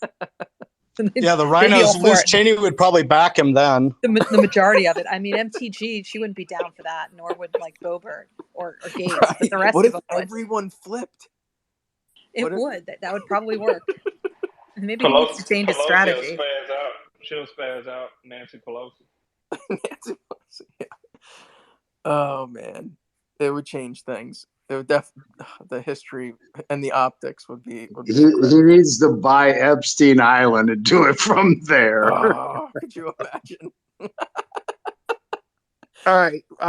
Okay. Mark is officially fucking lost it for tonight. He is. Mark, you're now cut off. Let's go to a couple hands and then wrap this up. I have court in the morning. I actually have court in the morning. Not only, I shouldn't have said that, but I have court. I have court in the morning. One day this year coming up on multiple appearances, actually, in front of Bruce Reinhardt. Yeah, that's what my O was for. I was like, I know who this is. Wow. That's all right. There's more than one case. Are you a morning person, Crypto? Like, do you just wake right up, or do you need Crypto. like coffee injected into your veins? Yeah, no, I have missed stuff in the morning due to spaces and podcasts. So I'm horrible in the Crypto. morning. Yeah. Do you have the ability to wink, like legitimately throw one eye down and not the other? I mean, are you blessed with that talent? I'm not. Are you? What? Are you mean sleeping and talking? No. Or you mean he's going to wink at Bruce? Exactly. That You know, sounded like every inappropriate. time he argues against you, you got to give him a little wink. Like, I know, right? That's what that. Yeah, BY caught on. Yeah. No, I don't have that ability. But yeah, I mean, there's enough cases on tomorrow's docket. Plus, you know, Bruce actually has a pretty packed schedule for a federal magistrate. He's actually quite busy, and Trump has absolutely destroyed the entire fucking docket and every judge and every magistrate with his lawsuit against like the 26 people. That is keeping everyone fucking busy. So, Crypto, I'll literally more people. Crypto, I'll literally give you $100 if you wear a MAGA hat in there. Well, first off, you can't wear a hat into a federal courthouse, and second, okay, $50 for a MAGA pin. A MAGA pin, or an orange button, red tie, maybe orange tie, even better. I have lots of orange ties. I can wear an orange tie. That's How about a brick suit? I don't think they'd let me in if I wore a brick suit. There's no way that they would stop you. They'd have to see where you're going and what you're doing. No, I don't. Once you got through that metal detector, I wouldn't stop you. I'd be like, which courtroom you headed to? No, I gotta see this. You guys obviously have not gone to many federal courts with those marshals. If you wore a brick suit, you would get your head bashed into the concrete repeatedly. Oh, God. Yes. But the optics would be okay. Crypto, as a judge ever told you, the next time you appear before me, make sure you have a suit that's made of cloth. Does anybody reference that movie? Come on now, that's great. My cousin Vinny. No, I was gonna reference that. Yeah. Yeah, I don't have any leather suits. But yeah, no, it's but if you guys have ever gone to a federal courthouse or gotten in, I mean, you know what they told Viva, which I think was on our podcast with him. I'm trying to think if he was in a space. They told him since he wasn't press credentialed, so you essentially can't bring. I mean, state is different. So with state, you just take out your stuff, you go through a metal detector, you get it back. Federal court, if you're not an attorney or credentialed or law enforcement, you can't bring anything in. So they told him to put his camera away, you know, when he was going back. So, you know, the only thing I can bring in is my briefcase, which they go through, and my wallet and my phone and my keys. So they're very tough on a federal courthouse, and you can't park on the property. So even they have like 2 or 3 spots at the front for DOJ, and then really, and I'm sure it's the same everywhere else, but I don't know. But at least the ones down here in the Southern District, the minute you pull in, you're met with a guy with like a submachine gun around his fucking chest, and he's like, "What can I do you? What's up?" And I'm like, "Oh, I'm just here to park." And he's like, "All right, get the fuck off my federal property." It's Viva Fry. Viva Fry. Viva McDonald's fries. So yeah, so when I was DOJ, I was like, all right, buddy, calm down. But if you're not with DOJ, they want you off the property as fast as you fucking came on. So all right. I'm trying to think here. Mark, Julia, any closing words or thoughts or words of wisdom? No, guys, just appreciate it, and hope the whole reason this is the podcast. Hope you guys are following us on whatever your favorite podcast platform is, so you can hear it there. I had a couple pieces of news. Just to give some updates on that Arkansas police beating. So, they're responding to the report of a man making threats, suspect taken to hospital, arrested on several charges, later released on bail. A detail I didn't hear anyone point out, one of the recordings, or I guess the only recording, a bystander calls out to them. One of the officers apparently points at the camera and orders the person to stop recording. These two deputies and the one officer have been suspended with pay. The Arkansas governor has called it reprehensible conduct. Julia, Sorry, what was that? I said, I'm sorry to interrupt. Shocking that they would tell someone to stop recording. I'm shocked. Yeah. I mean, I often don't want you to see this. Yeah. What is this, Florida? Yeah. I mean, I often, beat Mark's head in to the ground with a golf club, and I tell people to stop recording as well. Cause I mean, that's just bad optics. Often, huh? I would pay any amount of money to have video of that cop, taking your phone the night of Mar-a-Lago raid. Oh, I have the video. I mean, actually, no, I don't. Well, no, I want to see the hand actually just swiping the phone from you. I want to see the assault. Well, the problem is I don't have video because I was in the Twitter space. So, but maybe somebody else captured it, though. This is one of those things where you should do a call for video like it's, like a J11, J6 bystander. Right. Just start. There were a lot of cameras out, so I don't doubt if someone has footage somewhere, but everyone was walking around with their phone up and down because they were recording. I was the only asshole with my phone up in the sky for parts of it, and then other parts I had it straight. Yeah. But if you find video, I will put the crypto mask on your video. Perfect. And then when I had when I was talking to him, I was holding it up, and yeah, I mean I'm trying to think. He was I think he was Town Upon Beach. He wasn't federal. He was a black guy. And it was really unexpected because I was like, because I asked him, I said, hey, how you doing? How's your night going? And then he was just kind of standing there with his arms crossed. And then I asked him, I was like, not having fun or, not enjoying the night or no. I said, don't want to talk. And he said, I'm talking to you, aren't I? And I was like, yeah. And then that's when he decided to just fucking grab the phone and I went silent. So, yeah, but, that'll be an interesting night. If they indict Trump, they won't have enough. The town of Palm Beach will not have enough people to control the area because the town of Palm Beach police is, very small, is very tiny. It's on the island. So will you be back on the ground again in that case, Crypto?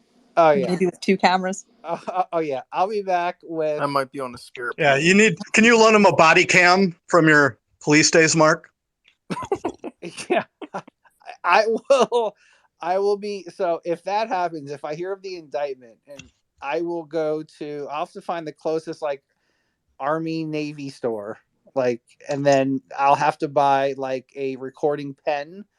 I'll go to Best Buy. I'm gonna wear a helmet, and I'm actually gonna wear a construction helmet so they don't pound my head into the cement. But on top of that helmet, I'm going to have a GoPro, That's Well, going to and if you have the construction one, then you can do the YMCA with the rest of the crowd supporting Trump.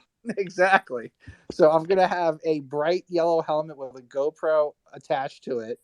So if they do pound my head into the ground, it's going to upload right to the cloud. I'm going to have it all wireless, ready to go, hotspot to my phone.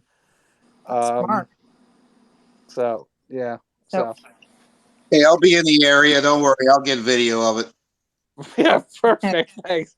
And then when they tell you to stop recording, just keep on recording. Well, if you're out in Florida at the time, Julia, you have at least 2 drones that I know about. That you know about. Can't you just launch the drone from wherever you are? Might be quite a bit of distance for it to travel, but I'm willing to give it a try for this kind of footage. Many battery stops for it along the way. Just hope it doesn't crash into water or something. Just throw it up. Elon Musk definitely has to have one that can go that far. I think so. Oh yeah. So just to finish up on the news, this might be a shocker, this story, but for a resident Californian, you might be happy about this, Michael Dean, Governor Newsom vetoed a bill that would have allowed some cities in California to set up supervised drug consumption sites. This would have allowed San Francisco, Oakland, and the city and county of Los Angeles to approve entities to operate supervised consumption sites, also known as overdose prevention programs. So in his veto message, Newsom wrote, the unlimited number of safe injection sites that this bill would authorize, facilities which could exist well into the later part of this decade, could induce a world of unintended consequences. These unintended consequences cannot be taken lightly. Worsening drug consumption challenges in these areas is not a risk we can take. So I was kind of like shocked when I read that. Like, what? They're actually thinking about consequences? Are we sure Well, he's a leftist? it also means he's running, Jewel. Sorry to Yeah. interrupt. Yeah, that's a great point. And it doesn't mean that that's going away. They're just going to reassess things. But since 2011, drug overdoses have been the leading cause of accidental death among adults in California. And a recent study in the Journal of the American Medical Association found overdose rates nationally doubled in May 2020 compared to 2019. Last news piece, student loan forgiveness. I'm sure a lot of you have heard about this. We have less than 2 weeks to go before a moratorium on student loan repayment, interest, and collections is set to expire. Recall that the Department of Education's repayment freeze was first enacted in March 2020, COVID times, and has been extended 4 times and is set to end on August 31st. The U.S. Education Secretary Miguel Cardona said Sunday that Americans can expect a decision from the administration within the next week or so. He also added, we've been talking daily about this, and I can tell you that the American people will hear within the next week or so from the President and the Department of Education on what we're going to be doing about that. So they've yet to confirm this, but it's believed they're zeroing in on canceling $10,000 in student debt for all borrowers who earn either less than $125,000 or $150,000 per year. So get ready for that, because taxpayers are going to foot that bill. But this was a great pod we had earlier, great space we're having now. Just finishing up, but I hope that you all join us for future pods and spaces. Tomorrow night, I believe, we've got Dr. Darren Beatty, and that's at 7 p.m. Eastern time. So he is a former White House speechwriter during the Trump administration. He's also a current journalist at Revolver News, so that should be a really, really great podcast. And I know Crypto will put out the link tomorrow, so look for that. Yes, I will throw it out. When you say doctor, does he actually have a PhD? He does. I think it's in political theory from Duke University. No shit. Yeah. I was going to say, maybe he could finally take a look at that rash on Mark's ass and don't ask him why. I know. Hey guys, I'm sorry if I missed it, but did Julie, did you just mention that Fauci resigned? Oh, yeah, no. He is not, so it's not technically resignation because he's still going to be working in some capacity. But yeah, he is going to be hightailing it out of the Biden administration conveniently at the end of this year. I think it's December. He definitely is. The prevailing opinion is that he is going to be avoiding any consequences, or at least trying his best to avoid any consequences from what will be at least a Republican House takeover. But a lot of them are promising, people like Boebert and Rand Paul are saying, we're not going to allow that to happen. We're going to hold him accountable. Yeah, that little fucking dwarf isn't going anywhere. He can Exactly. Yeah, he can leave in mid-December, but he's going to be called right back. He'll go for asylum to China. Yeah, to China. Yeah. He better, because that's the only fucking place. You know what? He should also go to North Korea, because he'd probably fit in with his height there. But short of that, if they don't call him back, that'll be a fucking shame, because after the shit that Dr. Burke said and the stuff that he's been aware of and all this gain of function and all the stuff Rand Paul was talking about, the fact that this is we could talk for hours and hours and hours or days about COVID and what went wrong and the shit they pulled, which we used to do that, man. well, I mean, talk forever on it. Well, I mean, to be quite honest with you, we really couldn't, because if you tweeted anything, well, we navigated very carefully around it. Yeah, so I mean, it was tough, but don't worry, guys. He's going to have the largest, I think, was it federal pension ever? Massive. Something like $350,000 a year or so, and yet he's still going to be working and hopes to inspire future generations with what he's learned. Yeah. So he wants to groom young kids to follow in his footsteps. He fits right in. Yeah. Yeah. It's disgusting.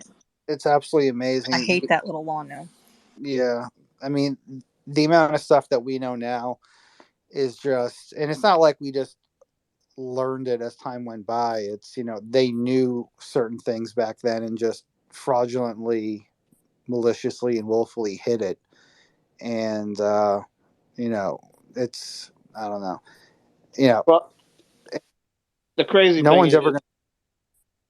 I was going to say, the crazy thing is, here we are, what is it, maybe 2.5 years after COVID, and, NBC put out a poll today, made a little Twitter headline about, Trump, whether the investigation should continue. And I looked at that overall poll, and they had a number of questions on there. And, like, when it came to concerns about, what's troubling America, COVID made 1%. So it just goes to show you how quickly it really went down the toilet, and that's why they're running away from it. Yeah, and apparently there's still a war going on in Russia and Ukraine. That fell off the earth, but we're still sending money over there. Do you remember when they had, and I guess I'll direct this really to Julia and Mark just to keep it, it's kind of rhetorical, but do you remember when they had the COVID death count? Oh yeah. Yeah. Clock going up. Then they did away with it. Right. Are they going to do a schlong COVID death count?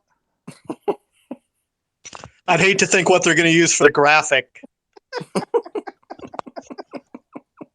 What but climate change is going to replace COVID. Maybe an outline of Fauci standing. Yeah, Oh right, he does kind of look like a bell end, doesn't he? Yeah. I gotta be honest, Michael. One day we can talk about this, but I have 99 problems, and climate change is not one of them.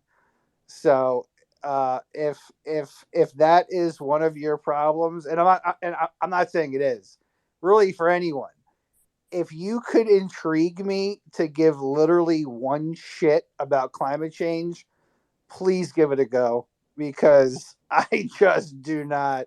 It is not on my radar, and my radar is expansive. And it's just we had that Veritas video that actually exposed the guy saying, listen, the COVID thing was hyped. We manipulated the data and all that kind of stuff. And then he basically said, the next one will be the whole climate thing change. And we're starting to see it already. Right. I got suspended for a week for sharing that video. Wow. We should get. Yeah, it was one of the first times you got suspended in like a decade. What's the Greta last name? Greta Thunberg? Yeah. Thunberg. Yeah, we should get Greta on the podcast so she can yell at us. I would love it. How dare you suggest that, Crypto? How dare you? This will be my last comment of the night. The ironic thing is, Manchin basically sold out on the, modified inflation reduction bill to get his gas pipeline. And already the rhetoric in Congress is they're not going to permit it. The squad is going to shut it down. The climate change people are going to shut it down. So they're going to just basically screw Manchin over, who just gave him that bill. And that's the Democratic Party. They don't care. Yeah. All right, guys. Well, everyone have a great night. We'll be back tomorrow night.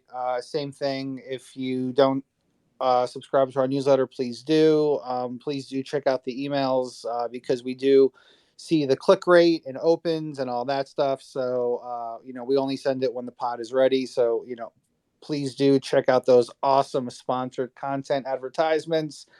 You'll probably get one about climate change after we've spoken tonight.